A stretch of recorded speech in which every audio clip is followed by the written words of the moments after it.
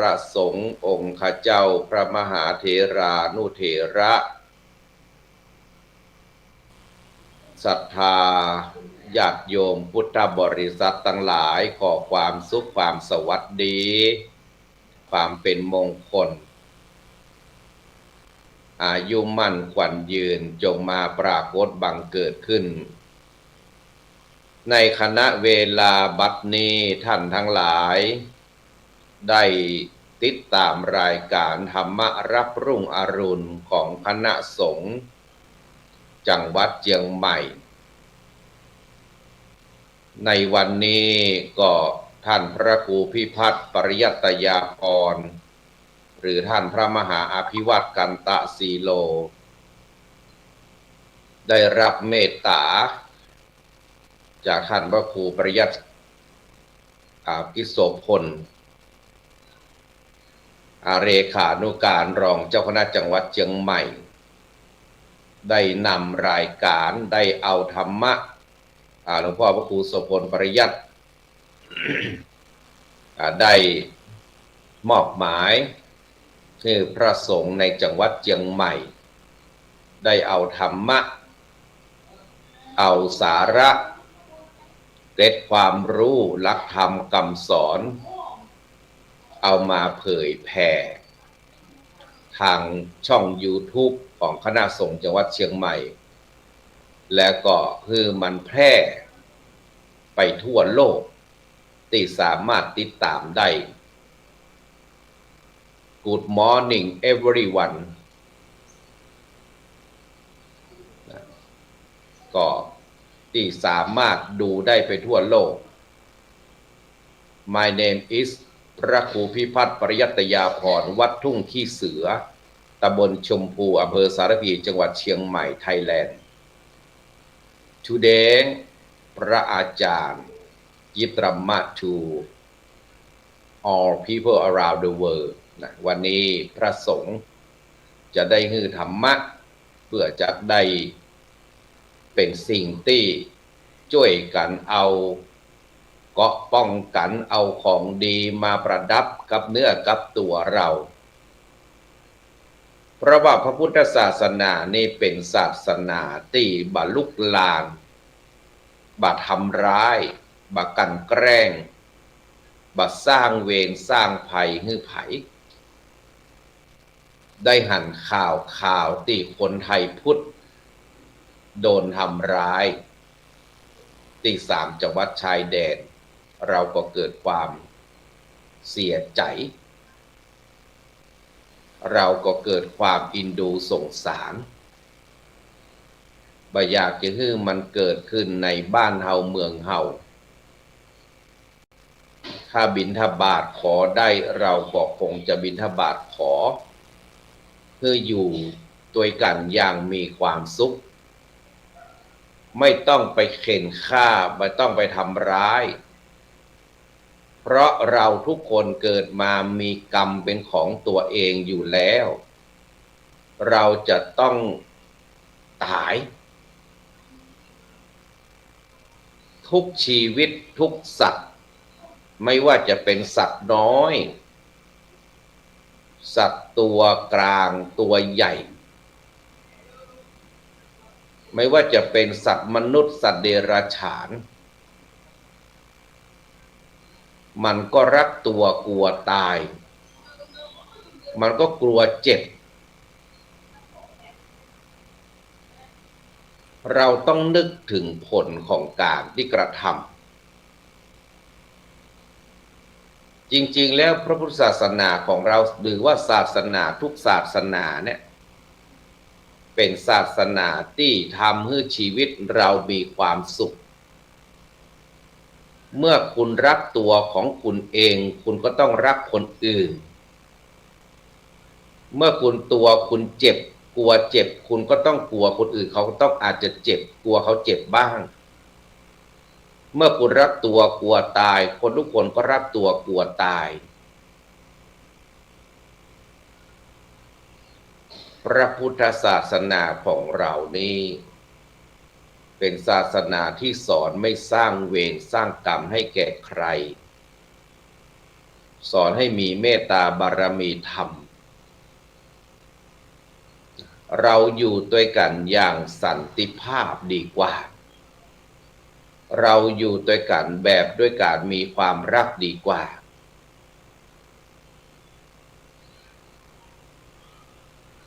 เพราะเราทุกคนเนี่ย เกิดมานี่เราจะต้องดำเนินชีวิตให้มันครบ4 สลึงเป็น1 บาท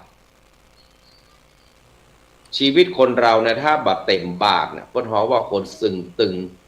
ผีบ้าบัเต็มบาทบัเต็มเต็งแต่บาทในพระพุทธศาสนาบาทในการดำเนินทางชีวิตของเราเนี่ยมันไม่ใช่ลักษณะอย่างนั้นมันเป็นปริศนาธรรมนั่นคือหมายความว่าอย่างไรวันนี้อาตมาภาพก็จะเลยเอาธรรมะ1 บาทมามอบให้กับโยมพ่อโยมแม่ทั้งหลายศรัทธาประชาชนให้รู้ให้เข้าใจถึงหลักธรรมคำสอนทางพระพุทธศาสนา Dhamma in the Buddhism teach all the people around the world love together not kill พระพุทธศาสนาสอนให้คนทั่วโลกมีความรักกันมีความเมตตาต่อกันไม่ได้สอนให้ไปทำร้ายไปฆ่าคนอื่นไม่ได้สอนให้รังเกียจคนอื่นไม่ได้สอนให้ชังคนอื่นให้อยู่ด้วยกันแบบสันติสุขคำว่า1 บาทในปริศนาธรรมเนี่ยคืออย่างมันจะเต็มบาทได้ก็ต้องมันมี4 สลึงสลึงที่1ก็คือการเกิดสลึงที่2ก็คือการเจ็บสลึงที่3ก็คือแก่สลึงที่4ก็คือตายปริศนาธรรมเกิดแก่เจ็บตายเมื่อพระสงฆ์เปิ้นได้นำไปสวดงานอภิธรรมเปิ้นก็ใจตลปัดที่มันมีหนังสือ4 ประการนี่แหละเกิดแก่เจ็บตายนี่แหละไปกำเยืองต่อหน้าคนฟังทั้งหลายเพื่อจะให้เราได้รู้ว่าถ้าคุณเกิดมาไม่ครบองค์ประกอบ4 ประการแสดงว่าคุณไม่เต็มบาทคุณยังพร่องอยู่เกิดสลึงที่1การเกิดเราทุกคนเกิดมาใช่ว่าจะเป็นเรื่องของความบังเอิญมันเป็นเรื่องของบุพเพสันนิวาสหรือบุพเพกตบุญญาตาที่เราได้สร้างสมบุญไว้สัตว์อีกหลายประเภทที่มันอยากจะเกิดเป็นมนุษย์บางทีก็หน้าตาเหมือนแต่ตัวมันไม่ให้บางทีตัวเป็นมนุษย์แต่หน้าตามันไม่ให้มันพยายามที่จะมาเกิดเป็นมนุษย์เหมือนกับเราท่านแต่บุญบารมีมันไม่ถึงคนบางคนเด็กบางคนก็ไม่มีโอกาสได้เกิดต้องตายในท้องแท้งในท้องตกเลือดดังนั้นการเกิดมันไม่ใช่ของง่ายและไม่ใช่ของยากหากว่าเราได้สั่งสมบุญบารมีไว้มากเพียงพอ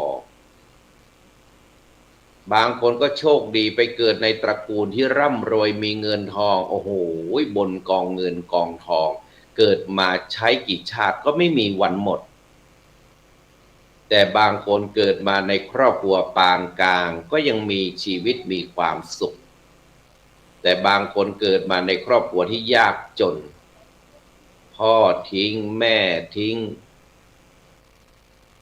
ตายายไม่เอาบ้างไม่เลี้ยงบ้าง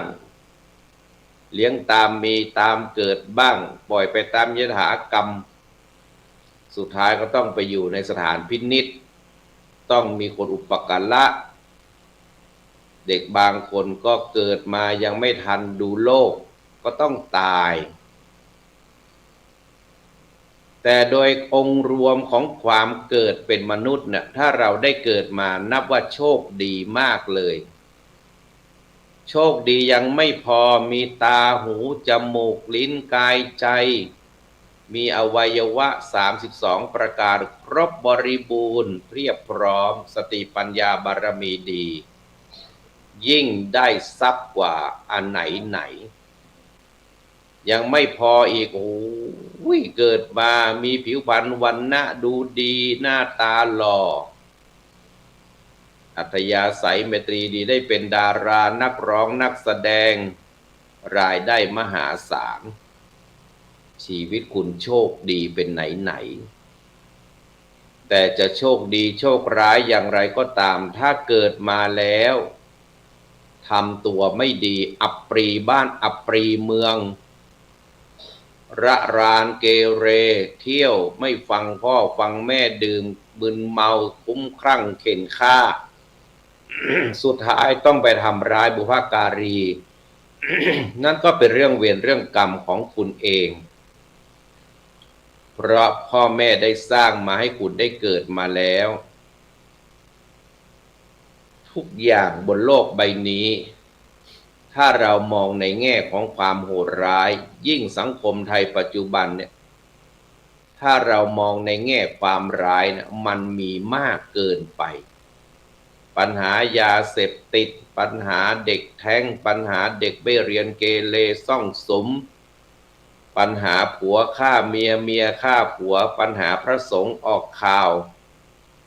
ปัญหาวัยรุ่นตีกันปัญหาการฆ่าทำร้ายกันปัญหาผัวยิงกิ๊กเอาน้ำมันราดเมียหลวงตามกระทืบเมียน้อยข่าวตำรวจคุ้มคลั่งเข็นฆ่าเอามีดฟันคอมีดฟันเพื่อนบ้านทะเลาะเบาะแว้งน้าเอาปืนยิงหลานลูกเลี้ยงฆ่าพ่อเลี้ยงเอาลูกเลี้ยงมาเป็นเมียเป็นผัวโอ้มันแทบจะปวดหัวระเบิดเพราะอะไรอย่างล่ะเพราะการเกิดของคนเราเนี่ยมันไม่มีค่าคุณมองไม่เห็นค่าของการเกิดเป็นมนุษย์เป็นคนของจื้อนักปรัชญาของประเทศจีนซึ่งดังมากเลยได้กล่าวไว้ว่าคนจะดีจะเลวเนี่ยเกิดมาเอาความดีความเลวติดตัวมาด้วยดังนั้นคนที่อยู่ในสังคมนั้นเลวชั่วอย่างไรเพราะพฤติกรรมสันดานของมันที่ติดมูมาจากการเกิดแต่เม่งจื้อซึ่งเป็นลูกศิษย์รุ่นที่4ของคงจื้อได้บอกว่าคนจะดีจะเลวนะมันไม่อยู่ที่เกี่ยวกับเรื่องของพันธุกรรมหรือสันดานหรือว่าในเรื่องของทายาทกรรมที่เกิดมาแต่เพราะสภาพแวดล้อมต่างหากสภาพแวดล้อมที่มันเอื้อที่มันอำนวยที่เขาอยู่ตรงนั้นเป็นแรงผลักดันให้เขาเลวชั่วเพราะสภาพแวดล้อมการคบคนการอยู่ในสภาพแวดล้อมของคนของสภาพแวดล้อมทั่วไปท่านทั้งหลายการเกิดหรือว่ารีเบิร์ธการเกิดใหม่มันเป็นสิ่งที่มันมีคุณค่าเรียกว่าเป็น value ที่มันมีคุณค่ามากที่สุดของความเป็นมนุษย์ดังนั้นเราก็เกิดมาทุกคนแล้วแต่จะเกิดมาในตรงสภาพอย่างไรนั้นมันเรื่องของเวรกรรมที่เราได้กระทำไว้นี่คือสลึงที่1เราได้ความเกิดมาประการที่2แก่เราก็ดำเนินทางชีวิตตลอดมาถ้าถามอาตมาภาพว่าเมื่อก่อนหลายปีไปแล้วอายุ7-8 ปีกับปัจจุบันเนี่ยมันเป็นคนเดียวกันใช่ไหมถ้าอาตมาภาพตอบว่าใช่มันก็ไม่น่าจะถูกต้องถ้าอาตมาภาพตอบว่าไม่ใช่มันก็ไม่น่าถูกต้องเพราะคนเราเนี่ยเมื่อจากเด็กเมื่อประมาณ7-8 ปีเนี่ยเซลล์มันยังน้อยมันยังหนุ่มมันยังละอ่อนอยู่แต่พอเราเจริญเติบโตมาเซลล์เหล่านั้นมันหายไปหมดเลยความนึกคิดในขณะเวลานั้นมันหายไปหมดเลยอะไรต่างๆนานานะมันเป็นสิ่งที่เรียกว่ามันหายไปกับความแก่ที่เราคาบ ลืบคลานเข้ามาจนกระทั่งปัจจุบันแต่ในแนวของทางวิทยาศาสตร์เขาก็บอกว่ายังเป็นคนเดิมอยู่แต่จริงๆแล้วในพุทธศาสนาจะว่าเป็นคนเดิมก็ไม่ถูกจะว่าคนไม่ใช่เดิมก็ไม่ใช่มันมีมิติที่เรามองดูอาตมาภาพเมื่อประมาณ20 ปีเนี่ยตอนนั้นถ้าย้อนไป30 ปีตอนนั้นอายุประมาณ20 กว่าถ้าอาตมาภาพทำผิดคดีเนี่ยจนหนีมาบวชจนกระทั่งปัจจุบันถ้ามันมีความผิดก็ตำรวจก็ยังจะตามจับอยู่แสดงว่าต้องเป็นคนเดิมกันแน่นอนเปลี่ยนแปลงไม่ได้แต่ในทางพุทธศาสนาเขาบอกว่าคุณได้ตายไปแล้วทุกอย่างคุณได้เปลี่ยนไปแล้วร่างกายคุณเซลล์คุณพลังงานคุณในสมัยที่เด็กและปัจจุบันมันแตกต่างกันไปแสดงว่าคุณไม่ใช่คนเดิมท่านทั้งหลายการแก่เนี่ยมันเป็นความภาคภูมิใจที่เราได้ดำเนินทางชีวิตมาจนกระทั่งแก่ดังนั้นความแก่มันไม่ใช่เรื่องน่ากลัวมันไม่ใช่เรื่องน่าอับอายแต่มันเป็นความโชคดีของคนเพราะมีคนจำนวนมากขาดโอกาสคือสลึงที่2เนี่ยแก่บางคนตายยังหนุ่มยังน้อยยังสาวยังแค่10 กว่าปี20 กว่าปีถ้าถามคนอายุ40 30 20ว่าพระครูพิพัฒน์ปริยัตยาภรณ์แก่หรือยังคนก็จะตอบว่าแก่แล้ว58แล้วแต่ถ้าถามคนอายุ60 70 80ถามว่าพระครูพิพัฒน์ปริยัตยาภรณ์เป็นไงบ้างยังหนุ่มอยู่ยังแข็งแรงอยู่เรียกว่ายังสมาร์ทยังเกอร์ยังสตรองอยู่ยังแฮนซัมอยู่แน่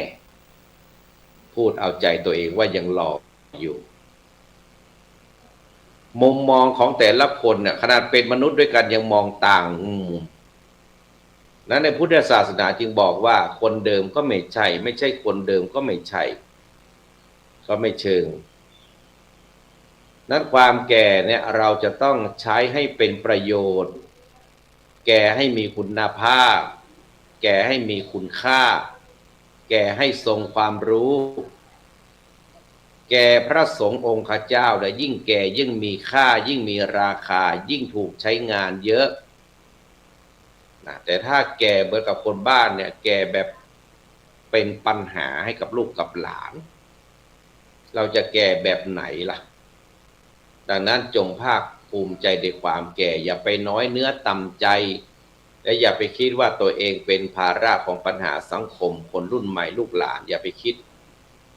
ทุกคนจะต้องดำเนินชีวิตให้ครบองค์ประกอบประการที่3 เจ็บเราก็อาจจะมีบ้างเจ็บน้อยเจ็บมากเจ็บใจเจ็บภายนอกเจ็บกายบางคนต้องถึงขั้นเข้าโรงพยาบาลก็มีบางคนอาจจะไม่เข้าไปแค่คลินิกหรือบางคนอาจจะไม่เคยเข้าเลยเพราะไม่เคยเจ็บชีวิตคนเราเนี่ยถ้าผ่านมาตรงนี้มาก็เป็นมรสุมแห่งชีวิตเพราะมันเป็นธรรมดาของมนุษย์เป็นธรรมดาของโลกเราจะหนีมันไปไม่ได้หรอกบางคนต้องนอนสมบนเตียงบางคนเดินก็ไม่ได้บางคนต้องกินข้าวอ้าปากหลอดทางสายหลอดบางคนเป็นมะเร็งบางคนเป็นไตบางคนต้องฟอกไตนอนเป็น3-4 ชั่วโมงบางคนก็ตัดแข้งตัดขาบางคนก็ควักลูกตาบางคนก็เปลี่ยนเลนบางคนก็ผ่าตัดทำศัลยกรรมบางคนก็ผ่ากะโหลกบางคนก็เปลี่ยนเอาน่องชิ้นน่องไปแปะนู่นแปะนี่บางคนก็ดามเหล็กบางคนก็ระยางโอ้ยพยาธิของคนเรามันมีมาก108 ประการ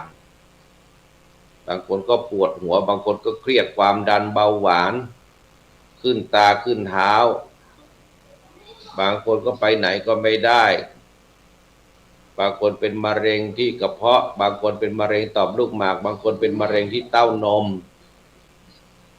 โอ้ยปัญหาสารพัดที่มารุมเรานั่นแสดงว่าเรากำลังดำเนินชีวิตชดใช้เวรใช้กรรมตัวเองอยู่จะเป็นมากเป็นน้อยก็พยาธิก็เป็นปัญหาให้กับตัวเราเองตอนนั้นนี่คือสลึงที่3เกิดแก่เจ็บแต่บางคนไม่เจ็บบางคนก็ตายบางคนเจ็บแล้วก็ตายบางคนไม่แก่ตายบางคนแก่แล้วตายประการที่3คือเกิดแก่เจ็บตายแน่นอนสลึงที่4นะเราจะได้รับเป็นรางวัลชีวิตเราทุกคนปากจัดปากร้ายก็ต้องตายขี้เล่าขวัญขี้ว่าคนอื่นก็ต้องตายกินหูฉลามกินอาหารเมนูคาบละ2-3 หมื่นก็ต้องตายนอนอยู่ในห้อง VIP ห้องสูตรโรงแรมชั้นราคาเป็นคืน100,000-200,000ก็ต้องตายผู้หญิงผู้ชายก็ต้องตายสมณะพราหมณ์พระสงฆ์องค์เจ้าก็ต้องตายพระครูสัญญาบัตรเจ้าคณะตำบลอำเภอจังหวัดเจ้าคณะภาคใครก็ตามมีตำแหน่งยศถาบรรดาศักดิ์ตั้งแต่รัฐมนตรีนายกรัฐมนตรีผู้นำอะไรก็แล้วแต่จะต้องตายเหมือนกันหมดตราบใดคนนั้นที่มีชีวิตเกิดมาบนโลกก็ต้องตายแต่จะตายแบบไหนเราไม่สามารถรู้ได้ดังนั้นองค์ประกอบของความเป็นมนุษย์เนี่ย4ประการคือเกิดแก่เจ็บตายเราใช้ให้มันคุ้มค่านะเกิดแก่เจ็บตาย rebirth and pain and old and death นะ4ประการนี้ทำให้เราพบองค์ประกอบของความเป็นมนุษย์เราก็ต้องพยายามดำเนินชีวิตให้มีความสุขดำเนินชีวิตให้มีอิสรภาพอย่าไปยึดติดเรามองเห็นปัญหาสังคมปัจจุบันเนี่ยที่มันเปลี่ยนแปลงไปในแง่ค่อนข้างจะเสื่อมโทรมเนี่ยมันมีมากมันมีอะไรที่เราจะต้องระมัดระวังจะดำเนินชีวิตเราให้อยู่ตามครันรองของธรรมปัญหาเพื่อนบ้านทะเลาะกันใครที่มีเพื่อนบ้านดีก็ดี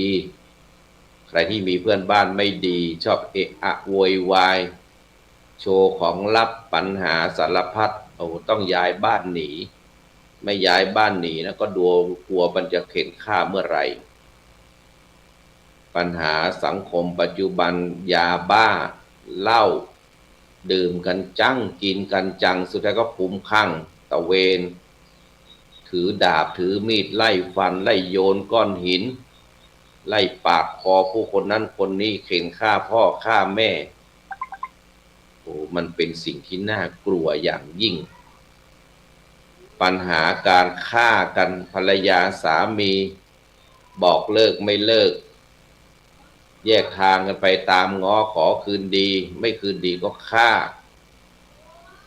สารพัดปัญหาที่มันเกิดขึ้นมาเนี่ยเพราะคนเราเนี่ยมันไร้ศีลไร้ธรรมไม่เอาธรรมะเป็นที่พึ่งดังนั้นคนกินยาคนดื่มเหล้า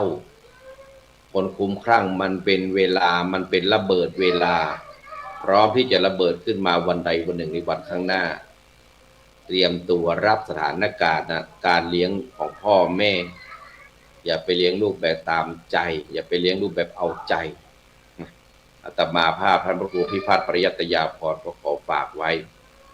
วันนี้เป็นวันอังคารเนาะเป็นวันอังคาร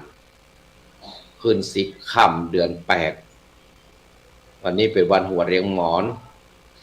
อาตมาภาพก็ขออำนวยอวยพรให้กับญาติโยมและคนทั่วทุกมุมโลกพระอาจารย์ก็ขออวยพรให้ทุกคนประสบความสุขความเจริญอายุมั่นขวัญยืนมีความเจริญประกอบการงานใดๆขอประสบความสำเร็จ แล้วก็ติดตามรายการของธรรมะรับรุ่งอรุณของคณะสงฆ์ Today พระอาจารย์ Priest everyone around the world to happiness and the rich and to do something get more money and happy family working very good ทุกสิ่งทุกอย่างที่คุณโยมปรารถนา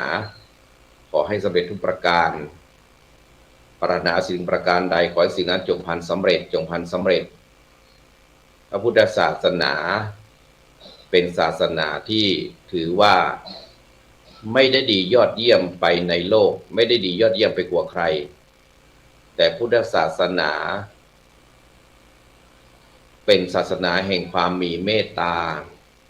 เป็นศาสนาแห่งความรักเป็นศาสนาที่บริสุทธิ์เป็นศาสนาเพื่อจะสอนตัวของคุณเองให้เข้าใจในชีวิตและมีเมตตารักคนรอบข้างรักพ่อรักแม่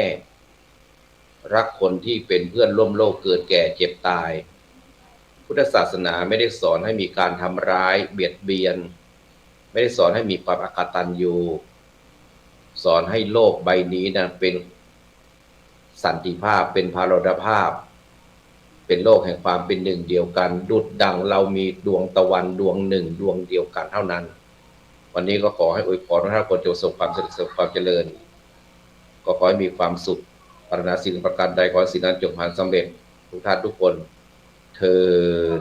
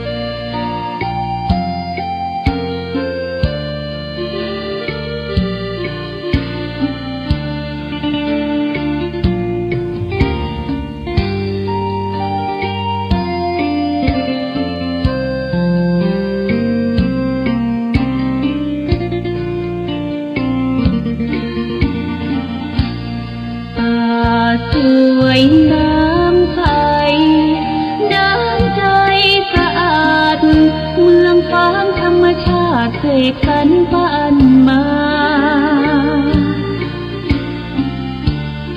หลากถึงเผ่าพันธุ์ร่วมกันพร้อมหน้าจะมีน้ำเจริญสุขศรัทธาสาธุชนญาติโยมท่านพุทธบริษัททั้งหลายวันนี้รายการธรรมะประทีปส่องต่างก็ได้มาพบปะกับพ่อแม่พี่น้องศรัทธาสาธุชนญาติโยมแห่งครั้งหนึ่งการไปวัดนั้น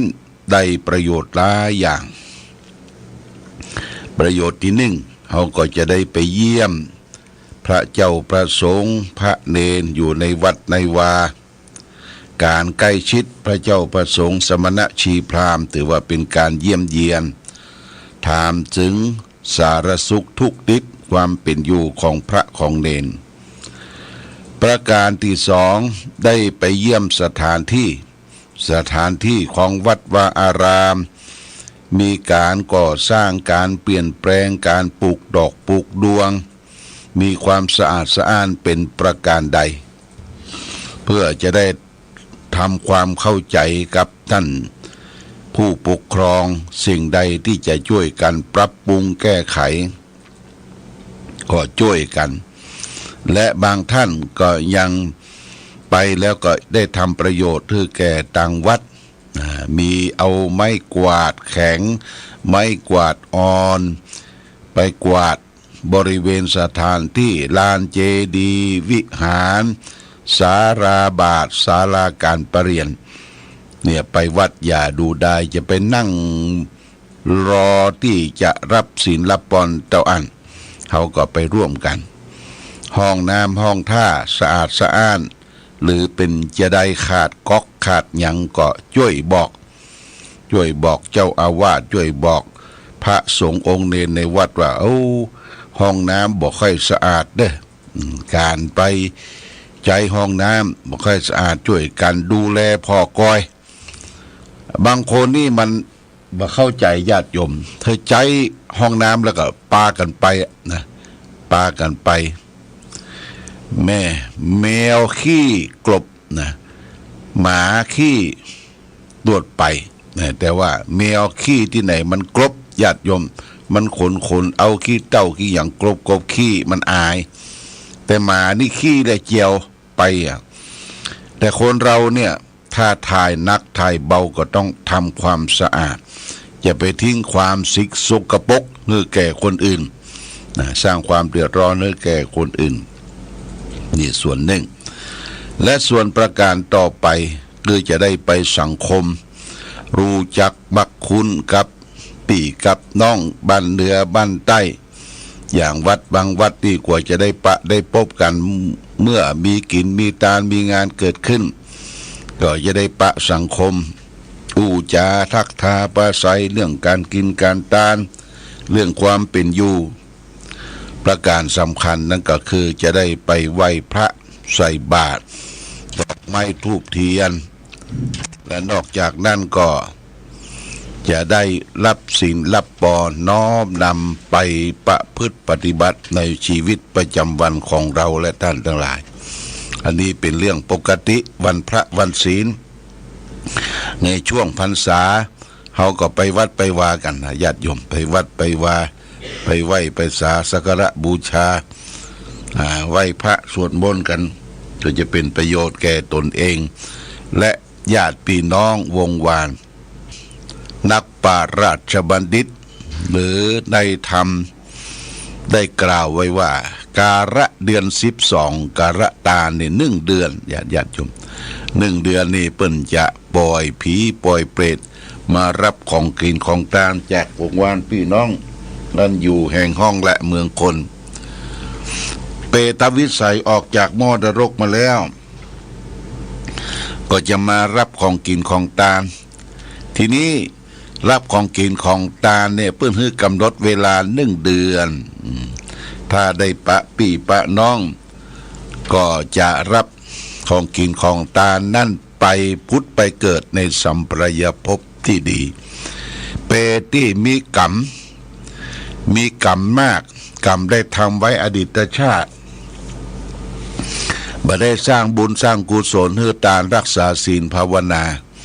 คิดว่าแก่ตัวจะเข้าไปวัดไปวาถ้ามาเป็นอย่างอันสักกรรมก็ตายละเข้าละของละเงินละทองไว้ให้ลูกสืบสารได้ต่อในภายหลังลูกที่ได้สืบสารเข้าของสัมปติของพ่อของแม่ไว้ซ้ำบักกึดกินกึดตานบักกึดกินกึดตานตามกาลเวลาครบ1 เดือน 12 เดือน 12ก็เปรตทั้งหลายออกมาแล้วบรรลับของกินของสารก็ดมทุกข์ทรมานจมแซมตัวเองตัวเก่าว่าบุญน้อยชาติเกิดเป็นคนบ่ได้สร้างบุญสร้างกุศลไว้กับเปิ้นแล้วก็ฝากเข้าของสัมปติตายละไว้ซ้ำลูกหลานล้านเด่นสัมปันทะวงศาเป็นคนอัฏฐปาลาหาพญาปัญญาบ่ได้สืบแทนเข้าของสัมปติของพ่อแม่ไว้บ่กึดกินกึดตานเนี่ยเปรตทั้งหลายก็มาจมมาแซมมาซ้ำเมื่อแก่ตัวเองและปลายบ่ปอมบ่ได้มาปะมาพบญาติพี่น้องจายมพิบาลก็จะเอาเชือกเล็กมาจักลากมัดไปสู่มรณรกอย่างเก่าเพราะฉะนั้นญาติโยมท่านสาธุชนเราและท่านทั้งหลายก็ทำตามจารีตประเพณีตามทำเปตพีชาดกได้เทศได้กล่าวไว้เราก็ได้ตานกัวเข้าขันเข้าตานสรากหากไม้ตานเทศตานทำอย่างต่างๆแก่พ่อแก่แม่แก่ญาติโหโยติกาเสร็จเรียบร้อยแล้วก็เป็นที่โล่งอกโล่งใจส่วนการไปวัดไปวานั่นก็เป็นหน้าที่ของเราชาวพุทธทุกคนที่จะไปวัดวาอารามไปใส่บาตรญาติปกฟังเทศฟังธรรมเป็นประจำทุกวันพระวันศีลถ้าวันศีลใหญ่ศีลหลวงตัวเจ้าพระสงฆ์เปิ้นก็จะไปเข้าอุโบสถไปฟังพระปาติโมกข์ที่อุโบสถนี่ญาติโยมท่านทั้งหลายอันนี้ก็แจ้งให้ญาติโยมท่านสาธุชนเตือนสติกันไว้เฮาจะไปกินข้าวไหตันคำว่ากินข้าวไหตันนั่นก็คือบักกินบัตตานบัตตินบักกินบัตตานบักสร้างบุญกุศลบารมีสืบต่อคือมันหมดไปมันไหเหมือนกับไหตันนี่ก็คือบักเข้าบักกินบักบริโภคญาติโยมนะอันนี้ก็ฝากไว้ญาติโยมท่านสาธุชนทั้งหลายได้ประพฤติปฏิบัติการรักษาศีลปั่มเพ็งเจริญสมาธิภาวนาวันนี้เป็นวันที่1นี่ก็เป็นวันความหวัง ญาติโยมความหวังของญาติโยมท่านสาธุชนก็คือทางรัฐบาลเปิ้นแปลงลอตเตอรี่มาจำหน่ายจ่ายแจกนี่แก่ญาติโยมแต่ความหวังนี้จะไปหวังเกินความฝันแน่แท้บ่แปะเลขหมุนยังไม่ละกุลยังไม่ละปูนเหลือกะเตียวก้อมญาติโยมก็ซื้อลอตเตอรี่ของรัฐบาลสักใบ2 ใบอุ่นใจไว้ฮะนะถ้ามันแม่นห้อมขึ้นมามันได้ขึ้นมามันก็โชคดีของแต่ละท่านแต่ละคนแต่บ่ได้ส่งเสริมเด้อญาติโยมบ่ได้ส่งเสริมเพื่อเล่นการพนันและลอตเตอรี่เนี่ยญาติโยมนะเปิ้นบ่ฮื้อละอ่อนไปซื้อจำหน่ายจ่ายแจกบ่ฮื้อละอ่อนได้รู้ว่านี่เป็นการพนันแต่เท่าที่หันน่ะละอ่อนไปขายนี่ก็บ่ได้ญาติโยมไปขายเอาแผงห้อยคอขายให้คนนั้นนี่เอาละอ่อนไร้เดียงสามันก็จะเริ่มต้นอันนี้คือการเชียงโชคการเล่นการพนันบดีสอนเขาทำอย่างนั้นนะญาติโยมเป็นการทรมานเป็นการใช้แรงงานเด็กโดยพ่อแม่เอาลูกไปเนี่ยขายลอตเตอรี่นะเอาแผงก้องคอนี่บัถูกผิดโดยผิด ระเบียบผิดวินัยผิดเปิ้นกล่าวช่วงจ่าว่าแม้แต่จะขายลอตเตอรี่ใกล้ๆโรงเรียนใกล้ๆสถานที่ศึกษาเปิ้นก็ห้ามขายในสถานที่การศึกษาวัดวาอารามเปิ้นก็ห้ามไปขายญาติโยมเป็นการส่งเสริมมือเสี่ยงโชคอันนี้ฝากไว้วันนี้เอาธรรมะมาฝากคือการที่จะดำริออกวันนี้ฝากเรื่องกุศลสังกัปปกถากุศลสังกัปปกถาว่าด้วยความดำริที่เป็นกุศลมูลความดำริว่าข้อที่1เลขขัมมะสังกัปปะความดำริในการออกจากกาม2อพยาปาทะสังกัปปะความดำริในอันไม่พยาบาท3อวิหิงสาสังกัปปะความดำริในอันไม่เบียดเบียนทั้ง3ประการเนี่ยเป็นการดำริออกจากความชั่วความเสียหายพระพุทธเจ้าตรัสไว้ในพระไตรปิฎกว่าตะโยกุศลสังกัปปะเนคขมะสังกัปโปอพยาปะสังกัปโปอวิหิงสาสังกัปโปแปลว่ากุศลสังกัปปะ3คือเนคขมะสังกัปปะ1อันพยาบาทสังกัปปะ1อวิหิงสาสังกัปปะ1นี่คือดำริออกจากกามข้อที่1เนคขมะสังกัปปะอย่างที่เราเคยได้ยินว่าบวชเนคขมะชีพราหมณ์ญาติโยมนะเนคขมะชีพราหมณ์คือการไปบวช3 วัน 7 วันนุ่งขาวห่มขาวในเทศกาลวันพ่อวันแม่แห่งชาติในวันสำคัญในทางพระพุทธศาสนาที่เอาไปรวมกันบวชนุ่งขาวห่มขาวนั่นก็เนคขมะเนี่ยคือความดำริในการจะออกจากกามนี่ก็คือกามคุณ5ออกจากรูปเสียงกลิ่นรสโผฏฐัพพะที่เราติดข้องอยู่ในการดำเนินชีวิตเพื่อให้จิตใจเฮาสงบเยือกเย็นนี่คือดำริออกจากกามไปตัดความเป็นห่วงเป็นบ่วงอย่างสัก3 วัน 5 วัน 7 วันในวัดวาอารามที่เปิ้นได้ชักนำพาไปประพฤติปฏิบัตินุ่งขาวห่มขาวดำริออกจากกามนั้น2อพยาปาทะสังกัปปะความดำริในการไม่พยาบาทจิตใจเฮานี่มันมีอยู่อย่างหนึ่งคือมักคิดพยาบาทจังคนนั่นจังคนนี้อาฆาตคนนั่นคนนี้มันบ่ถูกหูบ่ถูกตาเนี่ยมันมักหมมเป็นเศร้าหมองอยู่ในจิตในใจแรงของความพยาบาทเนี่ยญาติโยมเพราะฉะนั้นจิตใจเฮาเนี่ยถ้ามีแรงของพยาบาทแรงของความโลภแรงของความโกรธอยู่ในจิตใหญ่ๆคนนั้นจะบ่มีความสุขมันหวาดระแวงมันตื่นเต้นอยู่ในจิตในใจอยู่ตลอดเวลาคนที่มีความสุขใจนั่นก็คือคนที่เยือกเย็นสุขุมคัมภีรภาพดำเนินชีวิตด้วยความสุขสงบเย็นนี่คือความสุขคือดำริออกจากการบัชบายบาทแล้วข้อ3อวิหิงสาสังกัปปะความดำริในอันไม่เบียดเบียน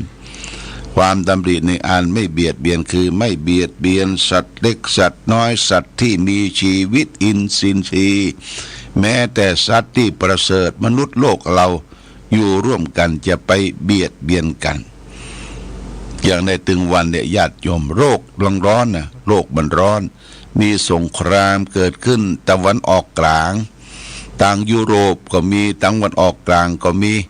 โรคราฆ่าฟันใจอาวุธประหัตประหารใจโดรนเนี่ยคือเครื่องบินน้อยเนี่ยบินไปถล่มกัน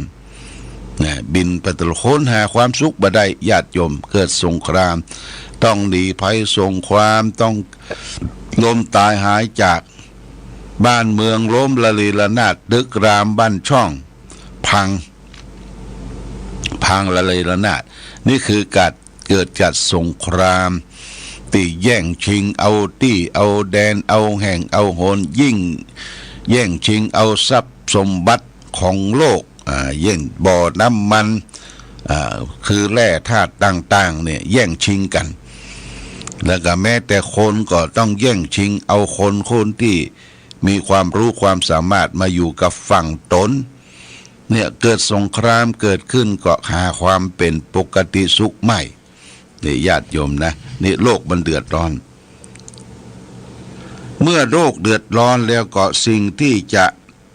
ทำให้โลกสงบเย็นก็คือหลีกเว้นพยายามออกจากความโลภความโกรธความหลงทั้งหลายได้เข้าใจในหลักธรรมได้เข้าใจในการดำเนินชีวิตว่าชีวิตของเฮาที่เกิดมาเนี่ยญาติโยมมันบะเตี้ยงบะแต้บะแน่มานอนมันลัดมือเดียวคำว่าลัดมือเดียวเนี่ยมันประเดียวประดาวคนเฮาก็ต้องล้มหายตายจากไปทิ้งความอะไรไว้กับโลกบางคนก็ตายไปก็ผู้คนอยู่ตั้งหลังก็เสียดายกำกึดกำอ่านเสียดายความรู้เสียดายความสามารถที่เปิ้นอยู่ในโลกใบนี้อยู่ในสังคมใบนี้บ่ควรที่จะลาละดับขันตายจากไป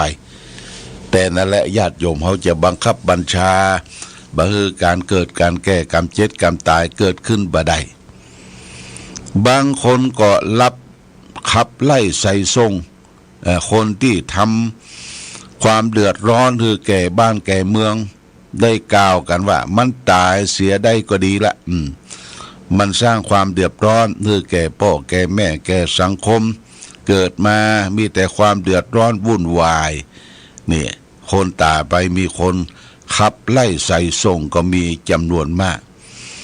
เพราะฉะนั้นญาติโยมโอกาสที่เขาได้เกิดเป็นมนุษย์ครั้งหนึ่งหนหนึ่งอยู่ร่วมกันในสังคมโลกเนี่ยควรสร้างสมคุณงามความดีเกิดมาทั้งทีทำดีฮือได้อย่าตายทั้งทีฮือได้ฝากดีเอาไว้ทำดีไว้ให้ลูกทำถูกไว้ให้หลานทำความชื่นบานไว้กับประเทศชาติบ้านเมืองของเรานั่นคือคุณงามความดีความดีอยู่ที่การกระทำกายเรียกว่ากายกรรมดีกระทำตั้งใจเรียกว่าวจีกรรมดีกระทำตั้งวาจาเรียกว่าวจีกรรมดีกระทำตั้งใจเรียกว่ามโนกรรมดีกายกรรมสามวจีกรรมสี่มโนกรรมสามนี่คือทำแต่จริงๆอย่าไปอู้บ่ได้ญาติโยมกายกรรมสามคือการประพฤติผิดทางกายบ่ฆ่าสัตว์ตัดชีวิตบ่ลักเล็กขโมยน้อยบ่ยิบฉวยโลภอำของคนอื่นบ่ประพฤติผิดในกามที่รักสามีเมียแปลงของคนอื่นเขา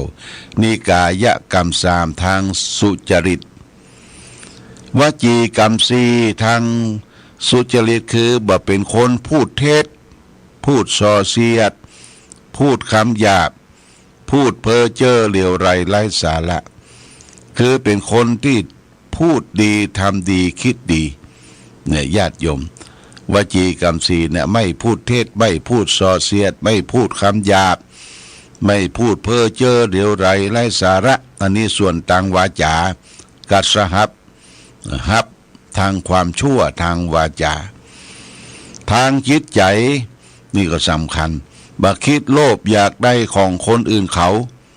บ่คิดพยาบาทปองร้ายเขาคนอื่นเขาและเห็นชอบไปตามทำนองครองธรรมคือเห็นว่าทำดีได้ดีทำชั่วได้ชั่วญาติโยมท่านสาธุชนทั้งหลายบางคนจะอาจจะคิดสั้นในใจว่าทำดีได้ดีมีที่ไหนทำชั่วได้ดีมีถมไปอันนี้เป็นคนคิดคิดตึกนะคำสอนของพระพุทธทำดีย่อมได้ดี ได้ที่ไหนคือได้ที่ใจก่อนญาติโยมเมื่อใจดีและทุกสิ่งทุกอย่างการกระทำก็ดี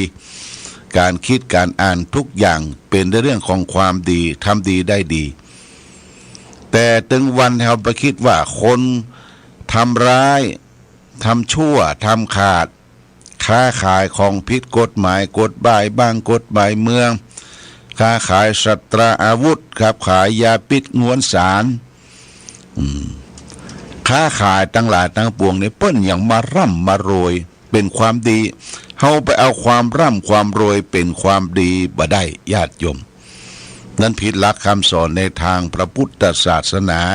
อย่าไปคอยเปิ้นอย่าไปอิจฉาเปิ้นนะบางทีเปิ้นได้สิ่งนั้นมาอาจจะนอนบ่หลับเหมือนกับเฮาก็ได้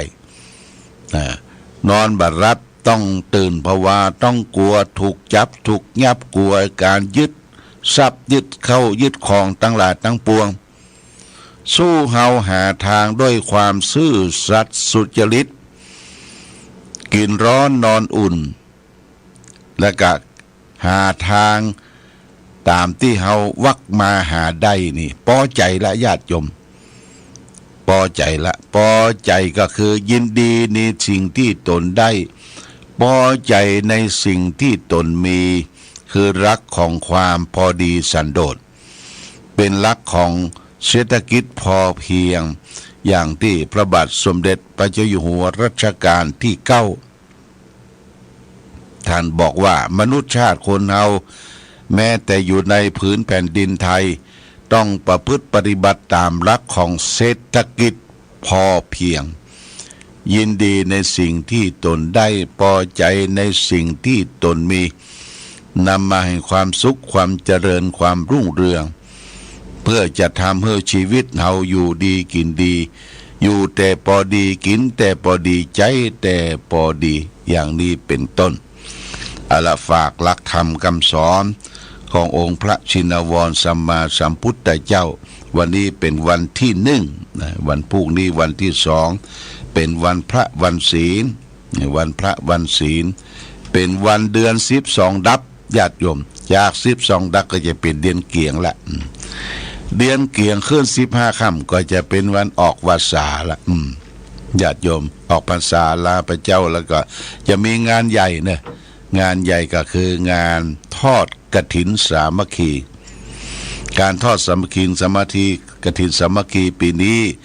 ทางวัดพระบาทอุดมก็จะทอดในวันที่23ตุลาคมปีนี้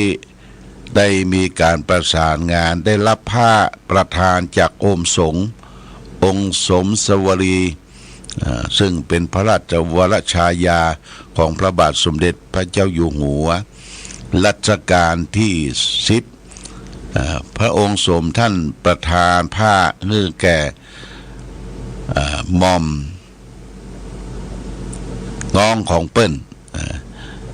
น้องของเปิ้ลแล้วก็จะได้นำผ้ามาทอดณที่วัดพระพุทธบาทอุดมเพราะฉะนั้นญาติโยมก็จะได้ร่วมด้วยช่วยกันหม่อมพึ่งจะได้ร่วมด้วยช่วยกันในการทำบุญทอดกฐินปัจจัยทั้งหลายทั้งปวงนั้นก็จะได้นำมาสร้างแปลงที่ประทับขององค์พระเจ้าตากสินกับพระเจ้าพันนเรศวรมหาราชซึ่งทั้งสองพระองค์น่ะตั้งงานประทับแล้วยังบ่เรียบร้อยดีเตื้อจะได้จิตกระจกติดประตูติดยังให้ท่านได้อยู่อย่างสบายเพื่อป้องกันเหตุเพศภัยแก่วัดวาอารามพี่น้องประชาชนที่ได้กราบไปไหว้ไปสักการะบูชาที่บนสำนักปฏิบัติธรรมเนี่ยแจ้งญาติโยมทั้งหลายเป็นฐานเบื้องต้นก่อนโมทนาสาธุกับทุกท่านมาในโอกาสนี้วันนี้รายการธรรมประทีปส่องต่างต้องขอลาก่อนขอผู้ฟังจงตั้งมั่นจิตหันษาโดยธรรมะขององค์พระพุทธาได้นำพาให้เกิดความสุขสงบเย็นขอเจริญพร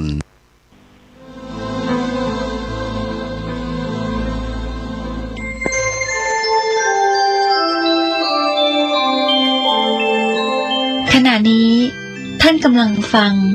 สถานีวิทยุกระจายเสียง FM 104.5 เมกะเฮิรตซ์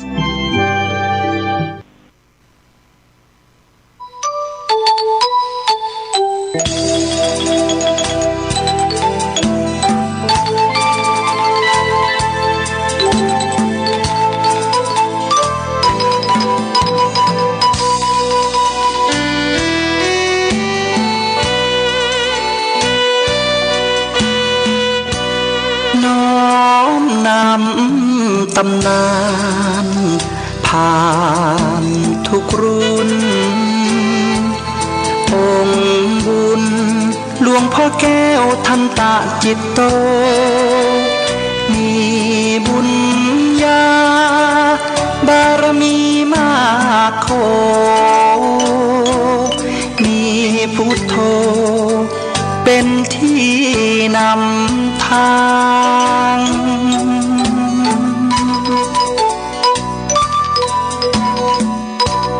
แคว้นแดนกำเนิดเกิดมาบ้านสันป่าคาอำเภอแม่อายตำบลแม่สาวของเมืองเชียงใหม่แดนในถิ่นเหนือล้านนาจิตใจผ่องใสเป็นทุนมีการุณมีจิตเมตตาใฝ่หาธรรมะน้อมนำ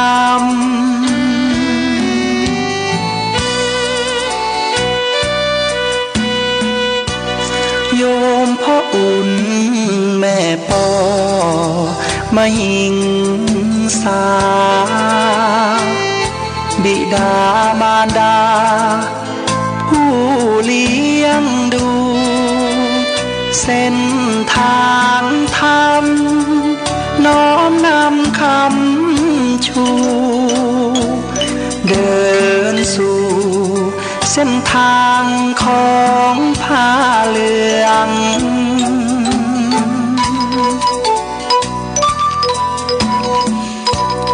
เป็นเจ้าอาวาสวัดพระบาทอุดมน้ำบ่อสาวาน้ำนี้ลือเลืองเป็นเจ้าคณะอำเภอพัฒนารุ่งเรืองฟูเฟืองเทศธรรมปทักกถาหยิบยกอุปมาเมตตาชื่นชีวาญาติโยมผู้ฟังพร้อมพรังญาติโยมศรัทธา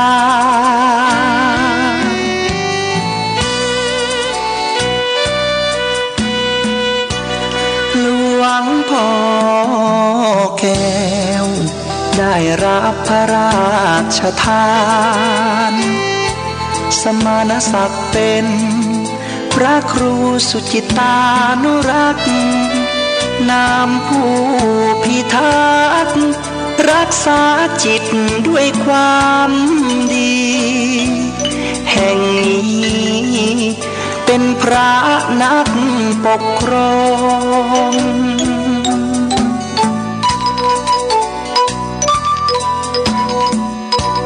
พรหม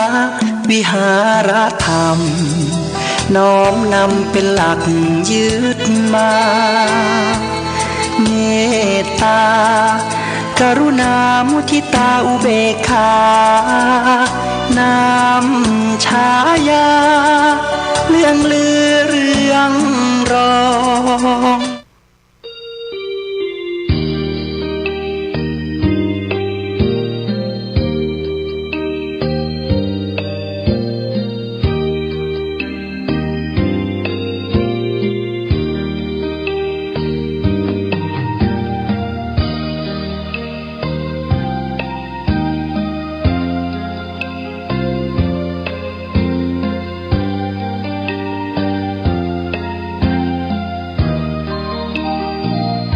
เวียงฟ้างเมืองบุญอุ่นไอ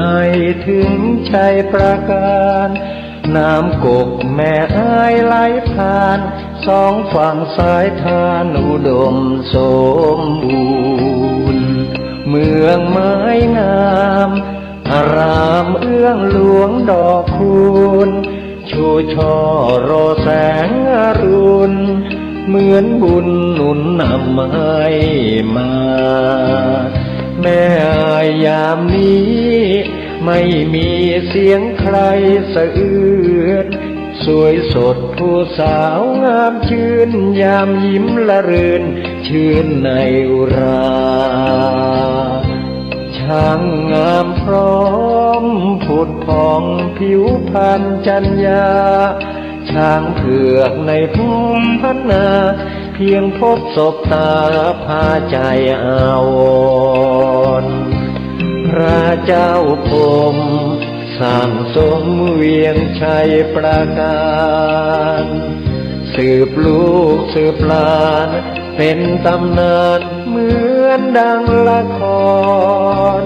เหนื่อยยากเพียงใดทรงใส่ใจข้าราษฎรเชียงแสนแม่อายท่าตอนทรงขวาตอนร่วมเป็นธานีควรจงภูมิใจเทิดไว้เหนือคราวเกศาพระคุณมากล้นพันละนาสร้างเมืองมานับกว่าพันปีกอบกู้เวียงร้างสร้างวัดวิหารเจดีย์เรามีสุขทุกวันนี้เพราะพระบารมีของพระเจ้าพรหม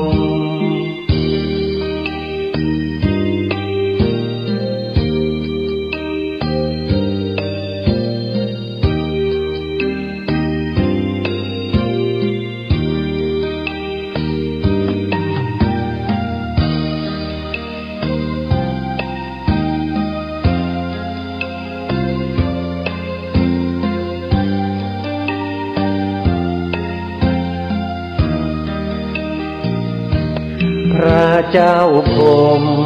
สร้างสมเวียงชัยประการสืบลูกสืบหลานเป็นตำนานเหมือนดังละครเหนื่อยยากเพียงใดทรงใส่ใจข้าราษฎรเชียงแสนแม่อายท่าตอนทรงขวาตอนร่วมเป็นธานีควรจงภูมิใจเทิดไว้เหนือคราวเกศาพระคุณมากล้นพันละนาสร้างเมืองมานับกว่าพันปีกอบกู้เวียงร้างสร้างวัดวิหารเจดีย์เรามีสุขทุกวันนี้เพราะพระบารมีของพระเจ้าพรหม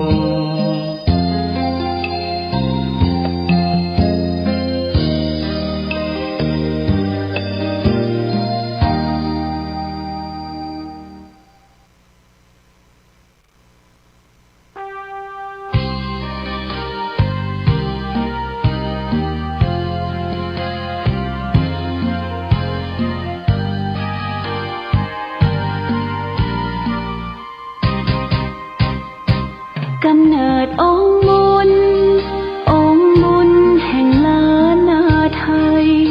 ครูบาเจ้าศรีวิชัยผู้มีจิตใจเปี่ยมล้นคุณธรรมสร้างสมบารมีของดีงดงามเลิศล้ำเพื่อหวังโมกกธรรมและปรารถนาพุทธภูมิมาขออหิงสาเป็นหลักธรรมน้อมนำมาปฏิบัติมักน้อยสันโดษเด่นชัดไม่เกลียดไม่โกรธและไม่โมโห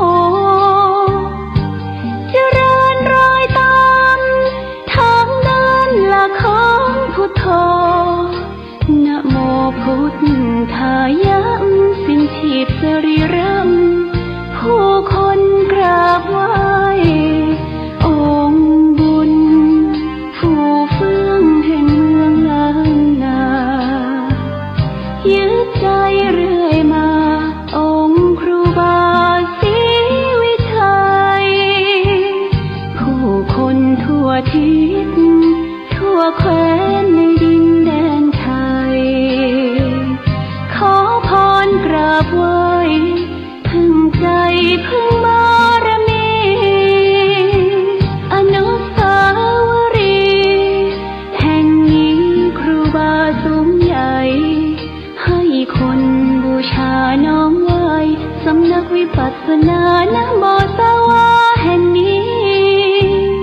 วัดพระบาทอุดมให้ท่านชื่นชมพึ่งบา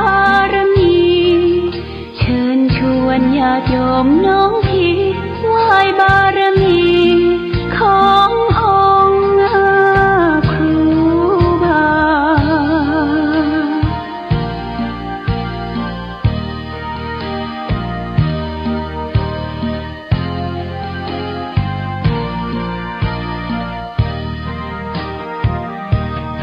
องค์บุญผู้เฟื่องแห่งเมืองล้านนายึดใจเรื่อยมาองค์ครูบาศรีวิชัยผู้คนทั่วทิศทั่วแคว้นในดินแดนไทยขอพรกราบไหว้พึ่งใจพึ่งบารมีอนุสาวรีย์แห่งนี้ครูบาสูงใหญ่ให้คนบูชาน้อมไหว้สำนักวิปัสสนาณบ่อสาวาแห่งนี้วัดพระบาทอุดมให้ท่านชื่นชมพึ่งบารมีเชิญชวนญาติโยมน้องพี่ไหว้บารมีขององค์ครูบา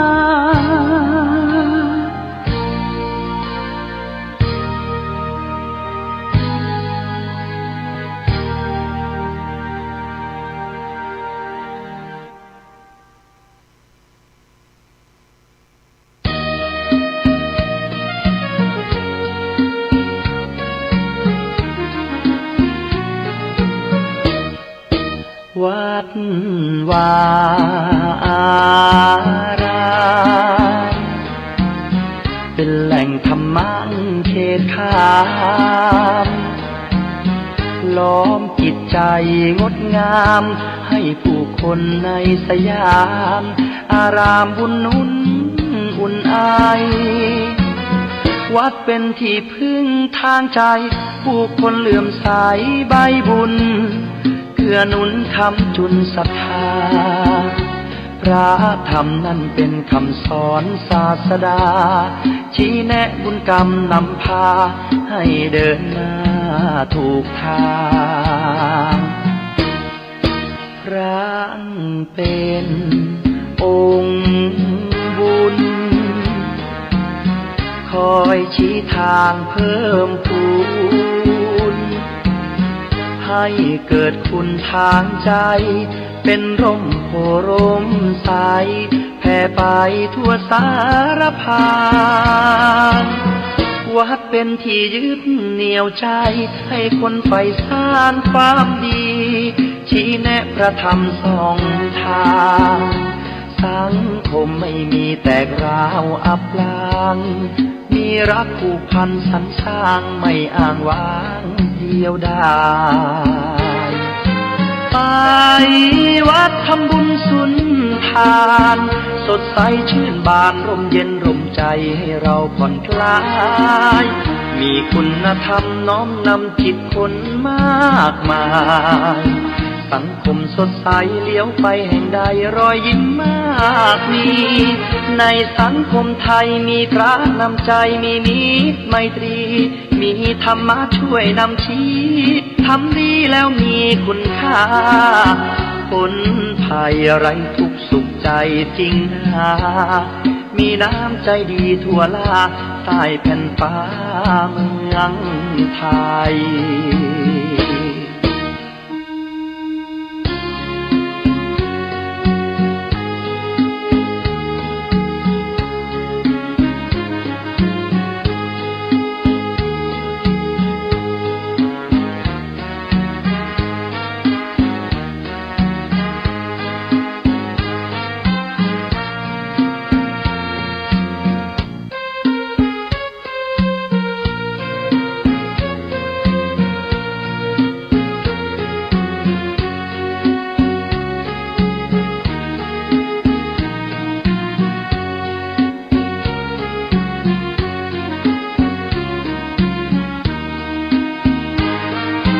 ไปวัดทำบุญสุนทานสดใสชื่นบานร่มเย็นร่มใจให้เราผ่อนคลายมีคุณธรรมน้อมนำจิตคนมากมายสังคมสดใสเลี้ยวไปแห่งใดรอยยิ้มมากมี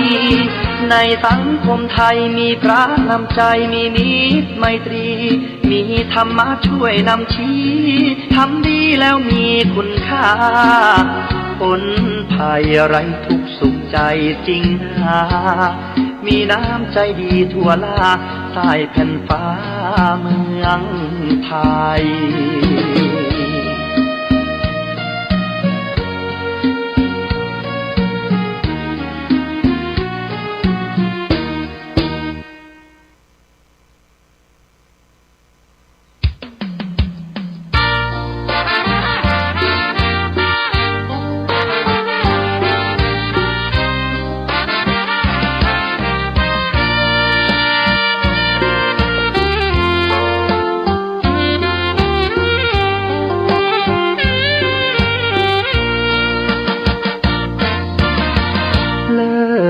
ฟ้านภาลัยก้องไปทั่วเขตสยามนามสามผิวงดงามยามได้มาโยนดินมเหสีแห่งเมืองฝางนามผิวสวยทั่วถิ่นร่ำลือทั่วท้องทานโสภินยิ่งกว่านางใดสามกาลเวลาสีผิวนางเปลี่ยนแปลไปในทุกช่วงยามเลิศล้ำอำไพเปรนพิษไทยไหลงดงามหนึ่งในสยามพระนางสามผิวยิ่งใหญ่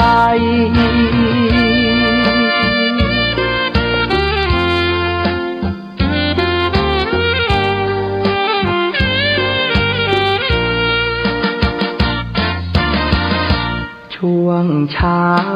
เงางามผิวขาวนวลชวนพักษาพอถึงตอนสายมาช่วงเที่ยงผิวนางเหลืองผ่องติดตราตรึงใจแม้นใครได้มองงามเหมือนดังรูปทอง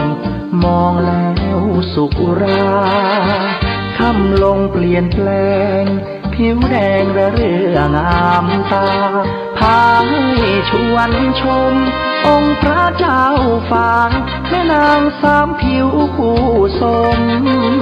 ผู้คนนิยมสมบารมีสีล้านนา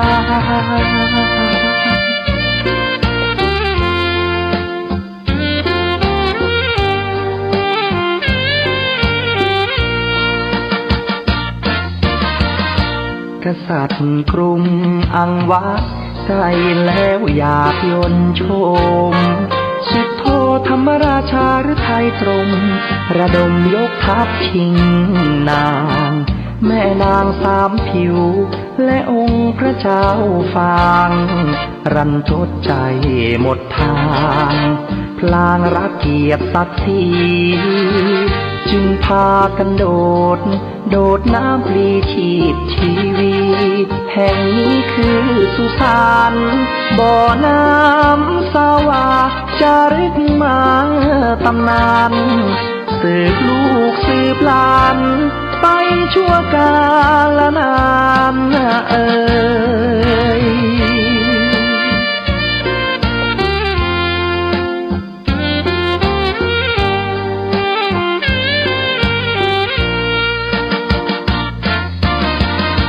กษัตริย์กรุง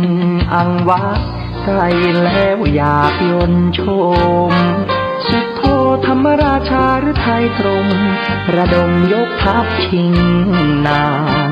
แม่นางสามผิวและองค์พระเจ้าฟางรันทดใจหมดทางพลางรักเกียรติศักดิ์ศรีจึงพากันโดดน้ำพลีชีพชีวีแห่งนี้คือสุสานบ่อน้ำสวาจารึกมาตำนานสืบลูกสืบหลานไปชั่วกาลนาน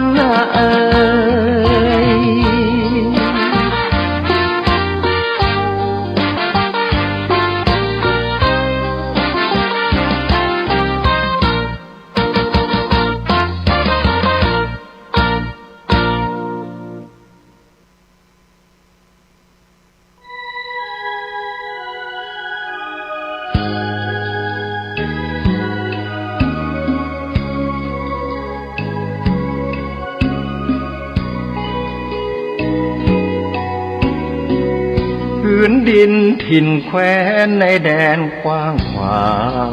เมืองฝางอำไพเลิศล้ำวิไลชวนให้ใฝ่หาทุ่งขาวเนาไพรหากใครได้มามวลใจนักหนาได้มาแอวเมืองฝางชุ่มเย็นช่ำล้ำเที่ยวทำตับเต่าแดนเก่าโบราณเรียบเลาะลำธารเที่ยวดอยอ่างคางเขื่อนน้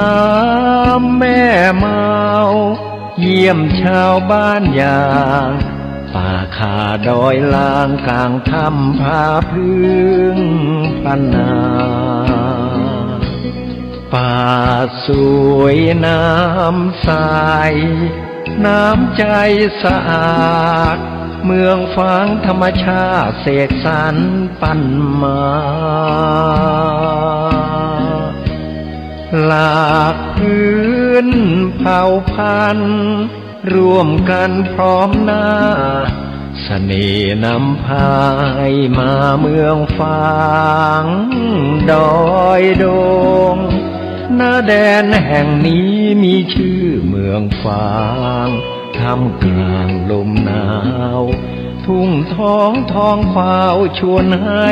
ลุ่มหลงหากแม้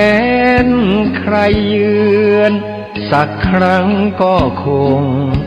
ยากแท้ลืมหลงเมืองฝางฝังใจ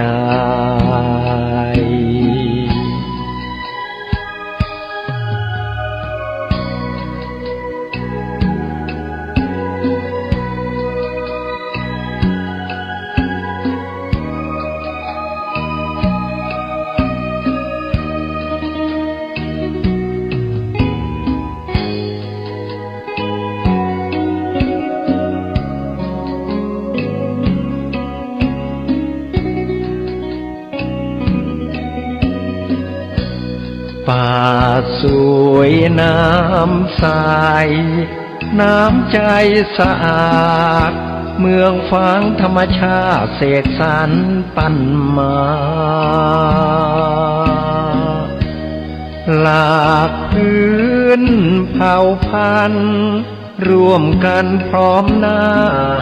เสน่ห์นำพายมาเมืองฟางดอยดงหน้าแดนแห่งนี้มีชื่อเมืองฟางท่ามกลางลมหนาวทุ่งท้องฟ้าชวนให้ลุ่มหลงหากแม้นใครเยือนสักครั้งก็คงยากแท้ลืมหลงเมืองฝางฝังใจ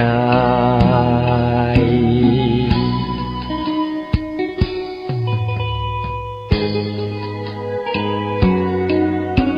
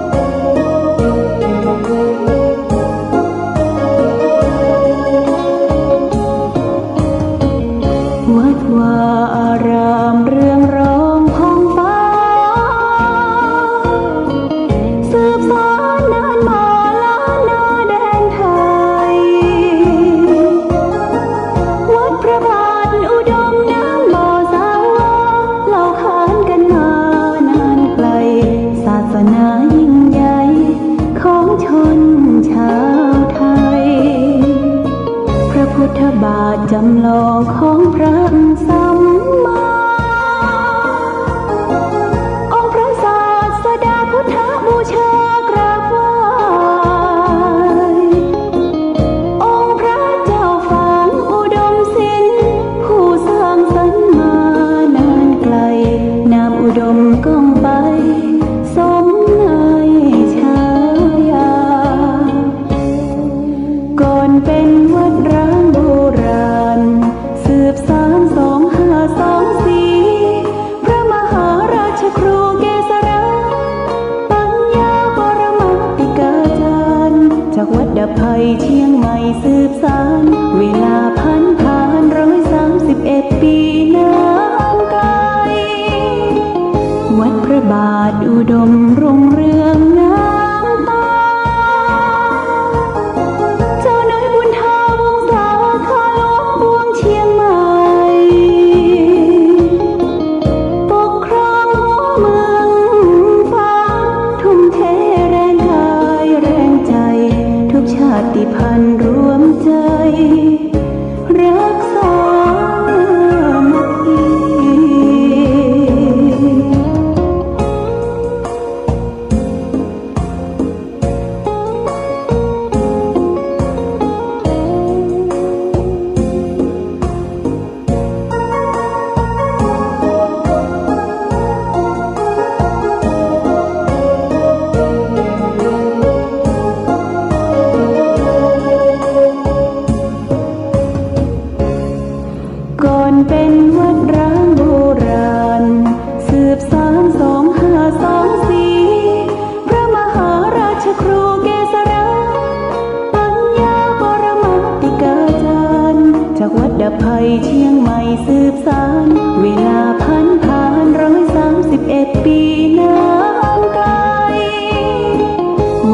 บาทอุดมรุ่งเรืองงามตา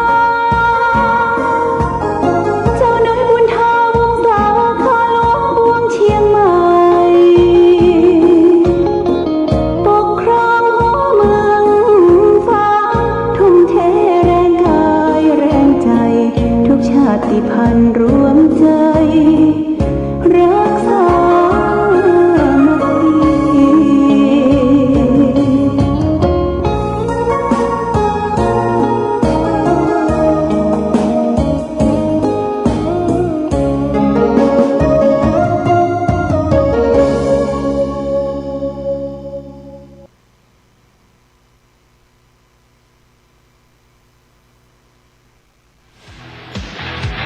แจ้งเหตุแจ้งเหตุมีเหตุด่วนจำเป็นไม่สามารถไปเลือกตั้งสมาชิกสภาเทศบาลและนายกเทศมนตรีได้สามารถแจ้งเหตุไม่อาจไปใช้สิทธิ์เลือกตั้งได้ระหว่างวันที่ 4 ถึง 10 พฤษภาคมและ 12 ถึง 18 พฤษภาคม 2568ผู้มีสิทธิ์เลือกตั้งสามารถแจ้งเหตุไม่ไปใช้สิทธิ์เลือกตั้งได้ดังนี้ 1. แจ้งเหตุไม่อาจไปใช้สิทธิ์เลือกตั้งด้วยตนเองโดยยื่นแบบสถทับผถ1/8ต่อนายทะเบียนอำเภอหรือนายทะเบียนท้องถิ่นที่ตนมีชื่ออยู่ 2. หากไม่สามารถยื่นได้ด้วยตนเองผู้มีสิทธิ์เลือกตั้งสามารถมอบหมายให้ผู้อื่นยื่นแทนได้หรือจัดส่งเอกสารทางไปรษณีย์ลงทะเบียนไปยังนายทะเบียน 3. แจ้งเหตุไม่อาจไปใช้สิทธิ์เลือกตั้งผ่านระบบออนไลน์ผู้มีสิทธิ์เลือกตั้งสามารถแจ้งเหตุไม่ไปใช้สิทธิ์เลือกตั้งผ่านเว็บไซต์ของสำนักบริหารการทะเบียนกระทรวงมหาดไทยหรือผ่านแอปพลิเคชันสมาร์ทโหวตได้เลยเป็นวิธีที่สะดวกรวดเร็วและประหยัดเวลาจริงๆนะจะบอกให้สร้างสรรค์ประเทศไทยพร้อมใจไปเลือกตั้ง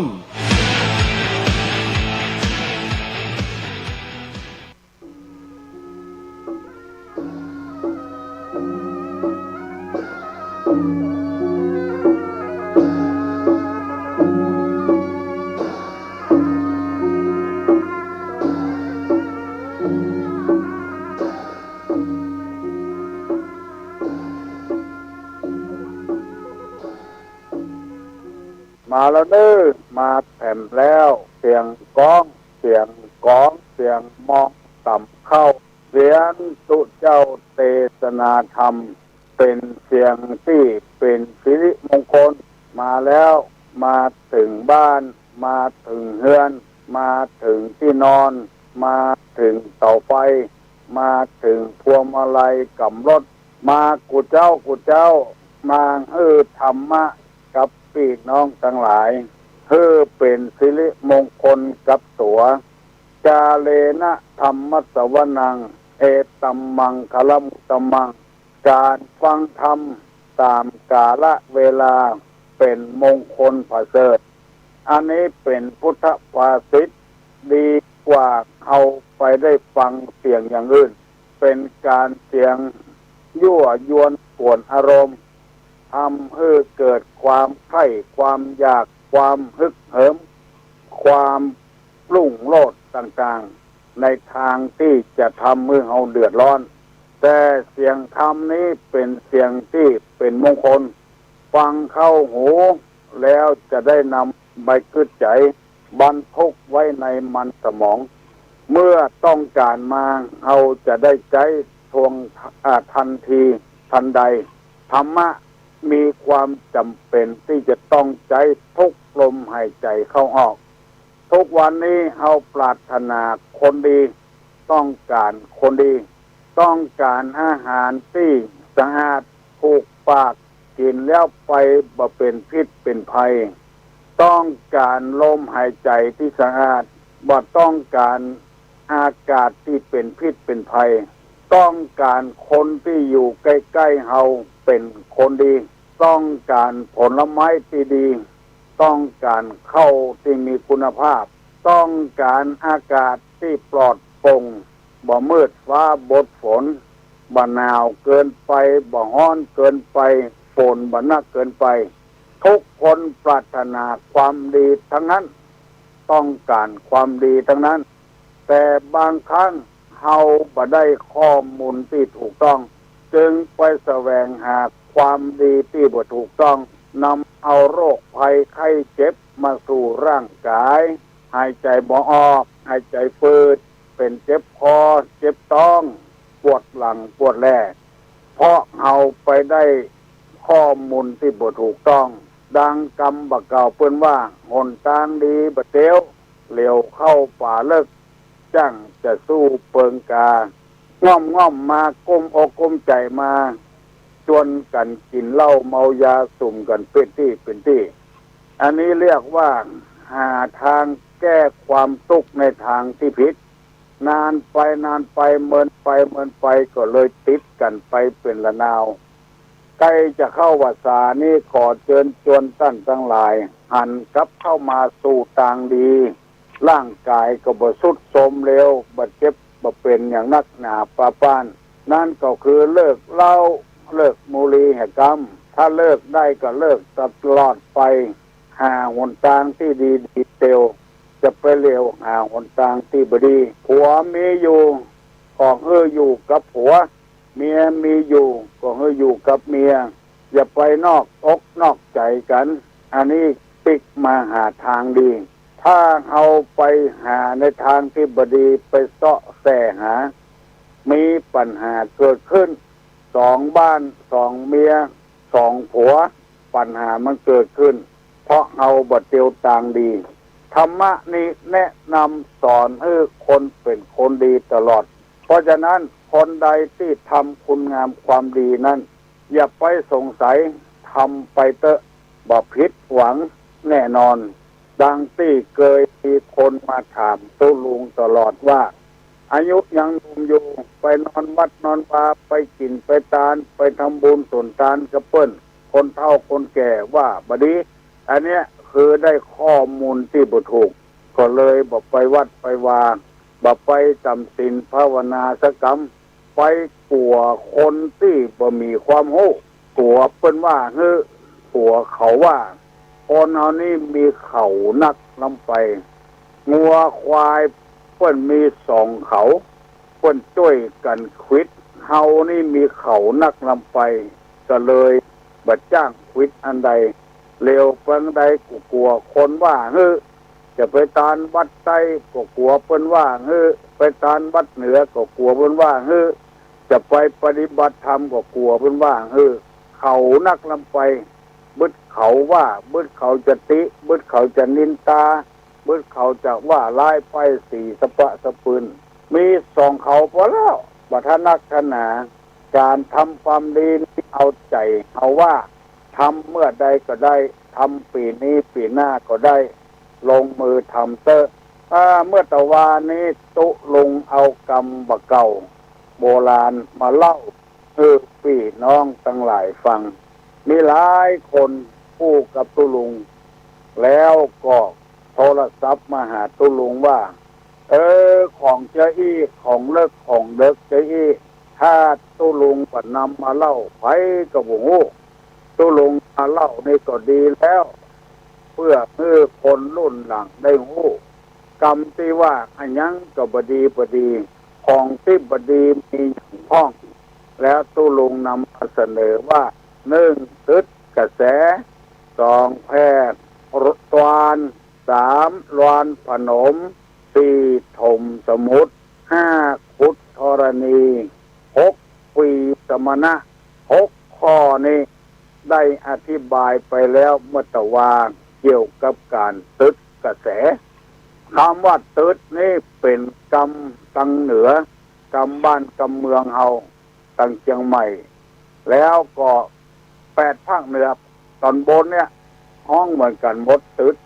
คำว่าตึดนี่ก็คืออุดเหมือนกับเฮาตึดน้ำตึดตั้งน้ำเอาของใส่ขวดแล้วก็เอากระดาษกาเอาอย่างกาตึดไว้บ่ฮื้อมันออกบ่ฮื้อมันพิวบ่ฮื้อกลิ่นมันออกตึดไว้คำว่ากระแสนี่ก็คือหนทางหรือทางแม่น้ำตึดกระแสนี่หมายความว่าอึดเอาน้ำมาไว้เป็นของตัวเนี่ยหมดบ่เอาไปไหลไปที่อื่นตึดหนทางเปิ้นเคยเตียวแล้วบ่ฮื้อเปิ้นเตียวบ่ฮื้อเปิ้นเดินอันเนี้ยคือตัวที่บดีเป็นที่คึดเปิ้นจะเดินทางไปนั่นแล้วไปตึดเปิ้นเหียไปตักเปิ้นเหียบ่ได้ไปสกรรมหมู่นี้เป็นต้นคนเฮาก็เลยมีเขานักล้ำไปบางสิ่งบางอย่างจะทำมาอย่างทำลงไปเตอะตัดสินไปเตอะของที่เฮาทำนั้นมันบ่เดือดร้อนตนเองมันบ่เดือดร้อนคนอื่นอันใดที่มันเดือดร้อนตัวเองเดือดร้อนคนอื่นนั้นก็พยายามหลีกเลี่ยงจะไปตึดปล่อยไปตามวิถีชีวิตของตัวเองอันใดที่มันบ่ดีก็ควรจะตึดอันใดที่มันดีจะควรจะตึดสร้างกุศลสร้างคุณงามความดีไว้เตอะจะกินจะทานอะไรอย่างก็ตามทำไปเตอะจะไปคิดว่าปัวเขาว่ามันมีเขานักลำไปและทำอย่างหนึ่งคนต่ำบ้านต่ำจองต่ำบ้านต่ำเมืองเอาก็พอประมาณอย่างน้อยผิดถูกบ่ถูกเพราะว่าคือกันคนเอาก็เลยเยอะย่องบ่กล้ากระทำกันพอเพิ่นจะทำนั่นก็ไปตึดหนทางเพิ่นจะสร้างความเจริญแก่ส่วนรวมแก่ประเทศชาติบ้านเมืองแต่ตัวเองหัวเดือดร้อนก็พากันโวยวายขึ้นอันนี้ก็ไปตึดคุณงามความดีของเพิ่นตัวบัดเนี้ยแล้วเพิ่นจะเนี้ยตอบไปว่าเพิ่นเอาละไว้มันเสียสาระเสียประโยชน์เป็นต้นว่าถนนหนทางกลางเพิ่นจะตัดผ่านไปมาสะดวกกับคนส่วนรวมเจ็บเป็นเย็นอุ่นไปโรงยาง่ายจะไปวัดไปวาก็ไปง่ายตัวบ่ทำละเปิ้นทำไปขวางทางเจริญเปิ้นบ้านเมืองจะล่มจะจมกับตึกกระแสเนี่ยตึกหนทางเนี่ยพอออกไม่ออกของหมู่เฮาเข้าใจกันดีๆแล้วเร่งทำคุณความงามความดีครับเว้ยๆประเดี๋ยวนี้คนดีอยู่ที่ไหนส่วนมากไปเข้าใจว่าคนรวยมั่งมีสีสุขเป็นคนดีคนมีกรรมหู จบปริญญาตรีโทเอกเป็นด็อกเตอร์เป็นผู้ดีเฮาไปสถาปนาคนเหล่านี้ว่าเป็นคนดีเฮาบ่ได้ไปถึงเก้าถึงห้าถึงที่ถึงกลางมันให้ก่อนเฮาก็เมาว่าเป็นคนดีบางคนทำดีโดยที่ไผ่บงูบหารก็ไปเมาเอาเป็นว่าเป็นคนบดีโมนิเป็นต้นเพราะฉะนั้นหนทางที่เราจะแก้ไขนั้นอย่าไปตึดหนทางไผอย่าไปตึดกระแสแม่น้ำไผจะเฮียนอย่างปอเพิ่นเฮียนตามความรู้ความสามารถของเพิ่นไผจะเกิดร่ำสร้างให้อย่างลูกไผจะเฮียนให้อย่างที่ไหนปล่อยเพิ่นเฮียนจะไปตึดเพิ่นบางเตื้อก็ได้ยินเอาไปเฮียนวิชาชีพเนี่ยปันได้กินแทนที่มันจะเจริญยิ่งกว่านั้นไปสอนให้เพิ่นเฮียนวิชาชีพซ่อมรถเครื่องกาซ่อมคอมพิวเตอร์กาอย่างมูนี้เป็นต้นเพิ่นจะได้เป็นเจ้าขุนมูลนายไปเกิดไปเกิ่งความดีของเพิ่นเนี่ยก็เลยบ่ได้ห้ามได้เรียนวิชานั้นตกรรมบางทีก็บ่ถูกตามอาชีพของตัวเองเพิ่นจะประกอบการค้าการขายบางทีก็กลัวเพิ่นเหลือกดตัวเองก็ไปตึดไปเกิดไปเกิ่งเพิ่นเนี่ยอันนี้เพิ่นว่าคิดใหญ่ไผจะทำอันอย่างที่ไหนไปที่ไหนมาที่ไหนก็พยายามปล่อยตามกระแสเพิ่นถ้าสิ่งใดมันเป็นของบดีมันจะเดือดร้อนตัวเองเดือดร้อนคนอื่นอันนี้ก็ควรจะตึดได้อย่างตู้ลุงทำธรรมะมาเสนอให้พี่น้องทั้งหลายว่าอันนั้นมันบดีเนอบดีกับตัวเองสืบเปลี่ยวลูกเปลี่ยวหลานบุญไปเนี่ยไปทำเนื้อมันบดีอันนี้เขาตึดอบายไว้หนทางไปสู่ที่บดีบ่งามไว้ให้กันเพื่อวันหน้าวันตามาถ้าเขาเลิกได้เขากลับหลังหันดีขึ้นมาก็ยังเป็นประโยชน์กับตัวกับประเทศชาติบ้านเมืองได้คนดีไว้ในสังคมได้คนดีไว้กับบ้านกับเมืองต่อไปนี่เป็นต้นเพราะธรรมะคำสั่งสอนในทางศาสนาทุกศาสนาปรารถนาตัดใจคนเป็นคนดีถ้วยที่มันสะอาดเอามาใส่แกงมันก็อาจจะเป็นพิษเป็นภัยกับท้องกับไส้ต้องล้างต้องเช็ดให้มันเรียบร้อยสะอาดสะอ้านพักไม้ใส่เกลือที่จะเอาใส่หม้อแกงไม่ใช่ว่านับได้หมวดมาติดจากวักเวกเข้าใส่ไม่ใช่ต้องใส่อันใดมันบดีกินก็เอาออกไว้อันใดดีกินก็เอาใส่หม้อแกงเป็นชิ้นเป็นปาต้องล้างให้มันสะอาดอันนี้คือหมายความว่าเอาแนะนำให้กันดีไม่ใช่ว่าตึดคุณงามความดีให้กันเพราะสิ่งที่เราทำไปนั้นมันบดีเดือดร้อนกับพ่อกับแม่ด่าพ่อด่าแม่ด่าครูบาอาจารย์ด่ารัฐบาลหมดเนี้ยเฮาคิดใจเฮาพ้องว่าเฮาทำประโยชน์อะไรอย่างแก่ประเทศชาติบ้านเมืองพ้องถึงวันนี้รัฐบาลทำมาอย่างพ้องกับประเทศชาติบ้านเมืองถึงวันนี้เฮากับรัฐบาลคนละเรื่องเลยบางคนนี่บักกึดใจแหกก่อนด่าพระด่าภายไปเลยรัฐบาลมันมีกี่กระทรวงแต่ละกระทรวงนี้เป็นกระทรวงที่นักหนาปาป้านกระทรวงวัฒนธรรมกระทรวงศาสนากระทรวงวิทยาศาสตร์กระทรวงอุตสาหกรรมกระทรวงกลาโหมมันมีนักแต่ละคนก็มีตั้งจิตตั้งใจกันบางทีเฮาก็กู้ออกไปแล้วบ่สร้างสรรค์ไปกดไปเกิดไปเกิ้งคุณงามความดีของเพิ่นไปขัดไปแย้งคนที่ฟังแล้วฟังบ่ถูกก็เลยเข้าใจตามที่เฮาว่าไปตามนั้นเพราะฉะนั้นเฮาต้องสร้างสรรค์บ้านจองบ้านเมืองของเฮาเจริญคนได้เข้าวัดเข้าวาคนได้เคารพนับถือกฎหมายบ้านกฎหมายเมืองถึงวันนี้คนหันแก่ตัวมันนักล้ำไปจ จะเอาเหี่ยคนเดียวฟังไผ่ซื้อหวยต้องการรางวัลที่หนึ่งคนเดียวหมดจะเอาเข้าตัวเองถูกแล้วเป็น10 ล้าน20 ล้านแล้วงวดหน้ายังซื้อแถมอยู่เฮาบ่กึดหาเมื่อเฮาบ่มีเมื่อเฮามีแล้วควรจะย่างป้องเพื่อคนอื่นผูกพ้องข้างเขาในอกในใจในบ้านในจองของเฮาเนี่ยหมดเฮาจะสังเกตง่ายๆตู้ลงเคยสังเกตเพื่อมีการในงานอย่างแจกเครื่องรางของขลังของดีว่าอันเถอะมีการมีงานอย่างเปิ้นมาเฮาก็ต้อนรับเปิ้นการผ้าป่ากฐานกฐินการ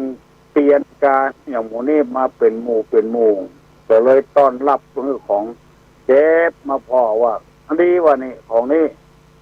ยังว่าแถมอยู่ทั้งที่ตัวบ่พอตัวเก่าว่าตัวดีกาบดีกาบ่ได้พอต้องการของดีๆจะคืนเงินใหม่ก็หาวันดีๆอยู่ต่อไปแล้วจะได้ร่ำได้รวย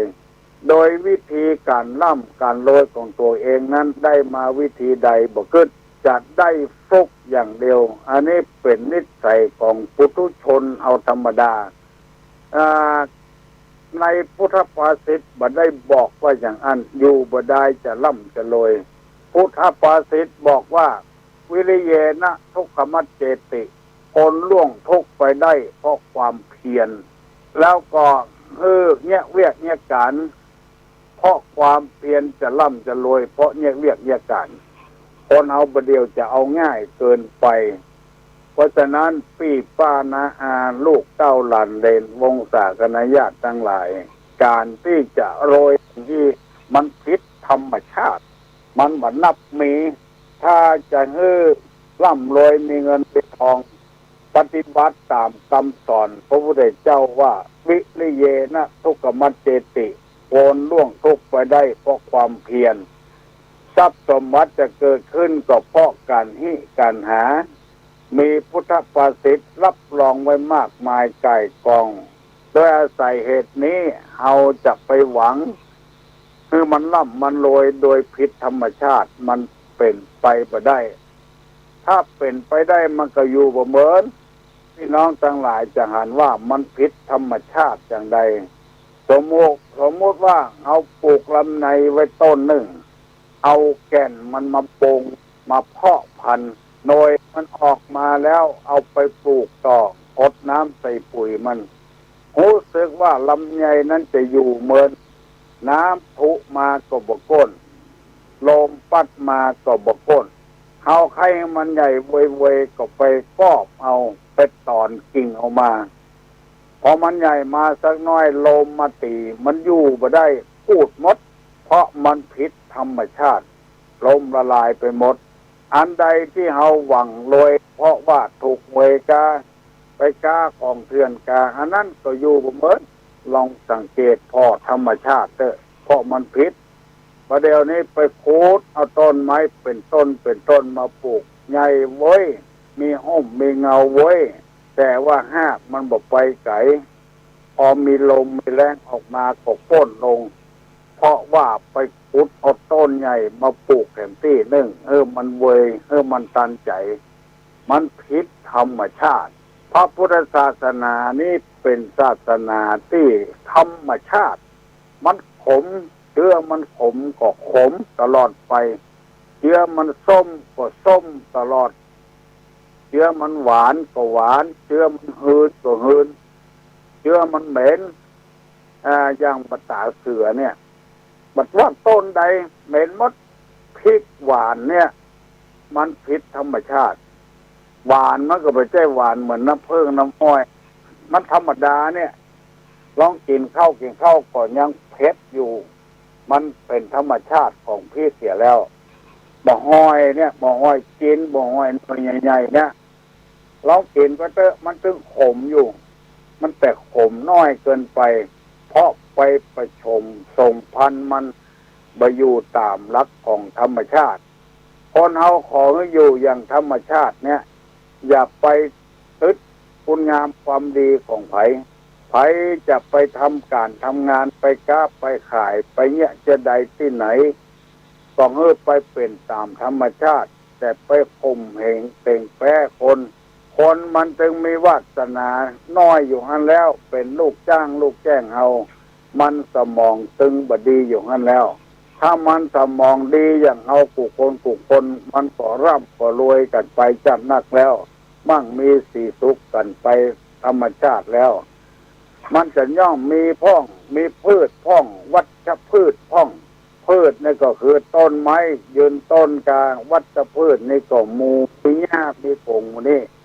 มันเอื้อเฟื้อแผ่ซึ่งกันและกันหมู่หญ้าถ้ามันตายไปแห้งไปมันก็เป็นปุ๋ยของไม้ใหญ่อุปมาฉันใดก็ฉันนั้นลักของพระพุทธศาสนานี่ขอให้คนเอามันมันหามันก้ามันขายมันเนี่ยให้ใส่ส่วนทางไผ่ทางมันซื้อของเปิ้นมาขายก็หันใจคนปลูกพ้องบางทีคนค้าขายนี่มีมันสมองได้นักกว่าคนทำก่อนสมมติว่าไปซื้อกะหล่ำเปิ้นมากิโล3 บาทเอาไปขายเป็น10 บาทลูกจากสวนเอามากาดได้กำไรเป็น2 ตบปุ้นมันค่อยเกินไปหน่อย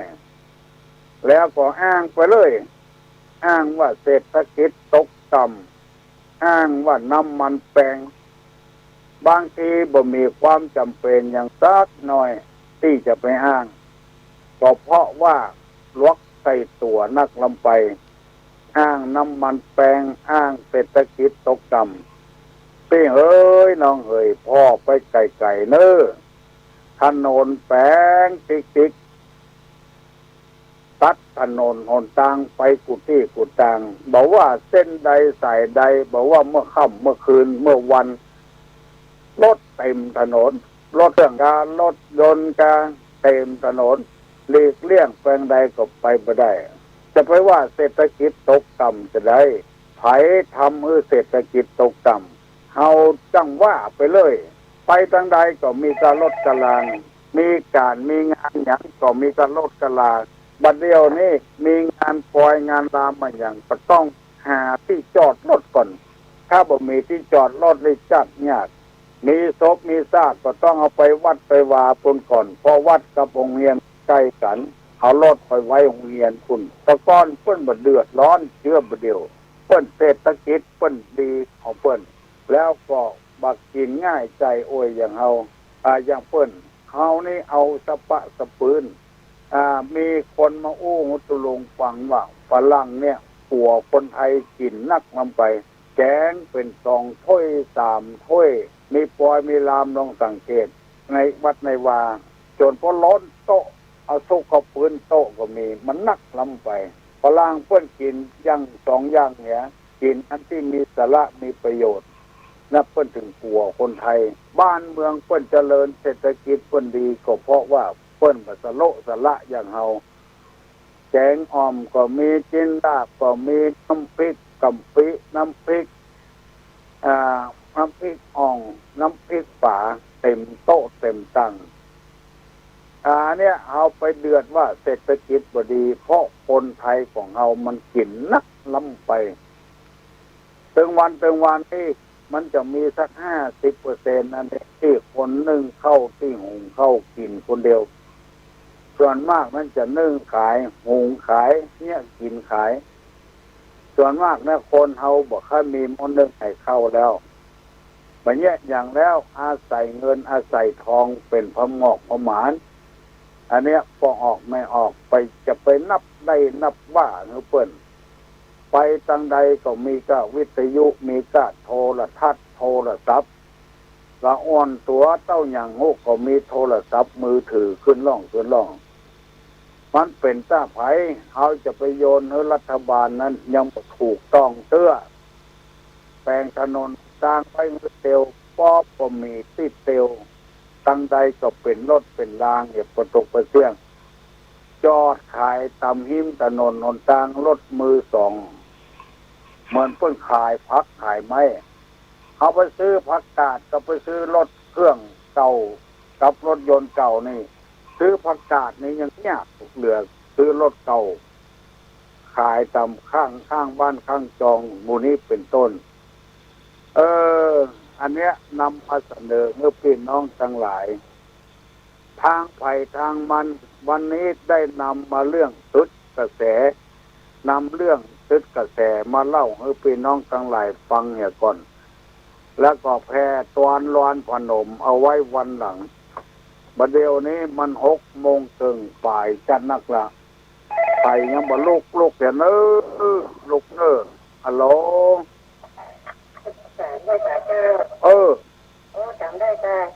จำได้กะทุกปีส่งน้ำตาแล้วเนอะอยู่จังหายน่ะอยู่จังหายมาแล้วก็มาแต่ละนั่นเลย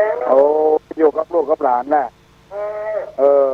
จังหายเกิดมาจากนี้ใจดีเพื่อนเพื่อนใจสบายใจอยู่ขึ้นอะไรหาคะอะไรหาตัวลุงหาเสียงมันม่วนเนาะเปิ้นปัดไทยแท้มันไก่เนาะ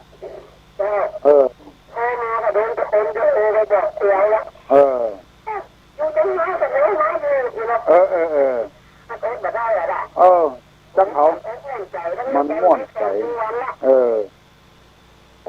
ดีใจเนอะแม่ออกดีใจกับแม่ออกเ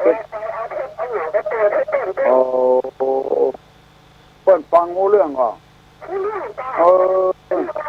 คนเมืองเนาะ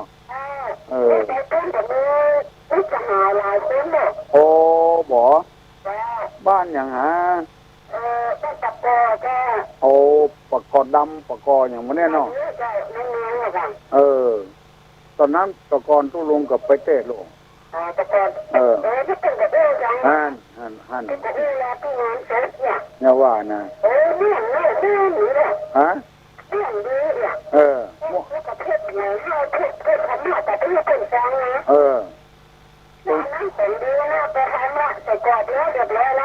อันอย่างนะมันหลายเรื่องนะฮะใส่กรอบละเกษาตู้ลุงอ่ะ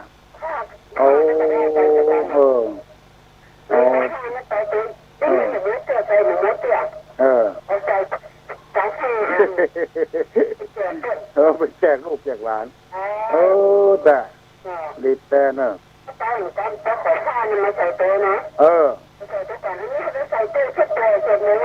เจ้าพุทธาพิเศษเรียบร้อยละบุญรักษาเนอะแม่เนอะเอาไปอยู่เชียงรายก็ยังคือเติงหัดตู้ลุงอยู่ลูกเนอะฝ่ายแล้วไม่จังหวัดมาตรงนี้สั่งสอนเรื่องทำบุญทำทานกันเนาะถามว่าถ้าเราไปเข้าพรรษาวัดถ้าไปเอาหำวัดมันจะเป็นยังก็เจ้าถ้าเป็นคนบ้านนี่บ่เป็นอย่างเนอะเขามันคือบ้านมี2 วัดนะเจ้าเนาะแล้ว2 วัดจะไปเข้าพรรษาหำวัดหนึ่งถ้ามันดูมันจะได้ไปออกวัดพุทธกายน่ะที่ตุลงว่าน่ะเขานักลำไปก็เป็นนะเรือล่มในหนองทองจะไปไหนวัดนะใครตัวมันสอนมันแบบคุ้นของพ่อของแม่เจ้าลูกจะไปโรงเรียนกับไม่แก้ฟังเลยเจ้าแต่ว่าใครปลูกฝังใจละอ่อนไม่เจ้าตัวลุงอู้เรื่องบุญคุณพ่อแม่สั่งสอนอบรมเลี้ยงดูมันนะเจ้านะเจ้าประเมินก็จะออกละ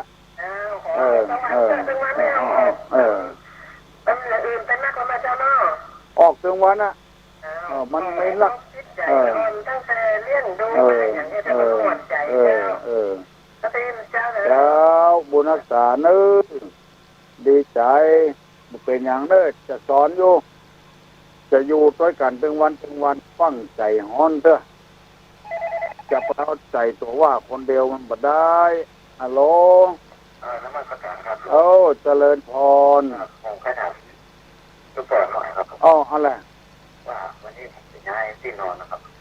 วันนี้เป็นวันเสาร์ได้กะไม่วันศุกร์วันเดียวเนอะเพิ่นบ่เฮิ่นย้ายที่นอนน่ะวันศุกร์วันเดียวน่ะเกิดวันหยังผมเกิดวันศุกร์ครับเกิดวันศุกร์บ เดี๋ยวก็เนเกิดวันศุกร์6 1 2 3 4 7 5 7ได้ดีกะย้ายตัว1 6 1 2 3 4 7 5 8วันพุธเมื่อคืนเนี่ยจะไปเนี่ยอย่างเนอะวันพุธนี่มันเป็นวันกาลีหมดนั้นดีหมดอะแล้วก็วันศุกร์ขอบอกให้กูคนเนอะมันถึงนอนบ่หลับลองสังเกตว่าจะย้ายที่นอนเมื่อคืนเมื่อย้ายที่นอนน่ะมันนอนบ่หลับเปิ้นบ่ล่ำย้ายวันศุกร์นี้ถ้าวันใดเป็นกาลกินีก็เปิ้นก็แบบเนี้ยบ่ทำทุลุงดีใจเนอะที่พ่อออกแม่ออกได้ฮับน้ำทำคำสอนในทางศาสนาจากตุลุงนำเสนอพี่น้องทั้งหลายได้ฟังข่อยบ้านข่อยเมืองฮัลโหลเจริญพรยมพิสมัยเสียงชัดแจ๋วดีเหรอเสียงชัดเจนดีฟังแต่90.5ปฏิฟัง96เสียงตะโกนเหมือนว่านเต่าของเขาตลกเสียงตะโกนเหมือนว่านเต่าของเขามันโทรศัพท์ไปหามันบอกสดของเฮานี่สดเลยนั่งเจ็บเอวงับประเดี๋ยวนี้มีอย่างพ้องวันนี้ทาประชาเขาก็ในดินกินได้ซุกในไม้กินลำอะไรอย่างซุกในดินกินได้ในไม้กินลำอะไรอย่างถามมาอ่อนเนาะน้องตัดน้องอาตื่นหรือยังหนูเนาะตื่นแล้วละอ่อนเขาเก่งเขาประชาซุกในดินกินได้ซุกในไม้กินลำอะไรอย่างไปตอบได้ตอบมาลูกน้องป๊อบน้องอามน้องมิ้นน้องพิมน้องฮัลโหลปักแกเจ้านั่นการสลับก่อนข้าเจ้าก็โดนหลอกล่อเลยนำหึงปอบได้เจ้าแต่ว่าจะยินตุลุงว่าโดนนำหึงปอบปิ่นว่าตุลุงก็โดนละโดนมกข่อยบ้านข่อยเมืองเหรอว่ามา4 ขวดขายอันจะขวด100 ซาว4 ขวดเนี่ย240เอา1,000 480เอาขึ้นเป็นของปลอมไม่เหรอพร้อมแม่นของปลอมไปเหรอนั่นเถอะจะมันเถอะเนาะ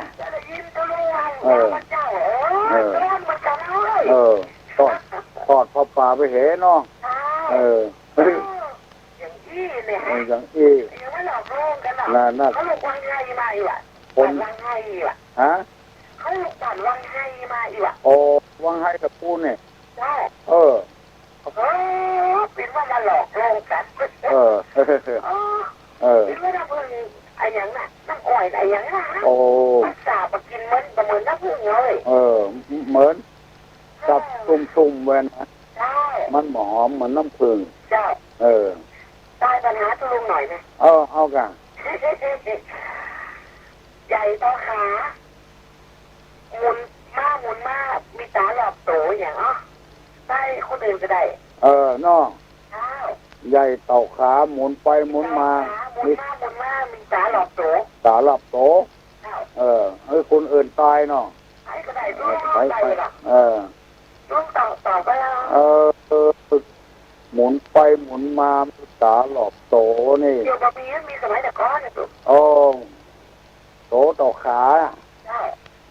มันก็จะเป็นไส้ไส้อย่างไส้ปังไส้อย่างเนี่ยมันตามันหลอบโตมันใหญ่ต่อขาเนี่ยไส้หมูกาไส้บังนี่กามันเป็นตาเป็นทุกเปงอ่ะมันใจอ่ะมันใจมันถูกเจ้าสมัยแต่ก่อนจะอุ่นว่าบักวัดสิวะบักกัดใช่แล้วแม่ก็เจ้าแมนอันนั้นก็แมนอยู่ใจก็แมนอยู่ตามันแหวกโตบักวัดมันเป็นตาบักวัดถามเดียวได้แผลมใดล่ะมันมีควัก เป็นอย่างนั้นมันมีแบบวักหมุนน่ะไส้เป็นแบบหมุนเจ้าไส้มันหมุนเนาะไส้มันก็หมุนอยู่นะจากวักที่เป็นหมุนตั้งเจ้าไงจ้ะไวสาตัวไม่อีนะจ๊ะพ่อมือตุลุงถูกสักกำ2 กำรูไส้มันก็ตาวหัวตาแหวกโตฮัลโหล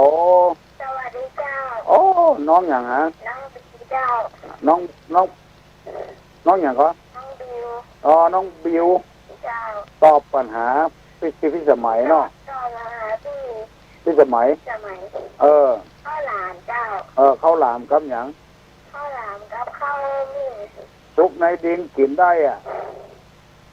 ข้าวมิ่งกับข้าวหลามเอาอย่างอื่นมาได้ละซุกในดินอ่ะเอาอย่างก็ได้ลุงเอามันแก้วก็ได้ลุงซุกในดินถ้าจะโทรกันเนาะน้องบิวสวัสดีเจ้ากินข้าวงายล่ะกินแล้วยังไงน่าจะวันนี้วันเสาร์เนาะโรงเรียนปิดไปวัดเนอะวันพุธวันเฮนะไปใส่บาตรโดยไม่อุ้ยโชคดีนะน้องเนอะอยู่ดีมีสุขนะลูกเนอะปันใหญ่ปันสูงโอกรรมสุกในดินกินได้สุกเขามีนสุกในไม้กินลำสุกข้าวหลามสบายอกสบายใจปากันตื่นกันประตกประเสียงบัดเดี๋ยวนี้ที่โรงเรียนกาดเอาเปิ้นฮับเอาไปแล้วเนอะถึงหลานนาคถึงสะล้อเปิ้นมากันถึงกรรมการถึงครูบาอาจารย์พ่อหลวงก็มาพอก็มาเปิ้นดีอกดีใจตัวเนอะฮัลโหลเจริญพรจ้าไปจากเจ้าเจริญจ้าเจ้าจะถามว่าถามยังเวลาเขาไปเข้าต่ำพระจ้าเนี่ยแล้วก็เจ้าเอาไปสวดโดยตีเจ้าตีเย็นเนี่ยแล้วมันดีกว่า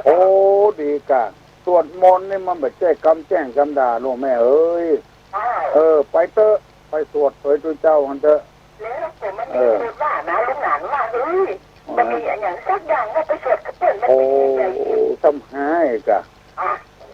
ยกะยิ่งบ่มีอันนั้นบัดสวดซ้ำหายกะไปสวดแล้วเพิ่นเตอะเข้ากรรมไปเหี่ยวพระเจ้า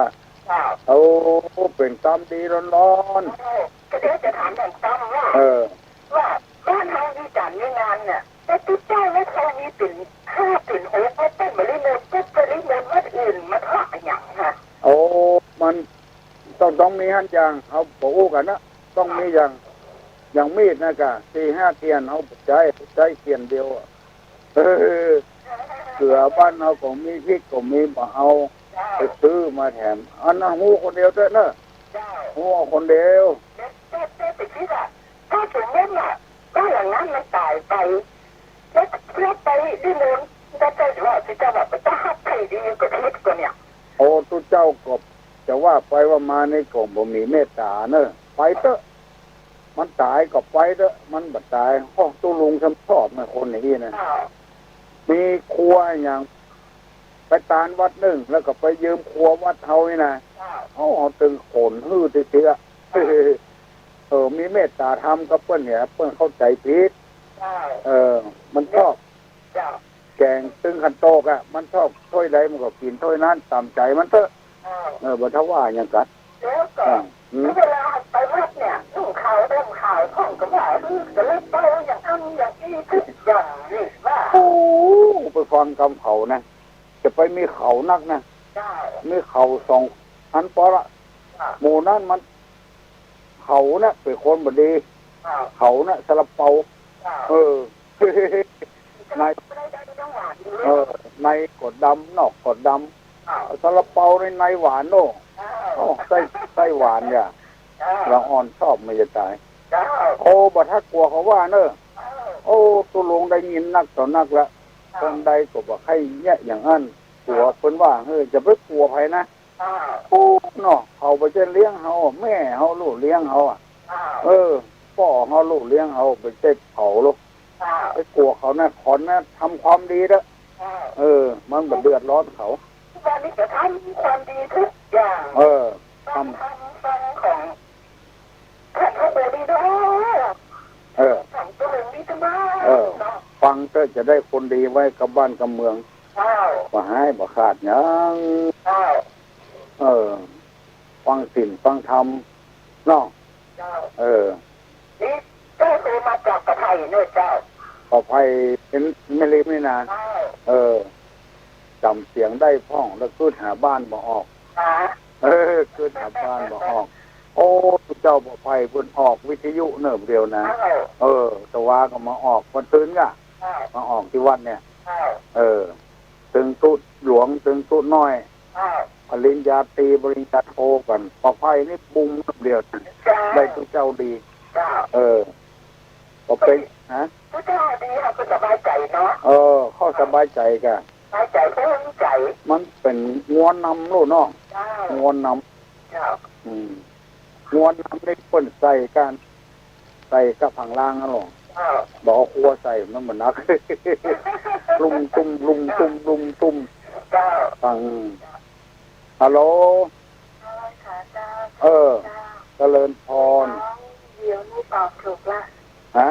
ตอบถูกแล้วจ้าถึงเขาเสียงเหมือนป้าคำน้อยประไพแม่นแล้วหรอป้าคำน้อยประไพไอ้เต่าก็ใกล้ลูกค้าเสียงแม่เสียงป้าคำน้อยเนี่ยคนเก่งบัดสงสัยยังถามหมดบอกว่านักบอกว่าน้อยถามเนี่ยดีนะใครฮือใครงามฮือหูใครฮือถามใครงามฮือแต่งมันคนทานมาตัวลงไปเยอะนะฟังธรรมะแต่นักแล้วถ้าฟังแล้วเอาไปปฏิบัติตัวนี่ก็น่าจะดีเนาะมันไปปฏิบัติตัวอัตยาใส่คนมันเหมือนกันพระพุทธเจ้าว่าคนเอาหมดดอกบัวสีเหล่าติ๊กน้องเคยได้ยินนะจ๊ะอย่างน้องเข้ารายการเจอสารนกเตอเมื่อคืนวันนั้นตึงท่าเสียงภูเนี่ยก็ที่มีคนด่าเนี่ยโอ้โหมันแล้วก็ว่ามันมาหน้าเลยแล้วคนฟังธรรมะนิสัยขนาดนี้มันมาหน้าเลยน่าจะเป็นคนเที่ยวเย็นหน้าก่อนนี้แสดงว่าเพิ่นฟังแล้วเพิ่นไม่ได้เอาไปปฏิบัติตัวเลยขนาดฟังธรรมะเรามีจิตใจฮ้อนขนาดนี้อยู่ฟังแล้วไม่ได้เอาไปสอนต่อยเลยแล้วจะเอาอากาศทำตัวนะของฟังมันหอมหวานเลยแล้วทุกคนที่โทรเข้ามาเนี่ยมันจะเอ็นดูหมดเลยนะแต่พอเป็นดีแล้วเป็นดีด้วยหรอระบายออกคนเดียวได้ระบายมันจนฟุกแค้นตัวลุงบอกง่วงบอกทุกคนที่เป็นโทรมาหาน้องก็จะ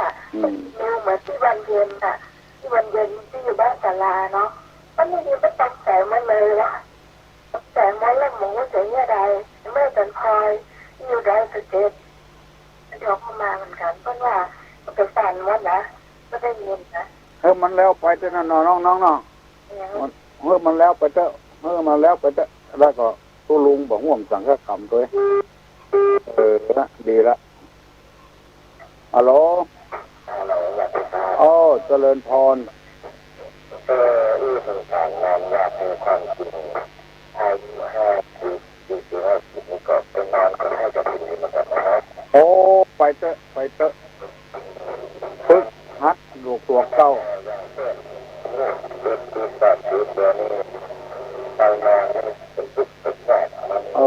น่าจะขึ้นแล้วมันก็รับไปสู่หรือประเดี๋ยวจะไปทันเลิกทันลาดน่าจะแล้วถ้าว่าคนเข้าเราอยู่บ้านเราก็รำลึกนึกถึงทางลาดคนเขาก็ทักคนเอาลาดเป็นสบายอยู่เนาะก็มาขึ้นกันมันไปแต่ว่าแต่เรื่องของคนลูกนี่มันไปได้ง่ายก็เอาละถ้าว่าคนที่มีใจภูมิใจกุศลนี่นะเนาะมันจะตื่นต้องเจอนะคุณลุงเนาะหมดแก่มันไม่อ่อนนะดัดง่าย ไม้แก่นี่เป็นเดียวหาละฮะละมันบักเกี่ยวกันกับเข้ากับแก่นะคนปฏิบัติธรรมนี่นะแปลงวัดแปลงว่าเสี่ยงเป็น10 ล้าน20 ล้านได้ยินโอ้บ่เอาไปใช้เอาแปลงไว้ยังเนาะเลี้ยงตุเจ้าให้กินข้าวกระตาถึงวันให้เปิ้นได้ยักการพ้องโอ้บัดเท้าว่าคือกันนะเอาวัดเขาวามนุษย์มากรรมเอาอย่าปีเนี้ยเนาะภาษาเนี้ยเนาะมีเวลาแล้วมันไปเวลาไหนก็ได้แล้วก็ถ้าจะจัดมือกันเพื่อเป็นเรื่องตอบเขาว่าว่าใหญ่ว่าเจ้าใดเมื่อมันโน้มกินเอากินกับข้าวพอมันเข้ามาเอานอนจับตอนนี้ก็จะโคบางอาจถามคุณลุงนั่นแหละเมื่อนุ่มกินกับข้าวมาเท่านอนจับเอานอนตักเอานอนตื่นอะไรอันเมื่อมันเข้าแล้วเอาก็เอามานอนตัวเอามานอนตัวครับเมื่อลงเอากินกับข้าวมาเท่ามานอนตัวถามลุงนี่แหละบางอาจกันเอาหนอนุ่มกินกับข้าวนี่หนอนะอันนุ่มกินกับข้าวนี่มันเป็นหนอนะแกงหนอซะนะปู่ฮัลโหลเจริญพรเจ้าให้รถที่หวานเพื่อตะปุยอันนี้ก็ถามว่าอย่างก็ใส่บาตรได้ต่ออาหารทุกิโตโหมิอะไรต่ออย่างได้ต่ออาหารทุกิโตโหมิทุกิโตโหมิว่า3 กรัม 7 กรัมเนอะว่าที่ตามมาต่อ3 เตื้อก็ได้7 เตื้อก็ได้อาหารทุกิโตโหมิเปิ้นมือแปะอาหารทุกิโตโหมิอาห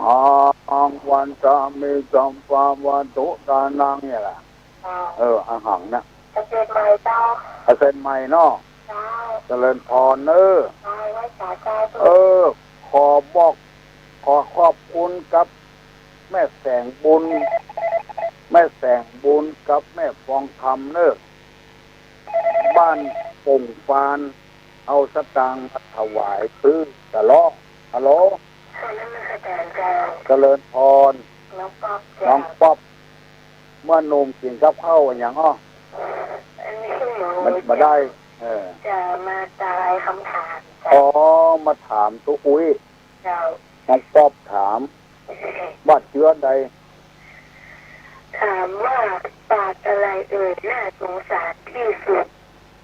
จัดอะไรปากอะไรฮะปากอะไรน่าสงสารที่สุดปากไหมกันพอสระอาพอไก่กันเจ้าน่าสงสารที่สุดเจ้าปากไอ้อย่างน่าสงสารปากกาก็ไม่ใช่เจ้าปากไอ้อย่างฮะปากฝาไม่ใช่เอาจอมเบ็ดที่ดูมันเอาไปจับเหงื่อปากน่าสงสารปากอย่างฮะน้องป๊อบถามเว้ยลำไปนี่ปากไอ้อย่าง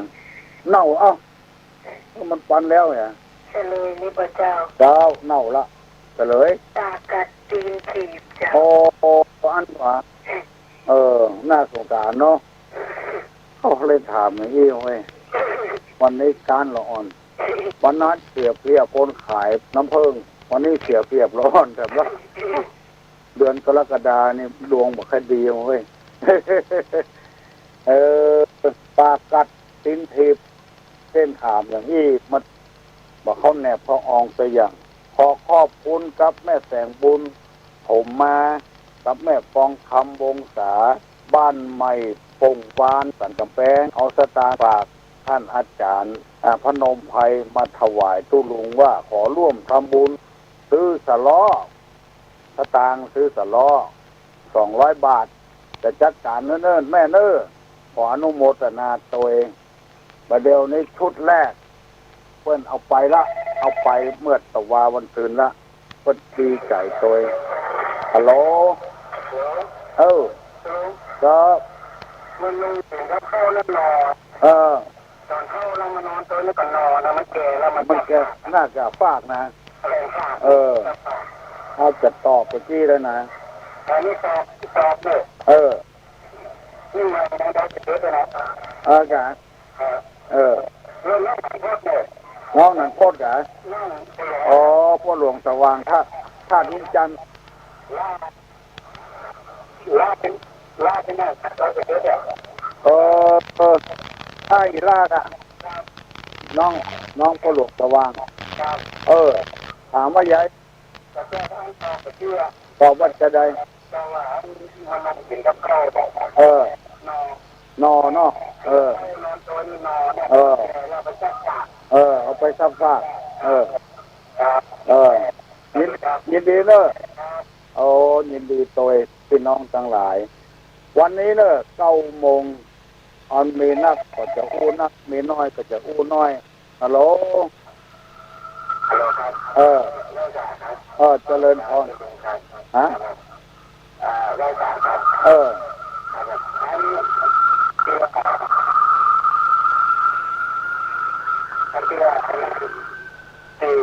ก็ย้อนดีละคน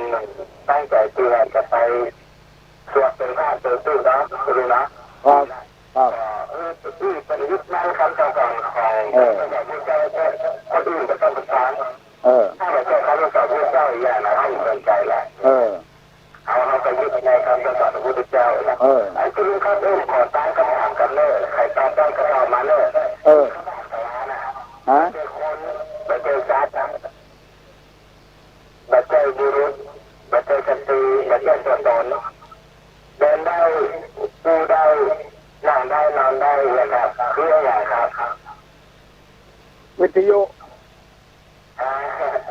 อันนี้เป็นปัญหาธรรมะครับธรรมะกันครับบัจจัยคนบัจจัยสัตว์บัจจัยบุรุษบัจจัยสตรีบัจจัยตัวตนนะครับ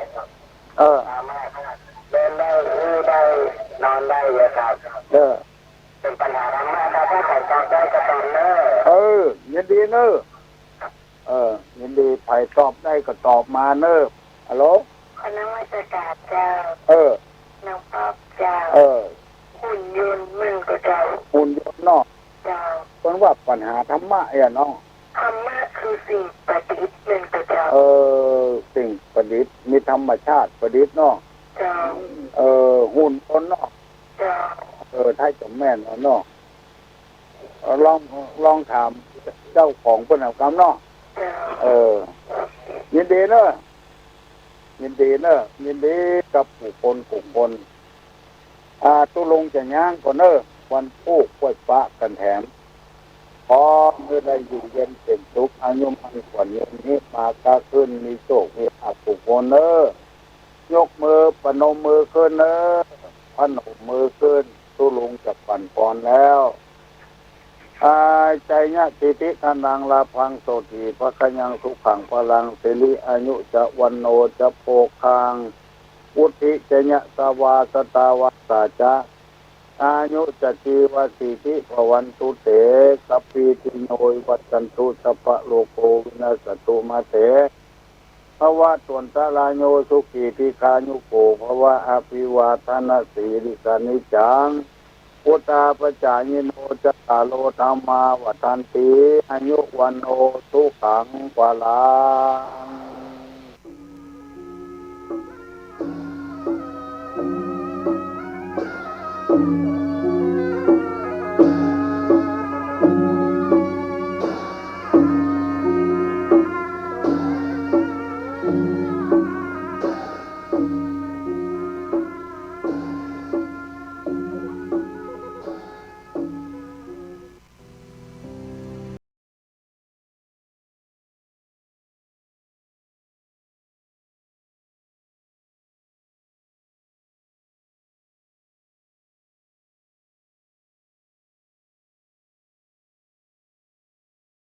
การตรวจสอบการเลือกตั้งร่วมเป็นพลังต่อต้านการทุจริตและติดตามการเลือกตั้งสมาชิกสภาเทศบาลและนายกเทศมนตรีที่จะมีขึ้นในวันอาทิตย์ที่ 11 พฤษภาคม 2568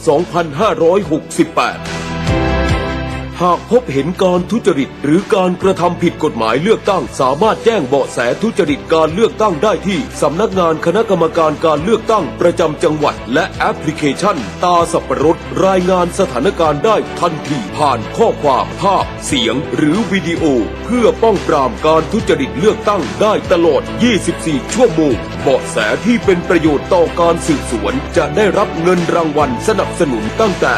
100,000 ถึง 1 ล้านบาทขึ้นอยู่กับความสำคัญของข้อมูลและต้องไม่มีเจตนาหรือจงใจกลั่นแกล้งเพื่อทำให้บุคคลอื่นได้รับความเสื่อมเสียหรือเสียหายรวมทั้งต้องไม่แจ้งข้อมูลอันเป็นเท็จดาวน์โหลดแอปพลิเคชันตาสับปะรดได้แล้ววันนี้ทั้งอุปกรณ์ระบบ Android และอุปกรณ์ระบบ iOS สอบถามรายละเอียดเพิ่มเติมได้ที่สายด่วน 1444สร้างสรรค์ประเทศไทยพร้อมใจไปเลือกตั้ง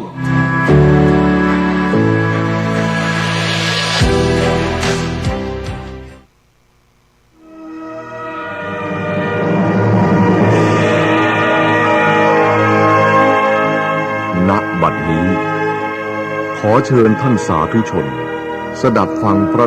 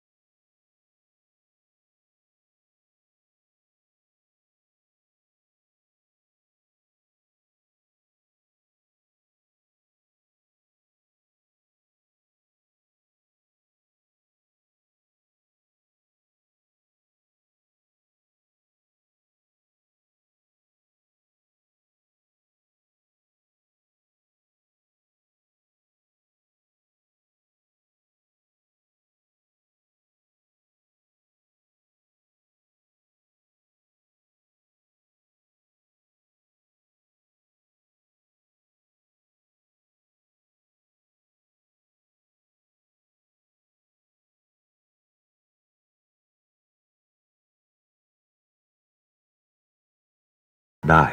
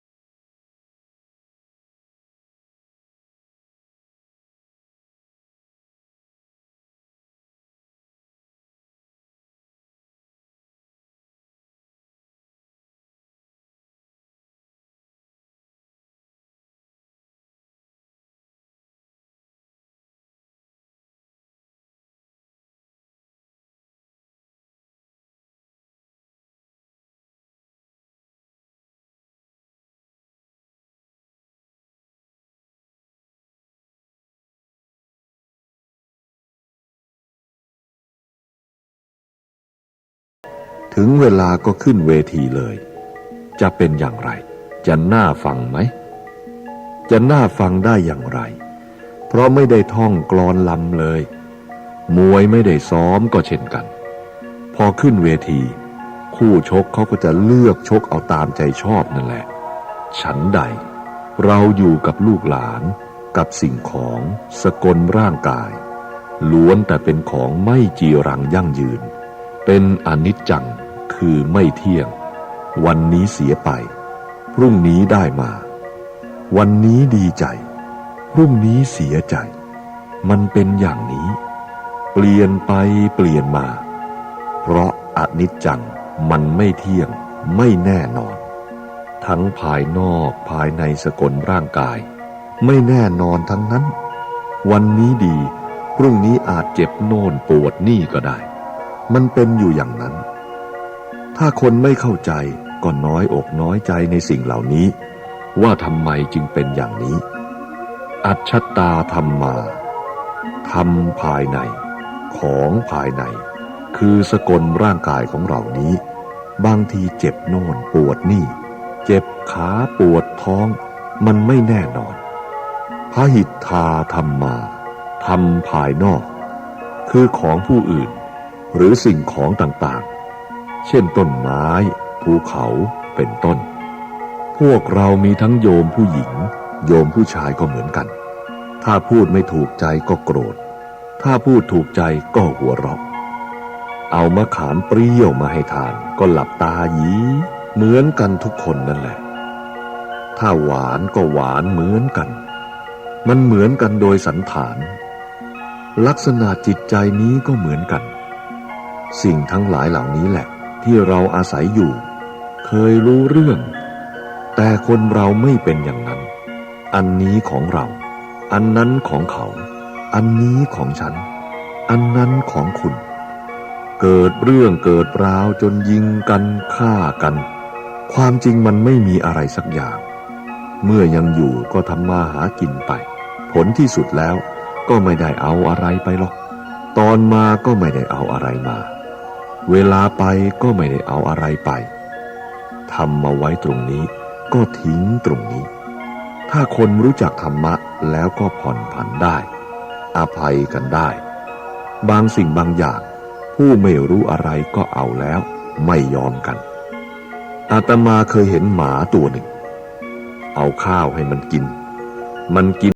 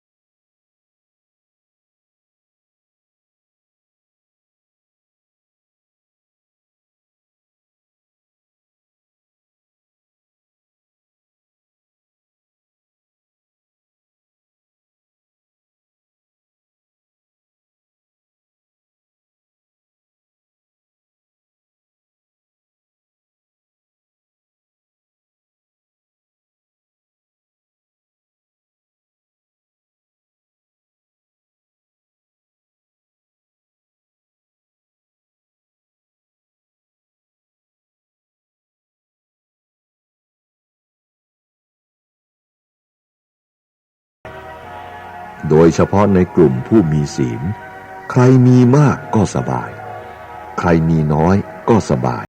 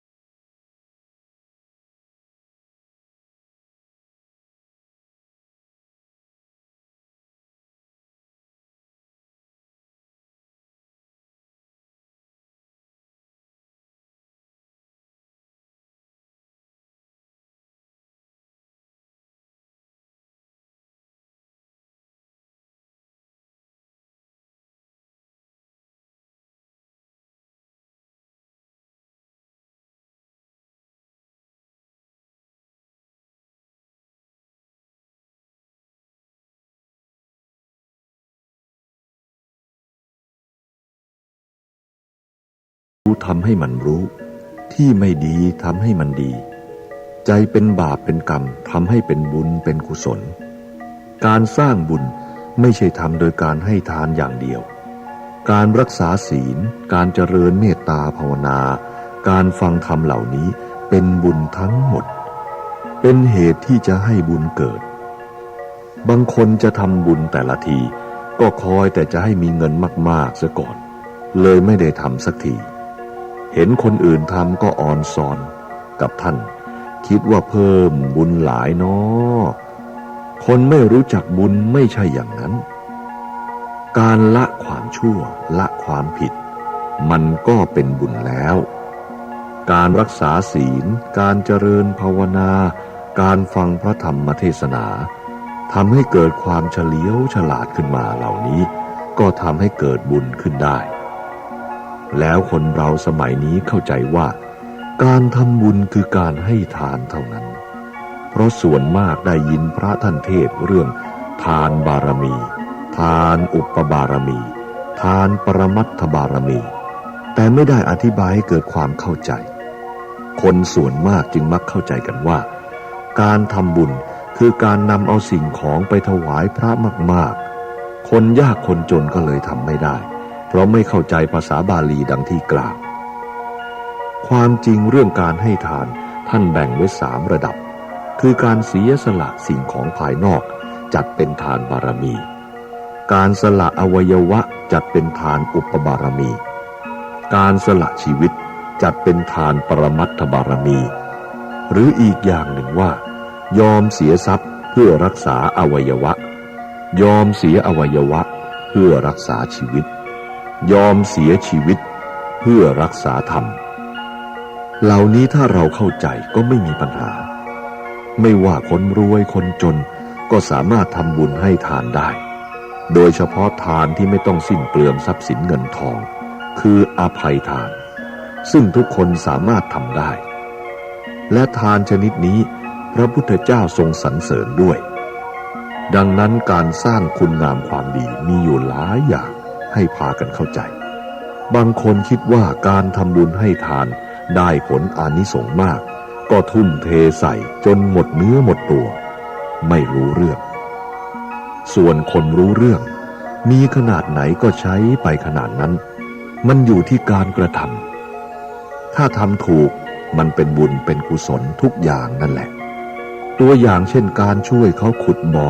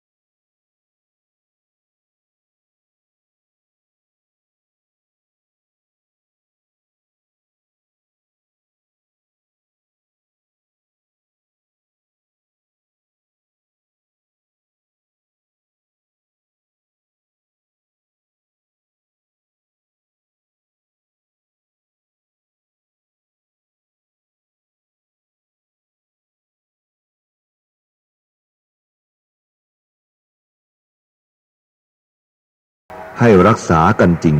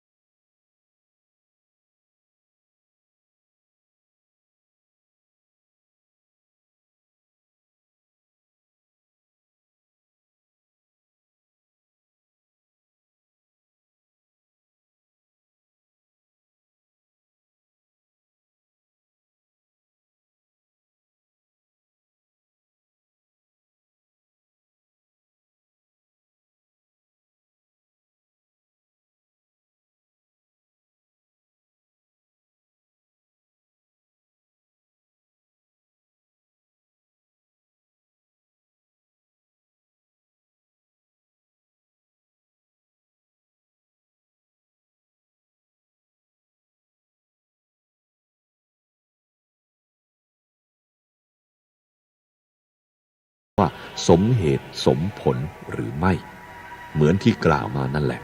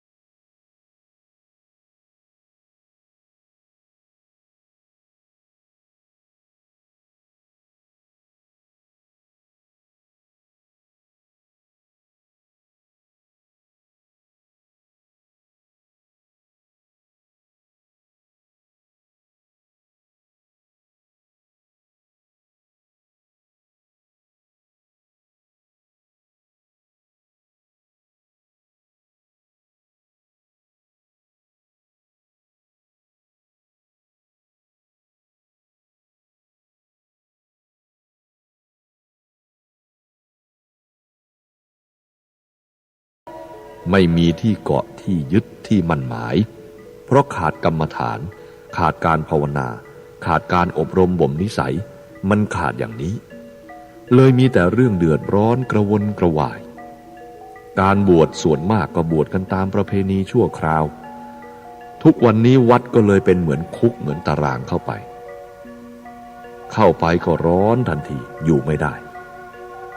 ที่ที่มันเย็นเลยกลับเป็นที่ร้อนทุกวันนี้ที่ถูกก็เลยกลายเป็นผิดเพราะคนไม่ได้อบรมธรรมะดังนั้นพวกเราทั้งหลายจึงขอให้เอาไปพินิจพิจารณาให้มันดีๆทุกวันนี้นับวันจะยากเพราะโลกกับธรรมะมันแข่งกันฝ่ายโลกเขามีอะไรบ้างของกินมีหลายสิ่งหลายอย่างของที่จะฟังก็เยอะสิ่งที่จะดูก็เยอะแยะไม่เหมือนสมัยก่อนทีนี้หันมาดูทางธรรมะมีอะไรบ้างมีแต่เรื่องปัญญาบารมีปัญญาอุปบารมี ปัญญาปรมัตถบารมีฟังกันไม่รู้เรื่องมันจึงไม่เข้าถึงสันหลังของมนุษย์ทุกวันนี้เลยไม่รู้เรื่องรู้ราวความจริงเรื่องปัญญาบารมีก็รวมอยู่ในบารมี10มีทานศีลเนกขัมมะปัญญาวิริยะขันติสัจจะอธิษฐานเมตตาอุเบกขาบารมีเหล่านี้ท่านแจกออกเป็น3หมวดคือบารมีอุปบารมีปรมัตถบารมีรวมเป็นบารมี30ทัศน์ที่พระโพธิสัตว์ก่อนที่จะตรัสรู้ต้องบำเพ็ญให้ได้ครบบริบูรณ์ทุกพระองค์ปัญญาบารมีก็แยกเป็น3ระดับเหมือนกับทานบารมีคือปัญญาระดับปกติธรรมดาระดับกลางและระดับสูงสุดตัวอย่างเช่นปัญญาระดับศีลขจัดกิเลสส่วนหยาบปัญญาระดับสมาธิขจัดกิเลสส่วนกลางปัญญาระดับสูงขจัดกิเลสส่วนละเอียดแต่โดยมากฟังกันไม่รู้เรื่องจึงมักจะมีปัญหาเวลาทำบุญก็เหมือนกันนิมนต์พระไปสวดมนต์สวดมงคลสวดยังกระอึ่งร้องผู้ฟังไม่รู้เรื่องเพราะไม่ได้อธิบายให้คนฟังเข้าใจเลยเร่งให้พระสวดจะได้จบเร็วๆแล้วก็รีบกลับวัดเขาจะได้ฟังหมอลำกันสนุกสนานเฮฮากันทั้งคืนมันจะเหลืออะไรพวกเราเพราะโลกนี้มันทับถมหมดแล้วลูกหลานของเราทุกวันนี้ยินดีในรูปเสียงกลิ่นรสโผฏฐัพพะธรรมารมณ์เป็นคนมักใหญ่ไฟสูงสอนกันไม่ฟังเพราะขาดธรรมะฉะนั้นผู้ที่จะได้มรรค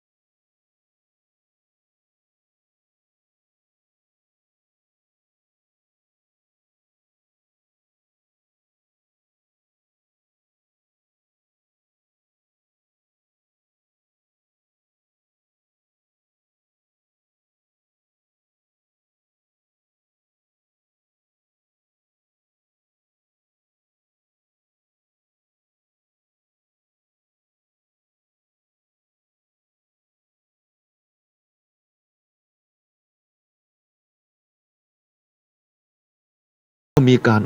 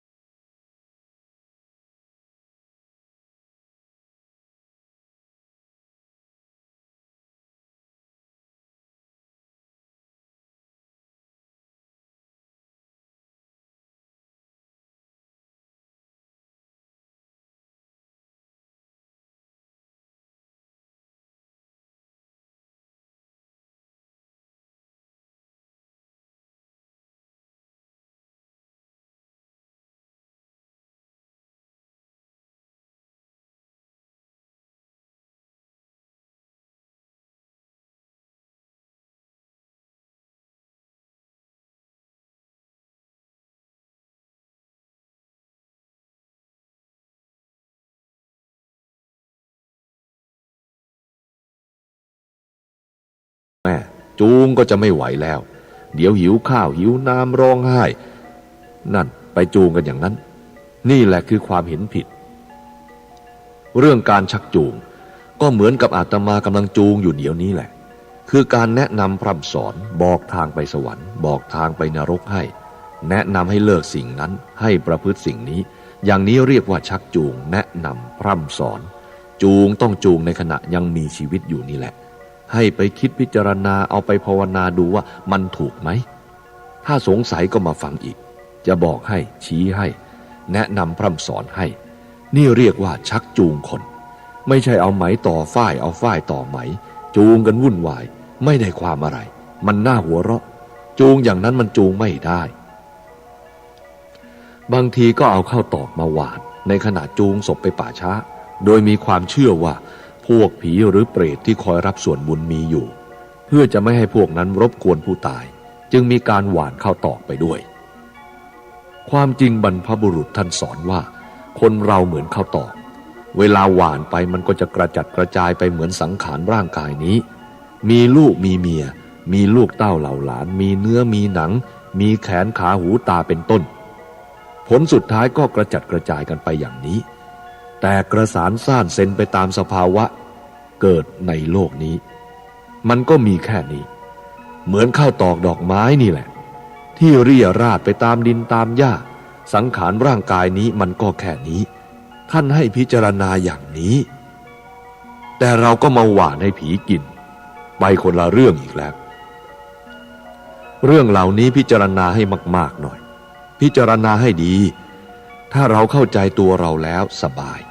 นี่แหละการประพฤติปฏิบัติมันถึงต่างกันถ้าเรานำไปพิจารณาแล้วจะเห็นได้จริงๆเห็นในใจของเรานี่แหละแล้วมันจะค่อยสว่างขึ้นค่อยขาวขึ้นค่อยรู้ขึ้นมาเหมือนกับเราเรียนหนังสือแต่ก่อนกว่าจะรู้อะไรครูจับไปเขียนกขอไม่รู้เขียนอะไรไม่รู้เรื่องแต่ก็เขียนไปตามครูพอเขียนพยัญชนะได้ก็เขียนสระอาสระอิสระอีแต่ก็ยังไม่รู้เรื่องหรอกขี้เกียจก็ขี้เกียจพอเขียนเป็นแล้วก็เอาพยัญชนะกับสระมาผสมกันเอาสระอาใส่ตัวกออ่านว่ากาใส่ตัวขออ่านว่าขาว่าไปตามครูเรียนไปศึกษาไปต่อมาก็เลยรู้เรื่องเลยกลายเป็นคนอ่านออกเขียนได้อันนี้เราลองพิจารณาดูการที่จะรู้จักบุญรู้จักบาปตอนแรกก็อาศัยคนอื่นนี่แหละต่อไปมันจะรู้เองท่านจึงว่าความดีความชั่วอยู่ที่ตัวเจ้าของแม้แต่พระพุทธเจ้าก็เอาให้ใครไม่ได้ให้ได้คือบอกให้ทำอย่างนั้นอย่างนั้นแล้วเราก็ประพฤติปฏิบัติไปตามศรัทธาจะเป็นประโยชน์แก่เรามากอย่าพากันหลงงมงายให้ถึงพระพุทธพระธรรมพระสงฆ์พูดถึงพระรัตนตรัยไม่ต้องถือพูดผีปีศาจอย่างอาตมาไปภาวนาอยู่ที่ไหนก็สบาย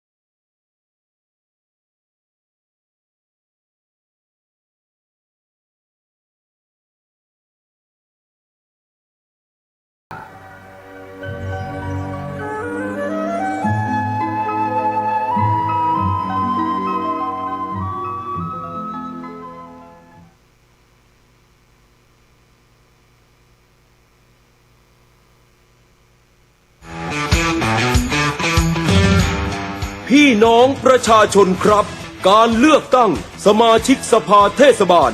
และนายกเทศมนตรีที่กำลังจะมาถึงในวันอาทิตย์ที่ 11 พฤษภาคม 2568 นี้บัตรเลือกตั้งทุกใบมีความหมายบัตรดีคือเสียงของคุณที่จะสร้างการเปลี่ยนแปลงให้ท้องถิ่นอย่าทำให้คะแนนเสียงของคุณสูญเปล่ากากบาทลงในช่องทำเครื่องหมายในบัตรเลือกตั้งอย่างถูกต้องบัตรเลือกตั้งสมาชิกสภาเทศบาลกากบาทเลือกได้ไม่เกิน6หมายเลขบัตรเลือกตั้งนายกเทศมนตรีกากบาทเลือกได้เพียงหมายเลขเดียวหากไม่ต้องการเลือกผู้สมัครใดให้กากบาทในช่องไม่เลือกผู้สมัครผู้ใดก่อนจะกากบาทดูสักนิดว่าบัตรเลือกตั้งดังกล่าวเป็นบัตรเลือกตั้งสมาชิกสภาเทศบาลหรือบัตรเลือกตั้งนายกเทศมนตรีทำเครื่องหมายกากบาทเท่านั้นอย่าทำเครื่องหมายอื่นห้ามฉีกบัตรเพราะนั่นคือบัตรเสียและการฉีกบัตรมีความผิดตามกฎหมายอาจติดคุกทำให้เสียงของคุณไม่ถูกนับเป็นคะแนนให้แก่ผู้สมัครร่วมสร้างประชาธิปไตยที่เข้มแข็งทุกเสียงของคุณมีค่ากากบาทบัตรเลือกตั้ง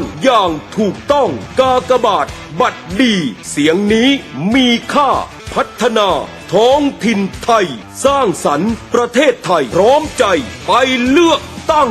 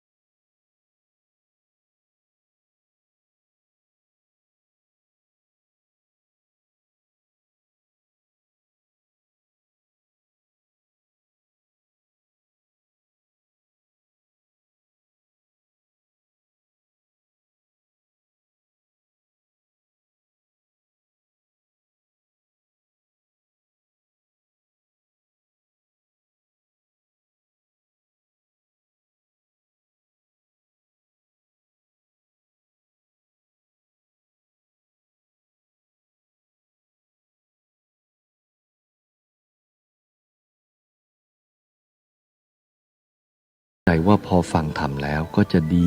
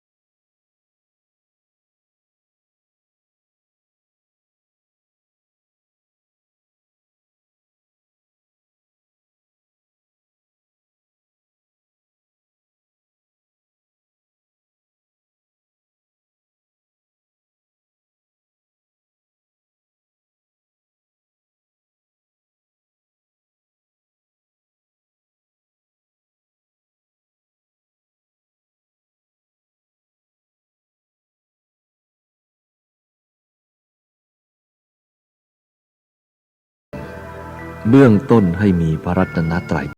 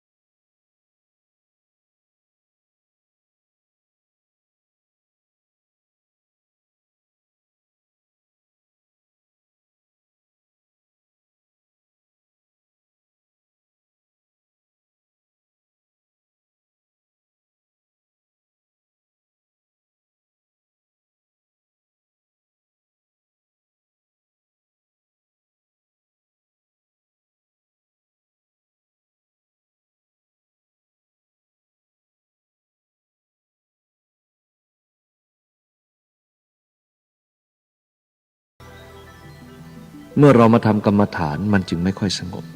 ความสงบมันจะเกิดขึ้นตรงไหนความสงบนี้มันจะเกิดขึ้นระยะที่เราปล่อยวางถ้าเรา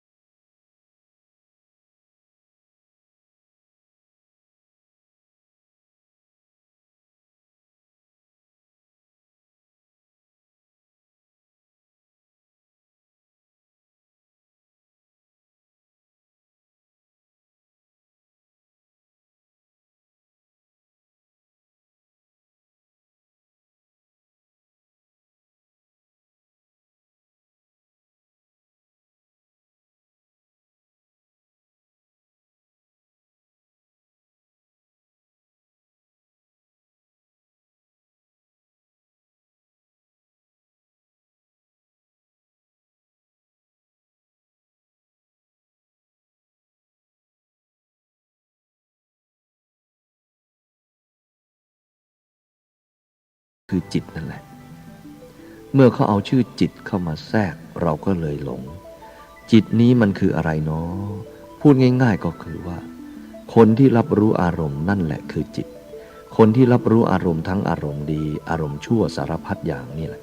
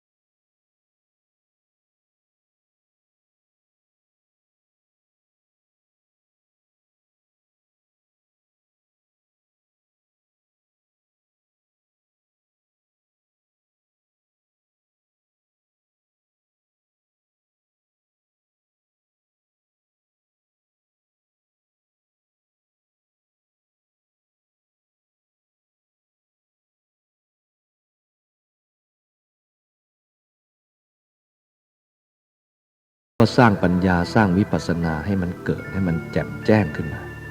ต่อไปเราจะเข้าใจว่าเมื่อตาเห็นรูปหรือหูได้ยินเสียงเป็นต้นฉันจะให้มีความ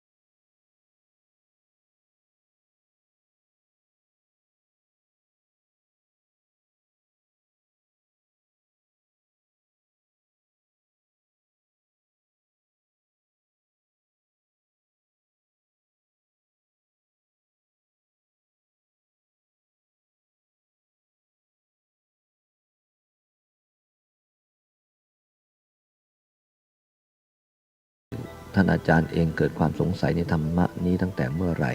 หรือ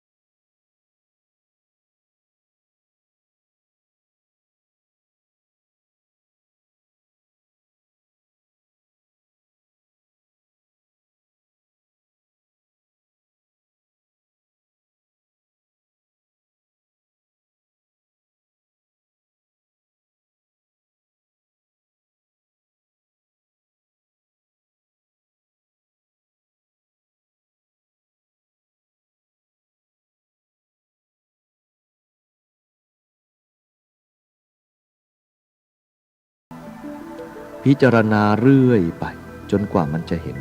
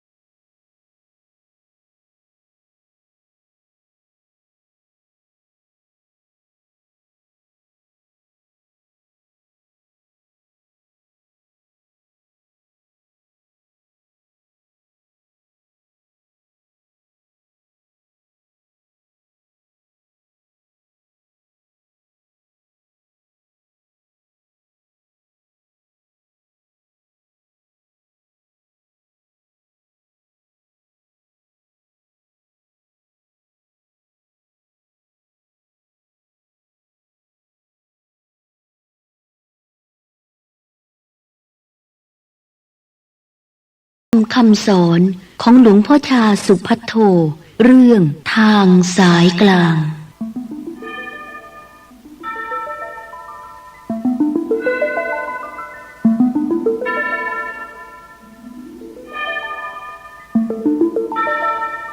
พระพุทธโอวาทของสมเด็จพระสัมมาสัมพุทธเจ้านั้น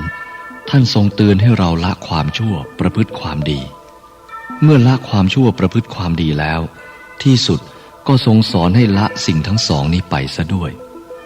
ฉะนั้นวันนี้จึงจะขอให้คติในเรื่องทางสายกลางคือให้ละให้ได้หรือหลีกให้พ้นจากสิ่งทั้งสองนั้นทั้งดีทั้งชั่วทั้งบุญทั้งบาปที่เป็นสุขเป็นทุกข์ทั้งหลายเหล่านี้แหละจุดมุ่งหมายปลายทางของการอธิบายธรรมะของสมเด็จพระสัมมาสัมพุทธเจ้าของเรานั้นที่จริงก็คือให้พ้นจากทุกข์นั่นเองแต่ก่อนที่จะพ้นจากทุกข์ได้นั้นเราต้องมาทำความเข้าใจกันให้มันตรงให้มันแน่นอนถ้าเข้าใจไม่ตรงไม่แน่นอนแล้วก็จะลงสู่ความสงบไม่ได้ฉะนั้นเมื่อสมเด็จพระบรมศาสดาท่านตรัสรู้แล้วท่านประกาศศาสนานั้นเบื้องแรกท่านยกทางทั้งสองขึ้นมาว่าเลยคือกามสุขันลิกานุโยโคและอัตตกิลมัฏฐานุโยโคทางทั้งสองอย่างนี้เป็นทางที่ลุ่มหลงเป็นทางที่พวกเสพกามหลงติดอยู่ซึ่งย่อมไม่ได้รับความสงบระงับเป็นหนทางที่วนเวียนอยู่ในวัฏฏะสงสารสมเด็จพระบรมศาสดาท่านทรงเห็นสัตว์ทั้งหลายติดอยู่ในทางทั้งสองไม่เห็นทางสายกลางของธรรมะท่านจึงทรงยกทางทั้งสองขึ้นมาแสดงให้เห็นโทษในทางทั้งสองนั้นถึงเช่นนั้นพวกเราทั้งหลายก็ยังพากันติดพากันปรารภอยู่ร่ำไปฉะนั้นพระพุทธองค์จึงทรงตรัสว่าทางทั้งสองอย่างนั้นเป็นทางที่ลุ่มหลงไม่ใช่ทางของสมณะคือไม่ใช่ทางที่สงบระงับอัตตกิลมัฏฐานุโยโคและกามสุขันลิกานุโยโคก็คือทางตึงและทางหย่อนนั่นเองถ้าเราน้อมเข้ามาพิจารณาให้เห็นในทางปัจจุบันทางตึงก็คือความโกรธอันเป็นทางเศร้าหมองท่านเรียกอัตตกิลมัฏฐานุโยโคเดินไปแล้วก็เป็นทุกข์ลำบากกามสุขันลิกานุโยโคก็คือความดีใจความพอใจความดีใจนี้ก็เป็นทางไม่สงบทางทุกข์ก็เป็นทางไม่สงบเราจะเห็นได้ว่าสมเด็จพระบรมศาสดาท่านว่าเมื่อได้เห็นความสุขแล้วให้พิจารณาความสุขนั้นท่านไม่ให้ติดอยู่ในความสุขคือท่านให้วางทั้งสุขและทุกข์การวางทั้งสองได้นี้เป็นสัมมาปฏิปทาท่านเรียกว่าเป็นทางสายกลางคำว่าทางสายกลางไม่ได้หมายถึงใน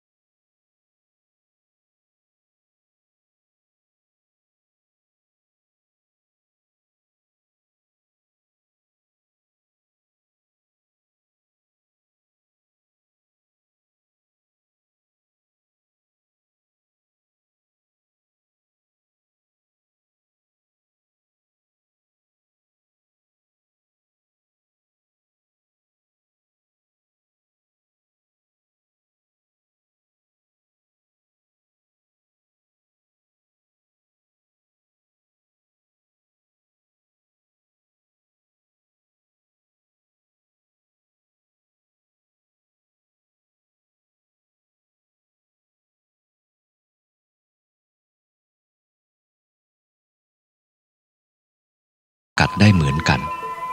เพราะทั้งหัวงูและหางงูมันก็อยู่ในงูตัวเดียวกันความดีใจความเสียใจมันก็เกิดจากพ่อแม่เดียวกันคือตัณหาความลุ่มหลงนั่นเองฉะนั้นบางทีเมื่อมีสุขแล้วใจก็ยังไม่สบายไม่สงบทั้งที่ได้สิ่งที่พอใจแล้วเช่นได้ลาภยศสรรเสริญได้มาแล้วก็ดีใจก็จริงแต่มันก็ยังไม่สงบจริงๆเพราะยังมีความเคลือบแคลงใจว่ามันจะสูญเสียไปกลัวมันจะหายไปความกลัวนี่แหละเป็นต้นเหตุให้มันไม่สงบบางทีมันเกิดสูญเสียไปจริงๆก็ยิ่งเป็นทุกข์มากนี่หมายความว่าถึงจะสุขก็จริง แต่ก็มีทุกข์ดองอยู่ในนั้นด้วยแต่เราก็ไม่รู้จักเหมือนกันกับว่าเราจับงูถึงแม้ว่าเราจับหางมันก็จริงถ้าจับไม่วางมันก็หันกลับมากัดได้ฉะนั้นหัวงูก็ดีหางงูก็ดีบาปก็ดีบุญก็ดีอันนี้ในวงวัฏฏะหมุนเวียนเปลี่ยนแปลงดังนั้นความสุขความทุกข์ความดีความชั่วก็ไม่ใช่หนทางมรรคหนทางสู่ความสงบระงับศีลสมาธิปัญญานั้นถ้าหากพูดกันตามลักษณะตามความเป็นจริงแล้วก็ยังไม่ใช่แก่นศาสนาหรือตัวศาสนาแต่เป็นหนทางนำไปสู่ตัวศาสนาฉะนั้นท่านจึงเรียกว่าศีลสมาธิปัญญาทั้งสามอย่างนี้ว่ามรรคอันแปลว่าหนทางตัวศาสนาคือความสงบระงับอันเกิดจากความรู้เท่าในความเป็นจริงในธรรมชาติของความเป็นจริงที่เกิดอยู่เป็นอยู่ซึ่งถ้าได้นำมาพิจารณาดูอย่างละเอียดแล้วก็จะเห็นว่าความสงบนั้นไม่ใช่ทั้งความสุขและความทุกข์ฉะนั้นสุขและทุกข์จึงไม่ใช่เป็นของจริงพระพุทธองค์ทรงสอนให้รู้ตัวเองให้เห็นตนเองให้พิจารณาตัวเองเพื่อให้เห็นจิตของตนเองความจริงจิตเดิมของมนุษย์นั้นเป็นธรรมชาติที่ไม่หวั่นไหวเป็นธรรมชาติที่ทรงอยู่แน่นอนอยู่อย่างนั้นแต่ที่มีความดีใจเสียใจหรือความทุกข์ความสุขเกิดขึ้นนั้นเพราะขณะนั้นมันไปหลงอยู่ในอารมณ์จึงเป็นเหตุให้เคลื่อนไหวไปมาแล้วก็เกิดความยึดมั่นถือมั่นขึ้นในสิ่งทั้งหลายเหล่านั้นสมเด็จพระบรมศาสดาท่านตรัสสอนไว้แล้วทุกอย่างในเรื่องการประพฤติปฏิบัติแต่พวกเราทั้งหลายยังไม่ได้ปฏิบัติกันหรือไม่ก็ปฏิบัติแต่ปากเท่านั้นหลักของพระพุทธศาสนานั้นไม่ใช่การจะมาพูดกันเฉยๆหรือด้วยการเดาหรือการคิดเอาเองหลักของพระพุทธศาสนาที่แท้จริงคือความรู้เท่าความจริงตามความเป็นจริงนั่นเองถ้ารู้เท่าตามความเป็นจริงนี้แล้วการสอนก็ไม่จำเป็นแต่ถ้าไม่รู้ถึงความเป็นจริงอันนี้แม้จะฟังคำสอนเท่าใดก็เหมือนกับไม่ได้ฟัง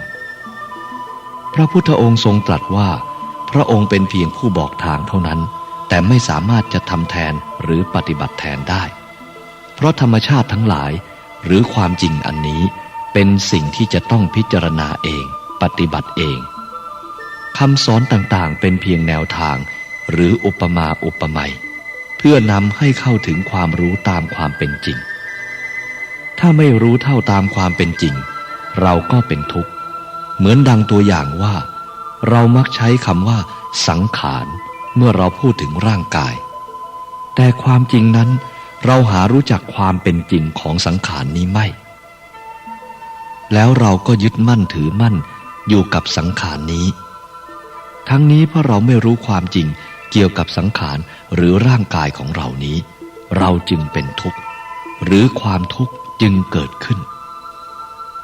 จะยกตัวอย่างให้เห็นสักอย่างหนึ่งสมมุติว่าเราเดินไปทำงานระหว่างทางก็มีบุรุษผู้หนึ่งคอยต่อว่าเราอยู่เป็นประจำตอนเช้าก็ด่าตอนเย็นก็ด่า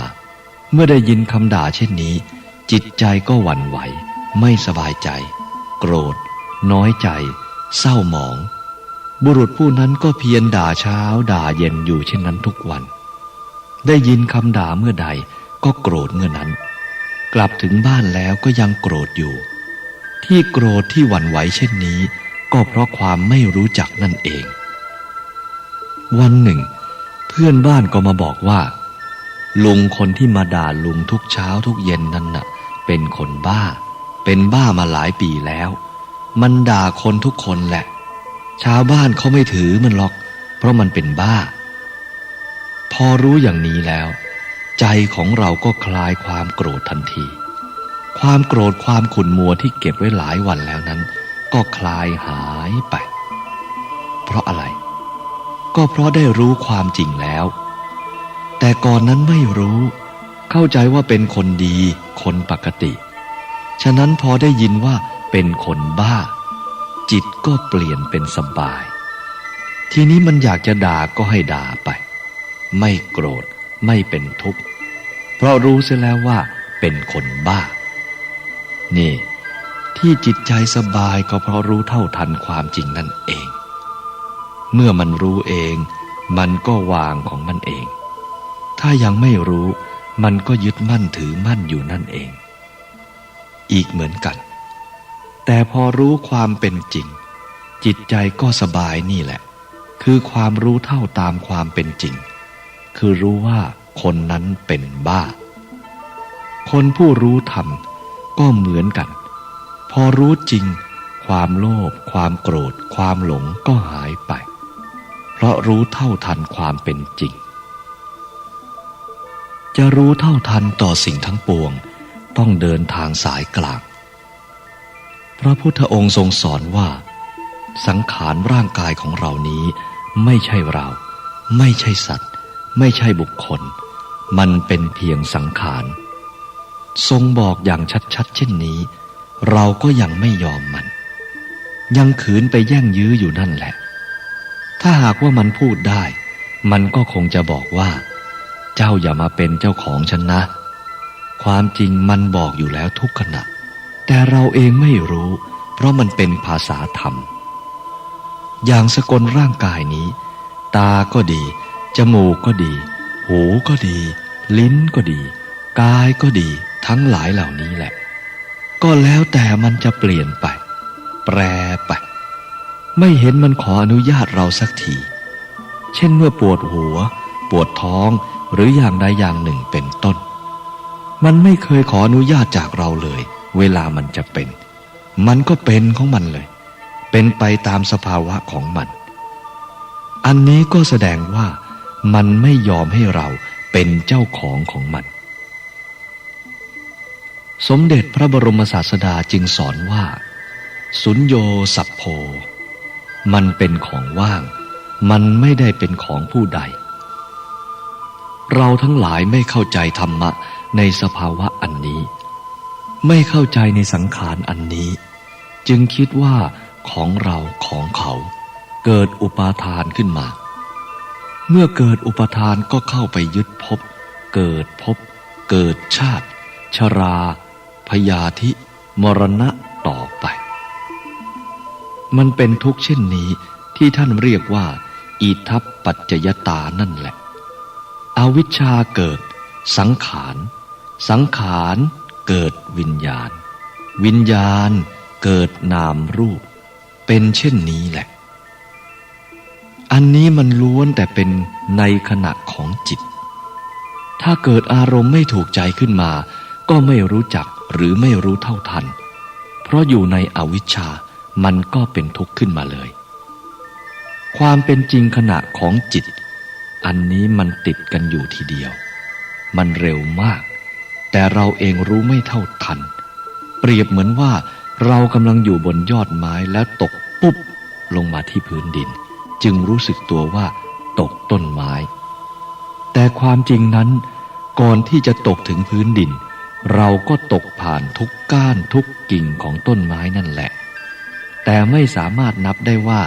นาทีใดถึงกิ่งไหนวินาทีใดถึงกิ่งไหนเพราะมันเร็วมากแต่พอตูมเดียวก็ถึงพื้นดินเลยแล้วก็เป็นทุกข์เลยอิทัปปัจจยตามันเป็นเช่นนั้นถ้าเราแยกเป็นปริยัติอวิชชาเกิดสังขารสังขารเกิดวิญญาณวิญญาณเกิดนามรูปว่ากันไปเป็นตอนตามความจริงนั้นพออารมณ์เกิดความไม่พอใจความทุกข์ก็เกิดขึ้นมาเลยอาการที่มันเกิดทุกข์ขึ้นนั้นมันผ่านไปจากอวิชชาสังขารผ่านไปพริบเดียวถึงนู้นโสกะปริเทวะคือทุกข์เลยฉะนั้นสมเด็จพระบรมศาสดาจึงให้ตามดูจิตของเราทั้งหลายให้รู้ตามความเป็นจริงของมันและในความเป็นจริงเหล่านี้ท่านให้เข้าใจว่ามันเป็นแต่เพียงสังขารเท่านั้น และสังขารนี้แหละมันเกิดมาจากเหตุปัจจัยทั้งหลายที่มันเป็นมาที่เรามาเรียกหรือสมมุติเอาอีกทีหนึ่งที่เรียกว่ามนุษย์สัตว์เช่นเดียวกับชื่อของเรามันก็สมมุติเหมือนกันเราไม่ได้มีชื่อมาแต่กำเนิดต่อเมื่อเกิดขึ้นแล้วจึงเอาชื่อไปใส่คือตั้งชื่อว่าอย่างนั้นอย่างนี้อันนี้เรียกว่าสมมุติตั้งชื่อกันเพื่ออะไรก็เพื่อให้มันเรียกกันง่ายสะดวกแก่การใช้ภาษาเรียกขานพูดจากันการปริยัติก็เหมือนกันที่แยกออกก็เพื่อสะดวกแก่การศึกษาเล่าเรียนสิ่งทั้งหลายนี้แหละเรียกว่าสังขารมันเป็นสังขารเกี่ยวกับสภาวะอันนี้ที่เกิดมาจากเหตุจากปัจจัยสมเด็จพระบรมศาสดาจึงทรงตรัสว่าสังขารทั้งหลายเหล่านี้เป็นของไม่แน่นอนมันเป็นอนิจจังทุกขังอนัตตาพวกเราทั้งหลายเข้าใจสิ่งเหล่านี้ไม่ชัดเจนจึงทำความเห็นในเรื่องนี้ไม่ตรงไม่แน่อันเป็นความเห็นผิดที่เรียกว่ามิจฉาทิฏฐิความเห็นผิดอันนี้ก็คือการยึดเอาสังขารเป็นเรายึดเอาเราเป็นสังขารเอาเราเป็นสุขเอาสุขเป็นเราเอาเราเป็นทุกข์เอาทุกข์เป็นเราที่เป็นเช่นนี้ก็เพราะว่าเราไม่รู้เท่าตามความเป็นจริงนั่นเองถ้าเรารู้เท่าตามความเป็นจริงเราก็จะรู้ว่าเราไม่สามารถควบคุมสังขารเหล่านี้ให้เป็นไปตามอำนาจของเราเพราะธรรมชาติเหล่านี้มันจะต้องเป็นไปตามเรื่องของมันเราจะบังคับให้ตรงนี้เป็นอย่างนั้น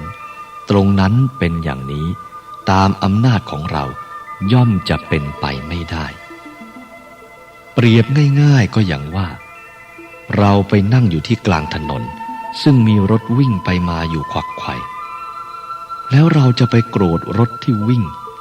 หรือจะไปห้ามรถที่กำลังวิ่งอยู่ว่าอย่าขับรถมาทางนี้เราก็ห้ามไม่ได้เพราะถนนนี้เป็นถนนหลวงดังนั้นเราควรทำอย่างไรทางที่ดีก็คือเราควรต้องออกไปให้พ้นถนนไปให้พ้นทางที่รถวิ่งแต่ที่จะห้ามรถไม่ให้วิ่งนั้นทำไม่ได้เพราะมันเป็นหนทางของเราเรื่องของสังขารก็เป็นเช่นนั้นเหมือนกันมันไม่มีอะไรแน่นอนเดี๋ยวสุขเดี๋ยวทุกข์เดี๋ยวดีใจเดี๋ยวเสียใจเดี๋ยวก็เกิดอารมณ์ที่ชอบบ้างไม่ชอบบ้างมากระทบกระทั่งสิ่งทั้งหลายเหล่านี้เราเรียกว่ามันมากวนเวลานั่งภาวนาอยู่ก็ว่าเสียงมากวนเราอันที่จริงนั้นเราไม่เข้าใจว่าเสียงมากวนเราหรือเราไปกวนเสียงกันแน่ถ้าเรายึดว่าเสียงมากวนเรามันก็เกิดความทุกข์ขึ้นมาถ้าเราพิจารณาดูให้ดีก็จะได้รู้ว่าเราไปกวนเสียงต่างหากเสียงมันก็ดังอยู่แต่ของมันไม่ได้มีความรู้สึกรำคาญอะไรเลยเราต่างหากที่รำคาญพวกเราไปกวนมันความจริงนั้นเสียงก็เป็นเสียงเราก็เป็นเราถ้าเข้าใจเสียได้เช่นนี้มันก็ไม่มีอะไรเราก็สบายมีเสียงขึ้นมา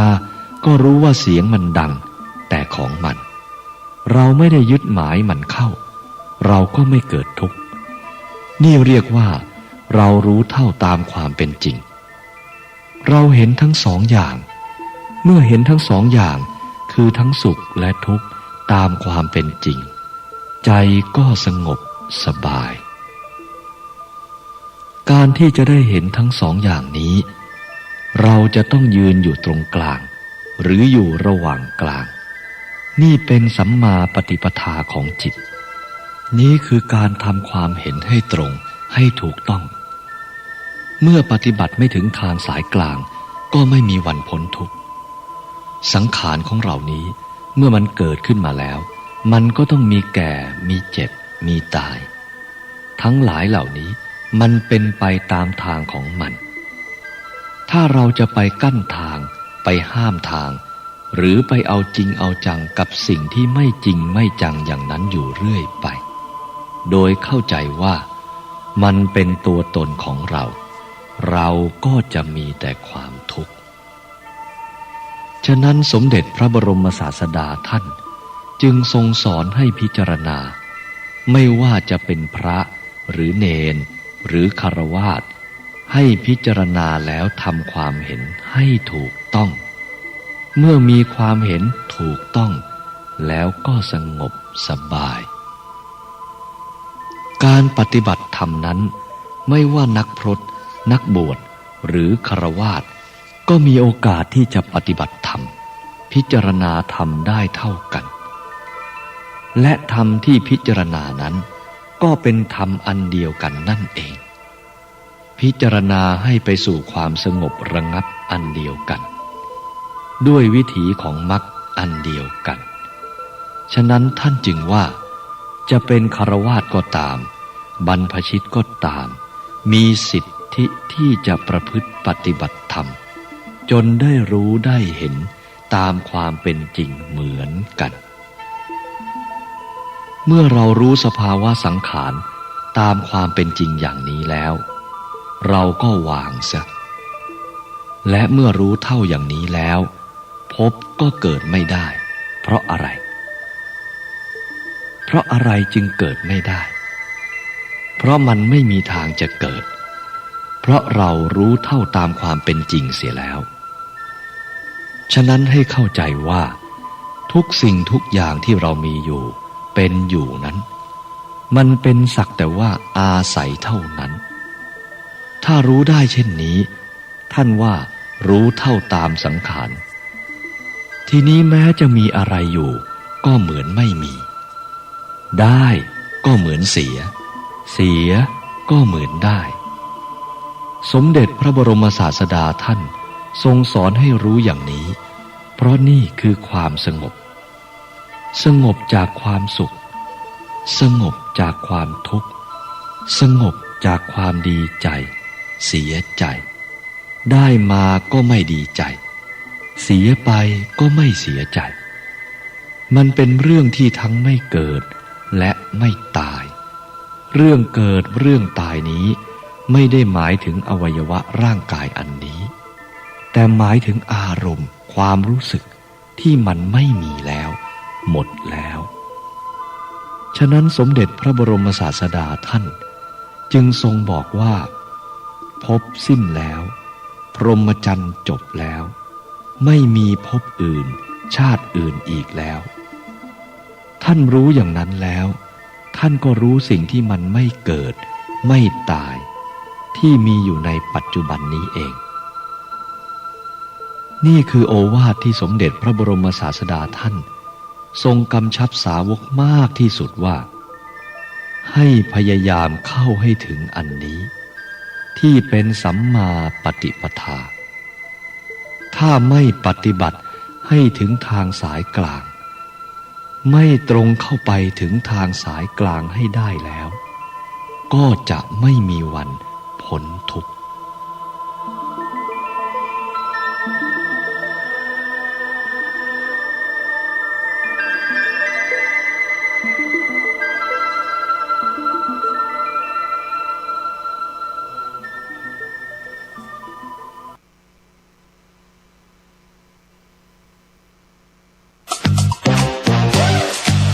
พร้อมอีกครั้งรวมพลังไปเลือกตั้งเทศบาลสำนักงานคณะกรรมการการเลือกตั้งขอเชิญชวนพี่น้องประชาชนผู้มีสิทธิ์เลือกตั้งทุกท่านออกไปใช้สิทธิ์เลือกตั้งสมาชิกสภาเทศบาลในวันอาทิตย์ที่ 11 พฤษภาคม 2568 ตั้งแต่เวลา 8 นาฬิกาถึง 17 นาฬิกาณหน่วยเลือกตั้งที่ท่านมีชื่ออยู่สามารถตรวจสอบรายชื่อของตนเองว่ามีสิทธิ์เลือกตั้งที่หน่วยใดได้ที่แอปพลิเคชัน Smart Vote ดาวน์โหลดได้ที่ Play Store และ App Store หรือหนังสือแจ้งเจ้าบ้านและหน้าหน่วยเลือกตั้งที่ท่านมีชื่ออยู่เลือกผู้แทนที่ดีเข้าไปแก้ปัญหาและพัฒนาท้องถิ่นของเราเตรียมบัตรประชาชนบัตรประจำตัวประชาชนที่หมดอายุก็ใช้ได้หรือหลักฐานอื่นใดของราชการหรือหน่วยงานของรัฐออกให้ที่มีรูปถ่ายและมีเลขประจำตัวประชาชนเช่นใบขับขี่หรือพาสปอร์ตเป็นต้นตรวจสอบสิทธิ์รับบัตรเลือกตั้ง1 ใบเข้าคูหากากบาทบัตรเลือกตั้งสมาชิกสภาเทศบาลกากบาทเลือกได้ไม่เกิน6หมายเลขก่อนที่จะกากบาทดูบัตรเลือกตั้งว่าเป็นบัตรเลือกตั้งประเภทใดเพื่อป้องกันบัตรเสียสร้างสรรค์ประเทศไทยพร้อมใจไปเลือกตั้ง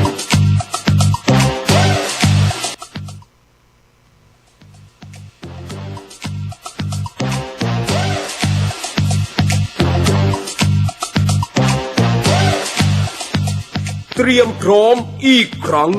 รวมพลังไปเลือกตั้งเทศบาลสำนักงานคณะกรรมการการเลือกตั้งขอเชิญชวนพี่น้องประชาชนผู้มีสิทธิ์เลือกตั้งทุกท่านออกไปใช้สิทธิ์เลือกตั้งสมาชิกสภาเทศบาลและนายกเทศมนตรีในวันอาทิตย์ที่11 พฤษภาคม 2568 ตั้งแต่เวลา 8 นาฬิกาถึง 17 นาฬิกาณหน่วยเลือกตั้งที่ท่านมีชื่ออยู่สามารถตรวจสอบรายชื่อของตนเองว่ามีสิทธิ์เลือกตั้งที่หน่วยใดได้ที่แอปพลิเคชัน Smart Vote ดาวน์โหลดได้ที่ Play Store และ App Store หรือหนังสือแจ้งเจ้าบ้านและหน้าหน่วยเลือกตั้งที่ท่านมีชื่ออยู่เลือกผู้แทนที่ดีเข้าไปแก้ปัญหาและพัฒนาท้องถิ่นของเราเตรียมบัตรประชาชนบัตรประจำตัวประชาชนที่หมดอายุก็ใช้ได้หรือหลักฐานอื่นใดของราชการหรือหน่วยงานของรัฐออกให้ที่มีรูปถ่ายและมีเลขประจำตัวประชาชนเช่นใบขับขี่หรือพาสปอร์ตเป็นต้นตรวจสอบสิทธิ์รับบัตรเลือกตั้ง2 ใบเข้าคูหากากบาทบัตรเลือกตั้งสมาชิกสภาเทศบาลกากบาทเลือกได้ไม่เกิน6หมายเลขบัตรเลือกตั้งนายกเทศมนตรีกากบาทเลือกได้เพียงหมายเลขเดียวก่อนที่จะกากบาทดูบัตรเลือกตั้งว่าเป็นบัตรเลือกตั้งประเภทใดเพื่อป้องกันบัตรเสียสร้างสรรค์ประเทศไทยพร้อมใจไปเลือกตั้ง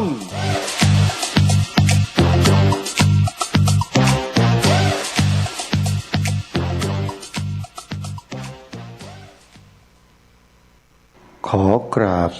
ถวายความนอบน้อมแด่พระรัตนตรัยถวายความเคารพพระมหาเถระพระเถรานุเถระทุกท่านขอเจริญสุขญาติโยมสาธุชนที่กำลังติดตามรับฟังรายการจากสถานีวิทยุแห่งนี้ทุกท่านขอนำท่านผู้ฟังเข้าสู่รายการคดีโลกคดีธรรมพบกันวันนี้วันขึ้น10 ค่ำเดือน6วันนี้ตรงกับวันอังคารที่6พฤษภาคมพระพุทธศักราช2568รายการคดีโลกคดีธรรมมาพบกับสาธุชนเป็นประจำทุกวันไม่มีวันหยุดในวันนี้ทางรายการได้มาออกอากาศอยู่ต่างจังหวัดนั่นก็คือจังหวัดตราดได้มีโอกาสเดินทางมาร่วมงานพิธีเทปูนหล่อเสาเอกสถานที่จัดสร้างองค์พระพุทธปฏิมาที่จะสร้างด้วยพลอยจากจังหวัดจันทบุรีเรียกว่าพลอยจันทบุรีซึ่งมีญาติโยมผู้ศรัทธาได้ร่วมบริจาคพลอยที่เก็บสะสมไว้หลาย10 ปีมาสร้างเป็นพระพุทธรูปองค์นี้ซึ่งมีหน้าตักกว้าง 5 เมตรที่วัดเนินตากแดดตำบลหนองบอนอำเภอบ่อไร่จังหวัดตราดโดยมีท่านอาจารย์พระครูกิติยานวิจักรหรือพระอาจารย์ยอดเจ้าคณะอำเภอบ่อไร่เจ้าอาวาสวัดเนินตากแดดเป็นประธานในการจัดสร้างองค์พระพุทธปฏิมาองค์นี้พระพุทธรูปหรือพระพุทธปฏิมาองค์นี้คืออุเทสิกเจดีย์ที่มีในพระไตรปิฎกที่พระสัมมาสัมพุทธเจ้าทรงอนุญาตให้จัดสร้างขึ้นมาเป็นเครื่องระลึกนึกถึงพระรัตนตรัยท่านได้มีดำริจะรวบรวมพลอยที่ชาวบ้านมีศรัทธาได้เก็บสะสมไว้มาช้านานมาบริจาคแล้วก็ผสมกับเลซินเพื่อสร้างเป็นองค์พระพุทธปฏิมาขึ้นที่วัดเนินตากแดดแห่งนี้ในโอกาสต่อไปในวัน2 วันที่ผ่านมาก็ได้มีโอกาสร่วมไลฟ์สดกิจกรรมพิธีเทปูนหล่อเสาเอกสร้างอาคารประดิษฐานพระพุทธรูปพลอยองค์ใหญ่กับทางวัดเนินตากแดดเมื่อวันที่3 พฤษภาคมที่ผ่านมาญาติโยมที่สนใจจะชมภาพการไลฟ์สดของอาตมาภาพก็สามารถเข้าไปชมใน Facebook ส่วนตัวของอาตมาได้เลยนะโยมนะหรือใน YouTube ที่อาตมาภาพได้ถ่ายทอดสดไว้เข้าไปในช่อง Facebook ที่ชื่อว่านรงค์ฤทธิ์ทองแม้นเป็น Facebook ของอาตมาภาพเองนะโยมนะเข้าไปก็อย่าลืมกดติดตามนะกดส่งต่อแชร์สิ่งดีๆให้กับผู้อื่นร่วมกันแล้วก็ขอประกาศเชิญชวนศรัทธาสาธุชนที่มีศรัทธาจะร่วมสร้างบารมีสร้างองค์พระพุทธปฏิมาที่สร้างด้วยพลอยแท้ๆกับทางวัดเนินตากแดดก็ขอเรียนเชิญเจริญพรญาติโยมสาธุชนได้มีส่วนร่วมในการจัดสร้างกันได้นะโยมนะใครสนใจก็สามารถติดต่อสอบถามรายละเอียดไปที่วัดเนินตากแดดได้วัดเนินตากแดดนั้นตั้งอยู่ที่ตำบลหนองบอนอำเภอบ่อไร่จังหวัดตราดสาธุชนท่านใดที่จะมีส่วนร่วมในการสร้างพระพุทธรูปองค์นี้ก็ติดต่อไปที่ท่านพระอาจารย์พระครูกิติยานวิจักรเจ้าอาวาสวัดเนินตากแดดซึ่งตำแหน่งพระสังฆาธิการของท่านในปัจจุบันท่านเป็นเจ้าคณะอำเภอบ่อไร่จังหวัดตราดโทรศัพท์หมายเลข064-656-1656อีกครั้งนะโยมนะเบอร์โทรศัพท์ที่จะร่วมกันสร้างพระพุทธรูปพลอยองค์ใหญ่หน้าตัก5 เมตรที่วัดเนินตากแดดอำเภอบ่อไร่จังหวัดตราดให้โยมโทรศัพท์ติดต่อขอร่วมบุญสร้างพระพุทธรูปองค์นี้กับทางวัดได้ที่หมายเลขโทรศัพท์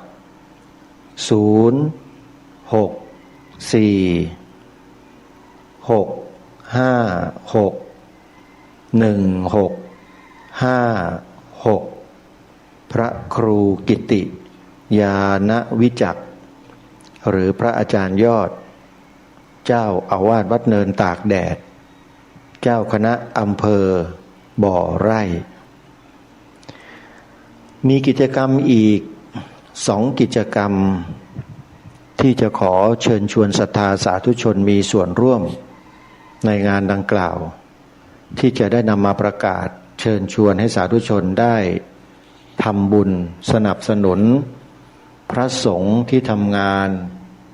ให้กับพระพุทธศาสนาอยู่ในจังหวัดตราดเหมือนกันโยมและงานนี้เป็นงานสำคัญของคณะสงฆ์จังหวัดตราดที่จะต้องเดินทางมามีส่วนร่วมในฐานะที่เป็นผู้ใต้บังคับบัญชาและงานนี้เป็นงานของเจ้าคณะจังหวัดตราดท่านเจ้าคุณพระราชวชิระธรรมคณีเจ้าอาวาสวัดบางปลือตำบลห้วยแร้งอำเภอเมืองตราดจังหวัดตราดจะมีงานสมโภชพระพุทธชยันตีศรีเมืองตราดและสมโภชสัญญาบัตรพัดยศพระราชาคณะชั้นราชที่พระราชวชิระธรรมคณีเนื่องด้วยท่านเจ้าคุณพระราชวชิระธรรมคณีได้รับพระมหากรุณาธิคุณเลื่อนสมณศักดิ์จากพระราชาคณะชั้นสามัญเป็นพระราชาคณะชั้นราชในปีนี้จึงดำริให้มีงานสมโภชพระพุทธชยันตีศรีเมืองตราดที่ทางวัดบางปลือได้จัดสร้างแล้วเสร็จให้สาธุชนได้มีส่วนร่วมบำเพ็ญบุญกุศลในคราวเดียวกันด้วยจึงขอประกาศเรียนเชิญเจริญพรศรัทธาสาธุชนที่มีความสนใจจะร่วมสร้างบุญบารมีกับทางเจ้าคณะจังหวัดตราดในครั้งนี้ได้มีโอกาสร่วมบุญกับทางวัดบางปลือที่อำเภอเมืองจังหวัดตราดโดยพร้อมเพรียงกันสาธุชนท่านใดที่จะร่วมบุญก็สามารถติดต่อไปที่กองงานเลขานุการเจ้าคณะจังหวัดตราดวัดบางปลือได้ทุกวันและงานสมโภชพระพุทธชยันตีศรีเมืองตราดตลอดจนถึงสมโภชสัญญาบัตรพัดยศพระราชาคณะชั้นราชดังกล่าวก็จะจัดให้มีขึ้นในวันศุกร์ที่16พฤษภาคมพระพุทธศักราช2568งานจะเริ่มตั้งแต่เวลา 9 นาฬิกาเป็นต้นไปประธานฝ่ายสงฆ์ในการจัดงานครั้งนี้คือท่านพระครูพิพัฒน์อโนมคุณที่ปรึกษาเจ้าคณะจังหวัดตราดและประธานฝ่ายคฤหัสถ์คือนายณัฐพงษ์สงวนจิต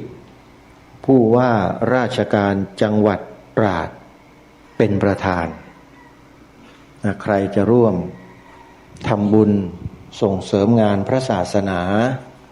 ก็อย่าลืมมาที่วัดบางปลือ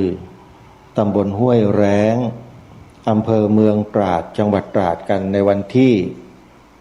16พฤษภาคมนะโยมนะท่านอาจารย์พระครูดมวรานุวัฒน์ท่านก็จะเดินทางมาร่วมงานสมโภชพระพุทธชยันตีศรีเมืองตราด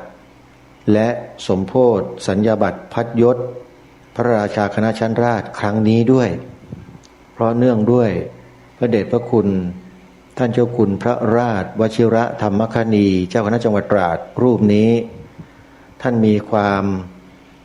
เมตตาต่อท่านพระครูดมวรานุวัฒน์เป็นพิเศษมาโดยตลอดแล้วคณะทำงานที่ได้มาถ่ายทอดสดกิจกรรมต่างๆในจังหวัดตราดก็ได้รับความเมตตาจากพระเดชพระคุณท่านเป็นอย่างดีทุกครั้งโยมเพราะฉะนั้นญาติโยมใครที่อยู่ทางจังหวัดฉะเชิงเทราชลบุรีระยองจันทบุรีหรือแม้แต่จังหวัดตราดนะโยมอย่าลืมไปร่วมงานนะไปถวายกำลังใจพระเดชพระคุณท่านให้ท่านมีกำลังในการบริหารกิจการของพระพุทธศาสนาในจังหวัดตราดให้เจริญรุ่งเรืองยิ่งขึ้นไป ขอเรียนเชิญทุกท่านร่วมงานกัน และในเวลาอันใกล้จะมาถึงนี้ก็เหลืออีกเพียงไม่กี่วันแล้วท่านสาธุชนก็จะถึงวันสำคัญทางพระพุทธศาสนาของเราแล้ว นั่นก็คือวันวิสาขบูชาในทุกๆปีการจัดงานวันวิสาขบูชานั้นเป็นงานใหญ่ระดับโลกไปแล้วเนื่องด้วยยูเนสโกแห่งองค์การสหประชาชาติได้ประกาศให้วันวิสาขบูชาเป็นวันสำคัญสากลของโลกมานานหลายปีแล้วเพราะฉะนั้นวัดวาอารามต่างๆที่มีการขึ้นป้ายประกาศจัดงานวิสาขบูชาก็จะใส่คำว่าโลกห้อยท้ายไว้กับวันวิสาขบูชาเป็นประจำและหนึ่งในวัดนั้นที่ขึ้นป้ายวันวิสาขบูชาโลกก็คือวัดคลองพร้าวตำบลเกาะช้างอำเภอเกาะช้างจังหวัดตราดญาติโยมหลายท่านหลายคนก็คงจะสงสัยนะว่าวันนี้ท่านพระครูปลัดนรงฤทธิ์มาพูดถึงวัดคลองพร้าวได้อย่างไรญาติโยมอาตมาภาพมาจังหวัดตราดเลยมีโอกาสข้ามฝั่งจากแผ่นดินใหญ่มายังเกาะช้างในครั้งนี้แล้วที่นั่งจัดรายการอยู่นี้อาตมาภาพก็นั่งอยู่ที่วัดคลองพร้าวตำบลเกาะช้างอำเภอเกาะช้างจังหวัดตราดได้มาอาศัยใบบุญของท่านเจ้าอาวาสท่านพระอาจารย์ปลัดศักดาได้นั่งสนทนาธรรมกันถึง3 ชั่วโมงโยมท่านเมตตามากคุยพูดถึงเรื่องความเป็นมาเป็นไปของวัดการเข้ามาดำรงตำแหน่งเป็นเจ้าอาวาสตั้งแต่ยุคนั้นยุคนี้สมัยนั้นสมัยนี้ท่านครองวัดคลองพร้าวมาเนี่ย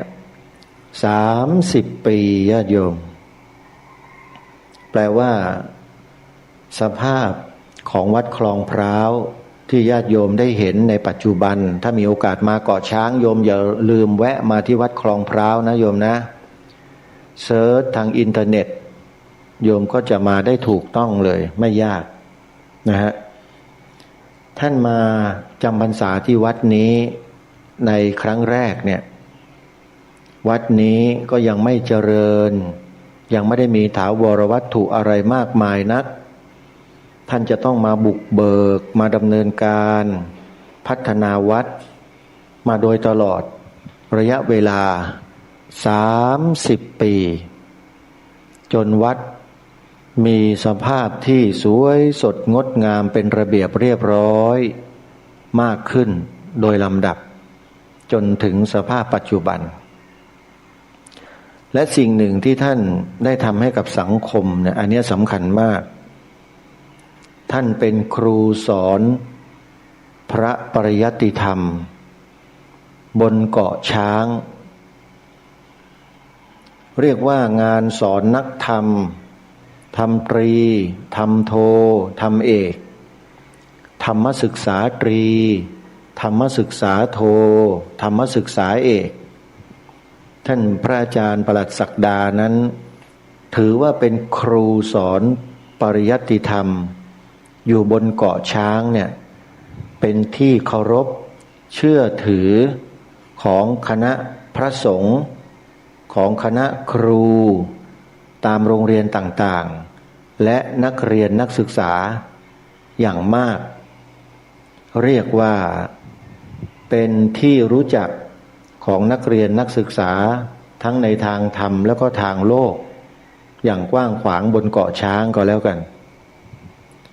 ท่านอาจารย์พระอาจารย์ประหลัดศักดาท่านได้พูดคุยถึงการทำงานของท่านเนี่ยให้ฟังมากมายหลายประการว่าการทำงานด้วยหัวใจที่เสียสละทุ่มเทให้กับหน้าที่การงานนั้นเป็นสิ่งที่มีความสำคัญมากท่านมักจะทำงานด้วยความทุ่มเทและเสียสละมาโดยตลอดโดยเฉพาะเรื่องของการเรียนการสอนนะประการหนึ่ง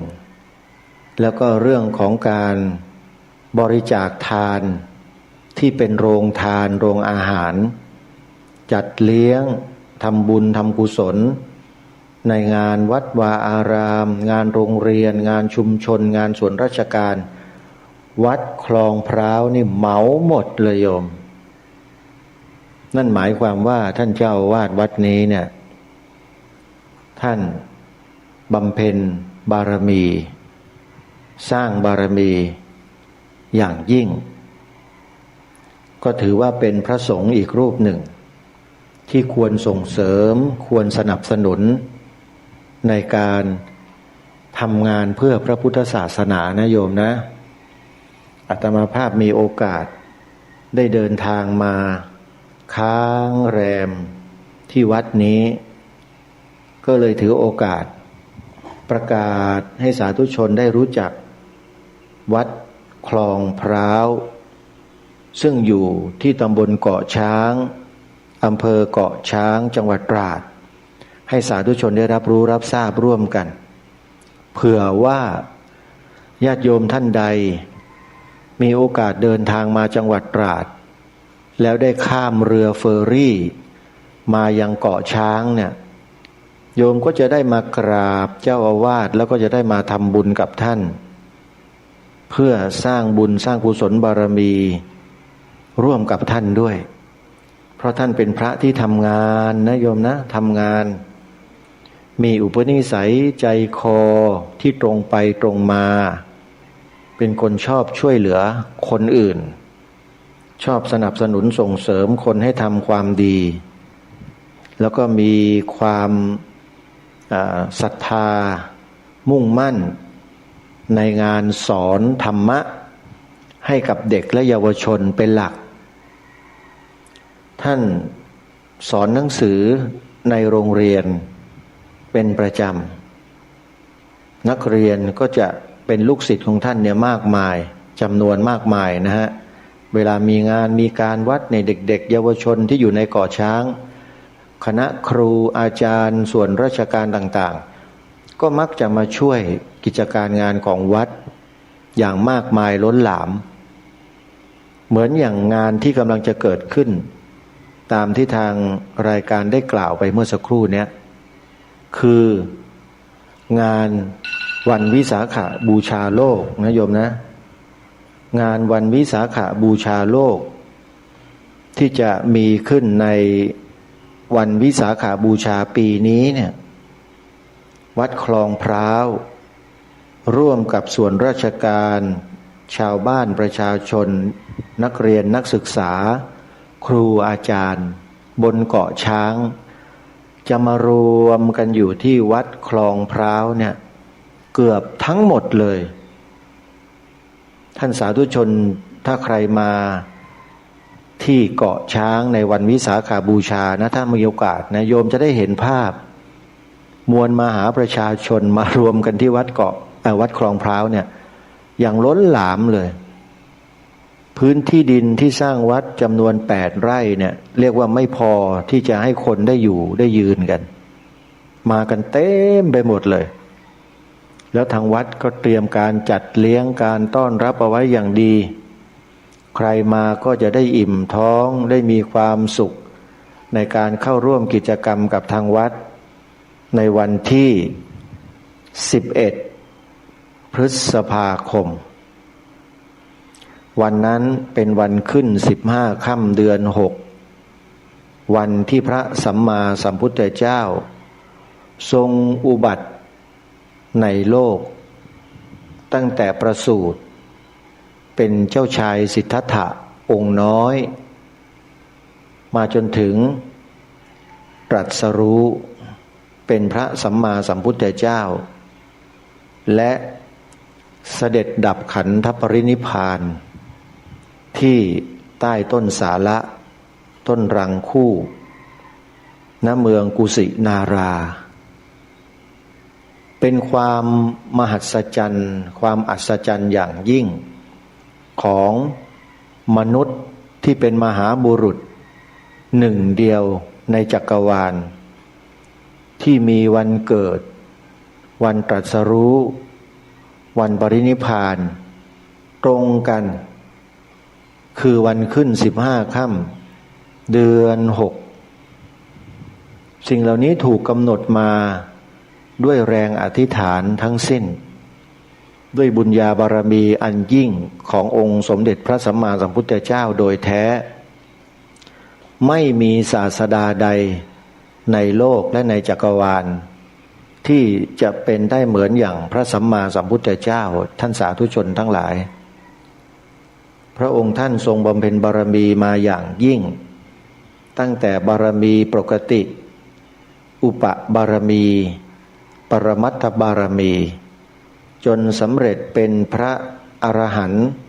อนุตตรสัมมาสัมโพธิญาณเป็นพระพุทธเจ้าศาสดาเอกของโลกมนุษย์เทวดาพรหมทั้งหลายและเมื่อถึงโอกาสที่เราจะได้ทำการบูชาพระสัมมาสัมพุทธเจ้า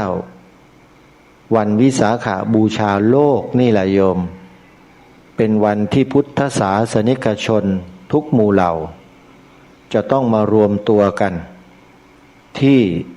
วัดวาอารามต่างๆแล้วมาร่วมด้วยช่วยกันจัดกิจกรรมในวันวิสาขบูชาโลกร่วมกันวัดคลองพร้าวได้ติดป้ายประกาศวันวิสาขบูชาโลกไว้ที่วัดอาตมาภาพก็เลยถือโอกาสประชาสัมพันธ์ให้สาธุชนได้มีส่วนร่วมบำเพ็ญกองการกุศลทำบุญกับทางวัดคลองพร้าวร่วมกันนะโยมนะใครที่สนใจที่จะทำบุญกับทางวัดคลองพร้าวนะโยมสามารถติดต่อสอบถามรายละเอียดเข้ามาที่วัดคลองพร้าวได้เลยโยมนะฮะวัดคลองพร้าวนั้นอยู่ที่ตำบลเกาะช้างอำเภอเกาะช้างจังหวัดตราดโทรศัพท์มาที่เลขานุการของทางวัดเพื่อสอบถามรายละเอียดและร่วมบุญกับทางวัดคลองพร้าวได้นะโยมหมายเลขโทรศัพท์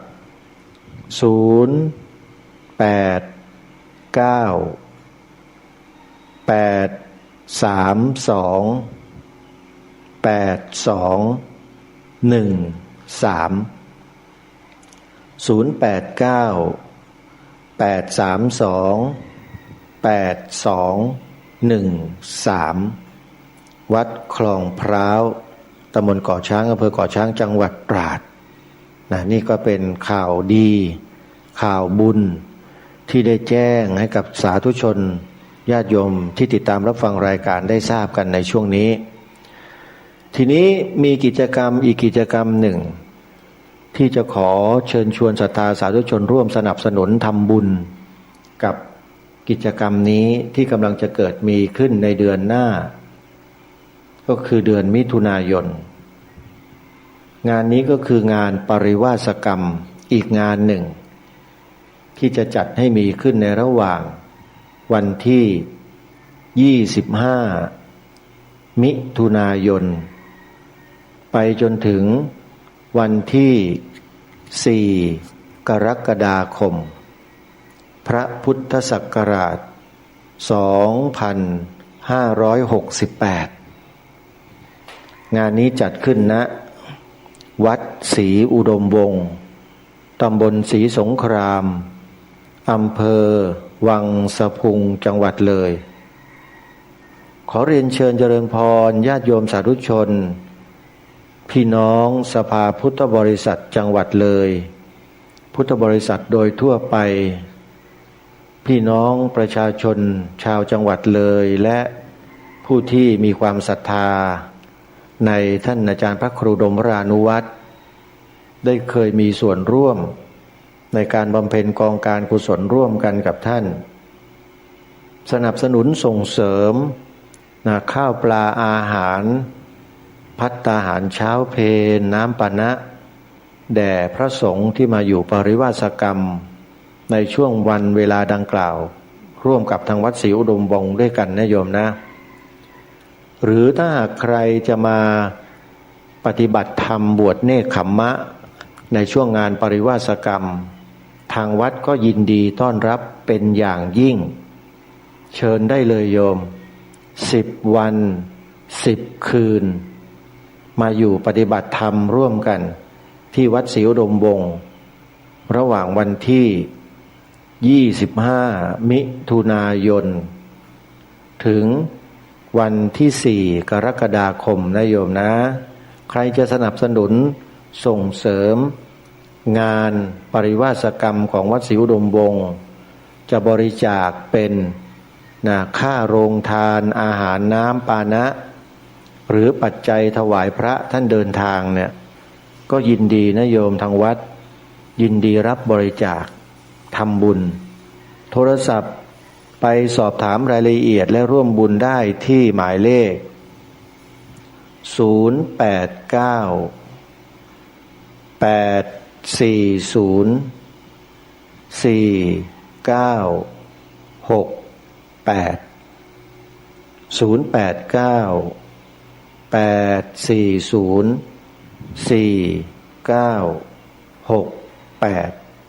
ขออนุโมทนาสา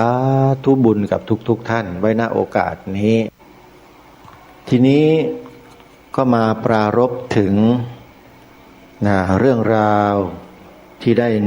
ปรารภพูดคุยสนทนาธรรมกับเจ้าวัดคลองพร้าวอำเภอเกาะช้างจังหวัดตราดเล่าสู่สาธุชนได้ฟังกันเป็นการบอกเล่านะโยมนะเจ้าวาดวัดคลองพร้าว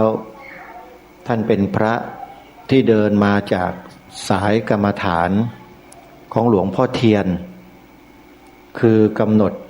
อิริยาบถปัปพะที่ยกมือเข้ายกมือออกอย่างนี้นะใครที่เป็นลูกศิษย์สายครูบาอาจารย์หลวงพ่อเทียนก็จะทราบดีว่าการปฏิบัติในแนวทางของการเจริญอิริยาบถบัพพะสายหลวงพ่อเทียนนั้นทำให้มีความรู้สึกตัวทั่วพร้อมเป็นอย่างดีและก็สามารถพิจารณาธรรมได้อย่างละเอียดและเข้าใจสภาวะตามความเป็นจริงได้ดีเช่นกันท่านก็เล่าถึงประวัติของการปฏิบัติธรรมของท่านให้ฟังว่ามีอยู่ช่วงหนึ่งท่านได้ไปปฏิบัติธรรมตามแนวทางของมหาสติปัฏฐานสูตรคือสายสติปัฏฐาน4ยุบหนอพองหนอแล้วท่านก็ได้นั่งกำหนดลมหายใจเข้าออกแล้วท่านก็ได้สัมผัสกับอารมณ์กรรมฐานอย่างละเอียดลึกซึ้งด้วยวิธีการตามแนวของยุบหนอพองหนอท่านก็บอกว่าเป็นสิ่งที่ไม่เคยได้สัมผัสมาก่อนแล้วเมื่อได้มาปฏิบัติแล้วก็เข้าใจว่าโอ้สายยุบหนอพองหนอเนี่ยเป็นสายที่มีการกำหนดอย่างละเอียดลึกซึ้งกว่าสายไหนๆอันนี้ท่านเล่าให้ฟังนะโยมจากประสบการณ์ตรงของท่านแล้วท่านก็นำมาใช้ในการปฏิบัติกิจของพระศาสนาดำรงตนให้อยู่ในสมณธรรมมาจนถึงวันนี้ได้ที่กล่าวเช่นนี้ที่บอกกับท่านผู้ฟังเช่นนี้ก็อยากจะทำความเข้าใจกับสาธุชนทั้งหลายว่าไม่ว่าท่านทั้งหลายจะปฏิบัติมาตามแนวทางไหนสายใดหรืออย่างไรก็ตาม เมื่อท่านมีศรัทธาต้องการที่จะเข้าใจในสภาวะธรรมอย่างละเอียดลึกซึ้งกว่าที่ท่านเคยปฏิบัติมาเนี่ยขอแนะนำว่าการปฏิบัติตามแนวทางของมหาสติปัฏฐานสูตรที่มีพ่อแม่ครูบาอาจารย์ท่านได้นำมาเผยแพร่ในประเทศไทยตั้งแต่ยุคของท่านเจ้าพระคุณสมเด็จพระพุทธาจารย์อาสพมหาเถระท่านได้มอบหมายให้ท่านเจ้าคุณพระอุดมวิชาญาณเถรหรือหลวงพ่อพระมหาโชดกญาณสิทธิซึ่งสมณศักดิ์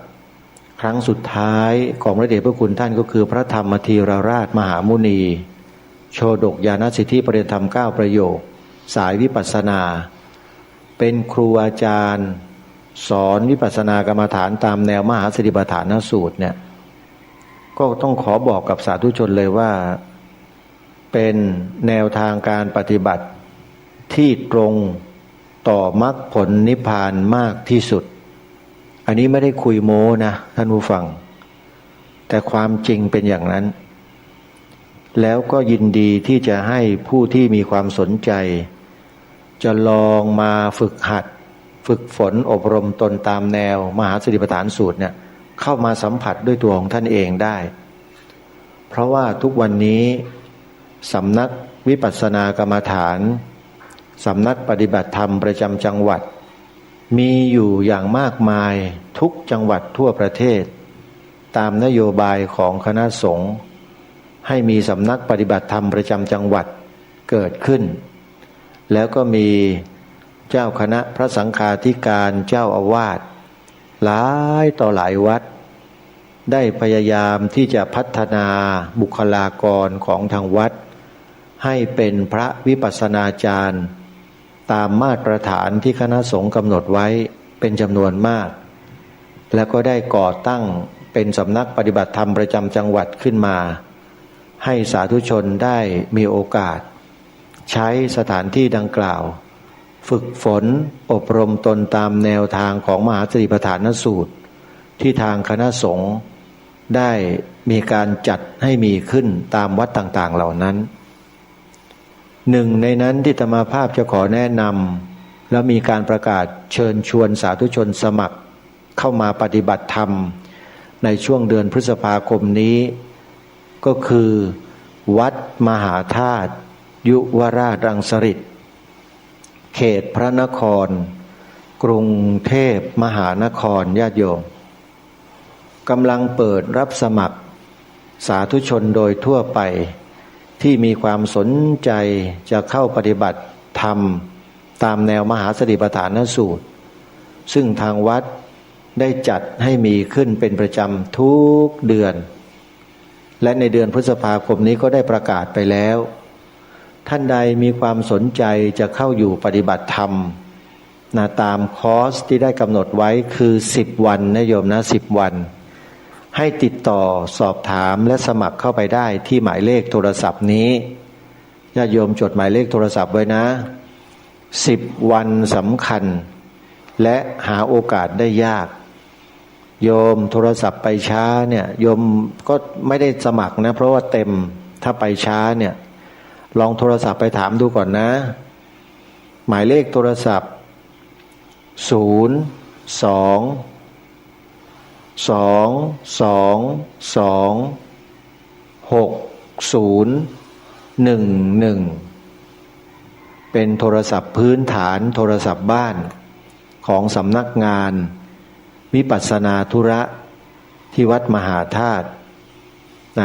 จดอีกครั้งหนึ่งใครที่จดไม่ทันนะเบอร์โทรศัพท์เพื่อขอสมัครปฏิบัติกรรมฐานที่วัดมหาธาตุยุวราชรังสฤษฎ์ซึ่งเป็นต้นแบบ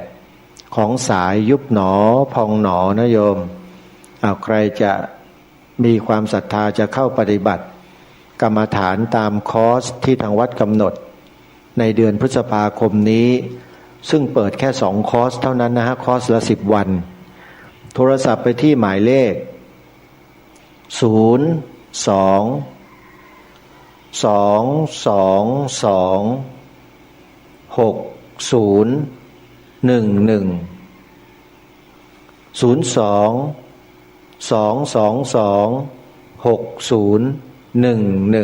หมายเลขเดียวลองโทรศัพท์เข้าไปนะฮะคือการปฏิบัติวิปัสสนากรรมฐานเนี่ยหลายสำนักก็ได้รับวิชาความรู้มาจากครูบาอาจารย์พระวิปัสสนาจารย์ที่มีการฝึกฝนอบรมตนมาอย่างช่ำชองมีความเชี่ยวชาญชำนาญแล้วก็ได้รับการถ่ายทอดมาเป็นอย่างดีแต่บางสำนักขาดครูบาอาจารย์เหล่านี้โยมแล้วการถ่ายทอดวิชาสติปัฏฐานสูตรการปฏิบัติวิปัสสนากรรมฐานที่ถูกต้องและเป็นความสมบูรณ์แบบจากประสบการณ์ตรงของครูบาอาจารย์ที่ศึกษามาเป็นอย่างดีเนี่ยหายากนะโยมนะอันนี้ก็ต้องขอบอกไว้ก่อนว่าหายากมากและถ้าหากว่ามีที่ใดก็ตามที่มีการจัดตั้งเป็นสำนักปฏิบัติธรรมแล้วก็มีการอบรมให้ความรู้สอนการปฏิบัติวิปัสสนากรรมฐานตามแนวมหาสติปัฏฐานสูตรอย่างนี้เนี่ยโยมอย่ารอช้านะอย่าลังเลอย่าสงสัยรีบเข้าไปศึกษาเรียนรู้ทำความเข้าใจกับวิปัสสนากรรมฐานแนวนี้ให้ได้อย่างน้อยเราก็ได้เพาะเชื้อของ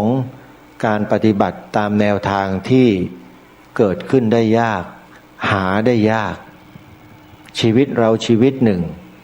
จะได้มาสัมผัสกับการปฏิบัติวิปัสสนากรรมฐานตามแนวมหาสติปัฏฐานสูตรแบบนี้เนี่ยมันยากนะโยมนะหนึ่งมันต้องเสียสละเวลาตนเองออกมาจากบ้านออกมาจากเรือนไม่เกี่ยวข้องด้วยเรือนระยะสั้นๆ10 วัน7 วันเนี่ยมันยากนะโยมไม่ใช่เรื่องง่ายการจะมาอยู่โดยลำพังโดยไม่ต้องเกี่ยวข้องกับใครมาดูจิตมาดูใจตลอดช่วงเวลาของการปฏิบัติแล้วให้เกิดความรู้ความเข้าใจชีวิตของเราเนี่ยยากนะโยมไม่ใช่เรื่องง่ายนะและเมื่อมีโอกาสครูบาอาจารย์ท่านเปิดรับสมัครแล้วเนี่ยญาติโยมใครเนาะจะมีบุญมีวาสนาบารมีที่สั่งสมมาแล้วแต่อดีตที่จะได้มาเดินจงกรมนั่งสมาธิปฏิบัติธรรมยุบหนอพองหนอซ้ายย่างหนอขวาย่างหนอเนี่ยจะมีสักกี่ท่านลองพิจารณาดูให้ดีเราจะเป็นหนึ่งในนั้นไหมโอกาสมาถึงแล้วท่านผู้ฟังตอนนี้เนี่ยคณะสงฆ์เนี่ยให้ความสำคัญกับเรื่องของการปฏิบัติวิปัสสนากรรมฐานมากจะเห็นได้ว่าสำนักปฏิบัติธรรมต่างๆเนี่ยก็พยายามที่จะประกาศเชิญชวนญาติโยมพุทธบริษัทผู้ที่สนใจ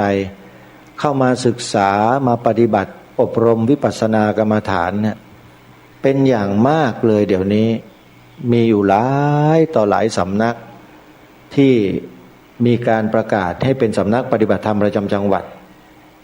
ก็พยายามที่จะดึงญาติโยมหรือผู้มีศรัทธาที่เป็นพระสงฆ์สามเณรแม่ชีพุทธบริษัทโดยทั่วไปเนี่ยให้มาเข้าคอร์สปฏิบัติธรรมแต่ปรากฏว่าในครั้งหนึ่งมีคนเข้ามาสมัครไม่กี่คนนะโยมยกตัวอย่างเช่นวัดป่าสะพาน2อยู่ที่ตำบลวังประจบอำเภอเมืองจังหวัดตากเจ้าอาวาสก็คือพระอธิการบัวเรียนพุทธสโรเป็นพระสงฆ์ที่ตาบอดสนิททั้งสองข้างแต่ท่านสอนกรรมฐานให้กับญาติโยมได้สอนธรรมะให้กับญาติโยมผ่านสถานีวิทยุกระจายเสียงที่อยู่ในวัดของท่านเนี่ยให้โยมฟังได้ทุกวันเลยโยมแล้วท่านก็มีลีลาการนำเสนอ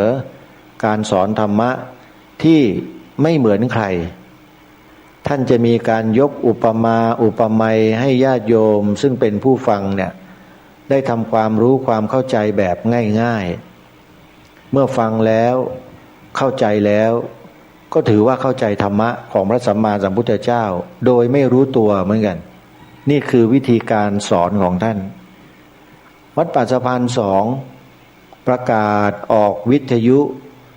รับสมัครญาติโยมผู้ที่สนใจปฏิบัติวิปัสสนากรรมฐานประจำเดือนนี้ตั้งแต่วันนี้ถึงวันที่เท่านี้ขอเชิญญาติโยมที่สนใจโทรศัพท์เข้ามา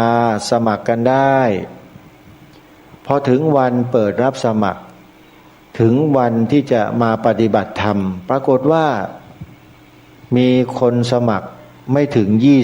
20บางทีก็น้อยกว่า10ก็มีข้อนี้เป็นเครื่องบ่งบอกให้เราได้เห็นอะไรท่านผู้ฟังเห็นหลายอย่างเห็นทั้งในสิ่งที่ดีและเห็นทั้งในสิ่งที่น่าเป็นห่วงอาตมาภาพจะไม่บอกว่าไม่ดีนะเพราะไม่มีอะไรที่ไม่ดีฮะมีแต่สิ่งที่ดีแต่น่าเป็นห่วงสิ่งที่ดีก็หมายความว่าโชคดีที่ยังมีโยคาวจรหรือผู้ปฏิบัติธรรมสนใจการปฏิบัติธรรมตามแนวมหาสติปัฏฐานสูตรยังมีอยู่ถึงแม้ว่าจะน้อยแต่ก็ถือว่ายังมีพอที่จะเป็นเชื้อที่จะไปถ่ายทอดงานด้านวิปัสสนาธุระกับลูกหลานเยาวชนคนรุ่นหลังๆต่อไปได้อีกแปลว่าไม่เสียหลายแล้วมีคนมาปฏิบัติแต่ถามว่าในสภาวะปัจจุบันจะบอกว่าน้อยเกินไปได้ไหมอาตมาภาพหรือกระผมคิดว่าไม่น่าจะน้อยเกินไปแต่ถามว่าน้อยไหมน้อยถ้าเทียบกับอัตราส่วนของประชากรของคนที่อาศัยอยู่ในจังหวัดตากนะอยู่จังหวัดตากนะครับที่ผมพูดนี่ผมกำลังพูดอยู่ที่จังหวัดตราดภาคตะวันออกแต่กำลังกล่าวถึงการทำหน้าที่กิจกรรมการปฏิบัติธรรมของจังหวัดตากอยู่ที่ภาคเหนือของท่านพระอาจารย์บัวเรียนมีคนมาสมัครไม่ถึง20คนแล้วปฏิบัติไปก็เหลือประมาณ10กว่าคนต้นๆเป็นอย่างนี้ทุกครั้งนั่นก็หมายความว่างานวิปัสสนาธุระที่จะนำพาผู้คนให้เข้าถึงพระรัตนตรัยคือพระพุทธพระธรรมพระสงฆ์เนี่ยไม่ใช่เรื่องง่ายเป็นเรื่องที่ยากญาติโยมและเป็นเรื่องที่มีผู้คนเพียงไม่กี่คนจำนวนไม่กี่ท่านที่จะได้รับโอกาสดีเช่นนี้ให้กับชีวิตเพราะฉะนั้นใครก็ตามญาติโยมสาธุชนนะที่มีโอกาสมาเข้าคอร์สปฏิบัติธรรมเดินจงกรมนั่งสมาธิกับพ่อแม่ครูบาอาจารย์ที่ท่านได้เปิดเป็นสำนักปฏิบัติธรรมประจำจังหวัดต่างๆเนี่ยท่านให้ทราบไว้เถอะว่าท่านเป็นผู้ที่มีความโชคดีที่สุดในโลกเลยนะไม่ใช่ในประเทศนะครับเพราะมนุษย์ในโลกที่จะหันเข้ามาสู่ตามแนวทางมหาสติปัฏฐานสูตรมาฝึกฝนอบรมตนตามแนวทางที่ถูกที่เหมาะที่ควรแก่ภาวะความเป็นมนุษย์อย่างพวกเราท่านทั้งหลายเนี่ยในโลกใบนี้ท่านลองนับดูลองเทียบเคียงดูซิว่ามีกี่เปอร์เซ็นต์คนทั้งโลก 7-8 พันล้านคนน่ะที่จะมาปฏิบัติวิปัสสนากรรมฐานอย่างเราท่านทั้งหลายเนี่ยนะมีไม่ถึง 0.1% เอาว่าอย่างนั้นก็แล้วกัน 0.1% ยังไม่ถึงเลยโยมนั่นก็หมายความว่าใครก็ตามที่นำพาตนเองเข้ามาสู่คอร์สปฏิบัติวิปัสสนากรรมฐานตามแนวมหาสติปัฏฐานสูตรได้เนี่ยถือว่าเป็นผู้ที่มีความโชคดียิ่งกว่าถูกรางวัลที่1รางวัลที่1ได้เงินมาหลาย10ล้านก็จริงแต่คนนั้นที่ได้เงินมาเนี่ยก็ยังไม่สามารถที่จะเข้าถึงความจริงหรือสัจธรรมของชีวิตได้เหมือนกับคนที่เขามาปฏิบัติธรรม7วันบ้าง5วันบ้าง10วันบ้าง15วันบ้าง เขาเหล่านี้ยังมีความโชคดียิ่งกว่าคนที่ถูกรางวัลที่หนึ่งหลาย10 ล้านบาทหลายเท่าเลยโยมอันนี้อย่าเพิ่งเชื่อนะไม่ใช่คำโฆษณาชวนเชื่อแต่เป็นคำบอกเล่าให้กับทุกท่านที่ไม่เคยได้ยินได้ฟังอะไรแบบนี้เนี่ยได้เกิดความเข้าใจร่วมกันว่าการที่ใครก็ตามมีโอกาสมาปฏิบัติธรรมตามแนวมหาสติปัฏฐานสูตรไม่ว่าจะเป็นแนวไหนก็ตามนะโยมถ้าเป็นสติปัฏฐาน4เนี่ยถือว่าถูกต้องและใช้ได้ทั้งหมดไม่ว่าสายไหนทั้งสิ้นนะโยมนะถนัดสายไหนแนวไหนอย่างไรโยมไปปฏิบัติเถอะใช้ได้ทั้งหมดเพราะเมื่อถึงจุดหนึ่งครูบาอาจารย์ท่านก็จะแนะแนวทางให้ทุกคนเดินเข้าไปสู่เป้าหมายที่ถูกต้องร่วมกันทั้งนั้นแหละไม่มีใครเดินผิดนะโยมนะเดินถูกต้องด้วยกันทั้งนั้นจึงขอฝากสาธุชนญาติโยมพุทธบริษัททุกท่านว่าในช่วงระยะเวลาปัจจุบันที่มีเวลาเหลืออยู่สำหรับชีวิตเราในช่วงเนี้ยเป็นช่วงโอกาสที่ดีมากสำหรับคนที่ยังมีลมหายใจยังมีสุขภาพร่างกายที่แข็งแรงพอสมควรจะได้ไปกอบโกยสิ่งที่ประเสริฐสิ่งที่เลิศสุดๆในโครงการปฏิบัติวิปัสสนากรรมฐานตามแนวมหาสติปัฏฐานสูตรที่คณะสงฆ์ท่านได้กำหนดให้มีขึ้นไว้นั้นได้นะโยมนะใครได้ไปก็ถือว่าโชคดีมากวัดมหาธาตุยุวราชรังสฤษฎ์อย่างที่ทางรายการได้ประกาศเชิญชวนประชาสัมพันธ์ว่ากำลังเปิดรับสมัครโยคาวจรผู้สนใจจะเข้าปฏิบัติวิปัสสนากรรมฐานในช่วงเดือนพฤษภาคมนี้แล้วประกาศแล้วนะครับแล้วถ้าใครต้องการจะไปปฏิบัติคอร์ส10 วันนะฮะ10 วันก็ติดต่อไปที่หมายเลขโทรศัพท์นี้ได้เลย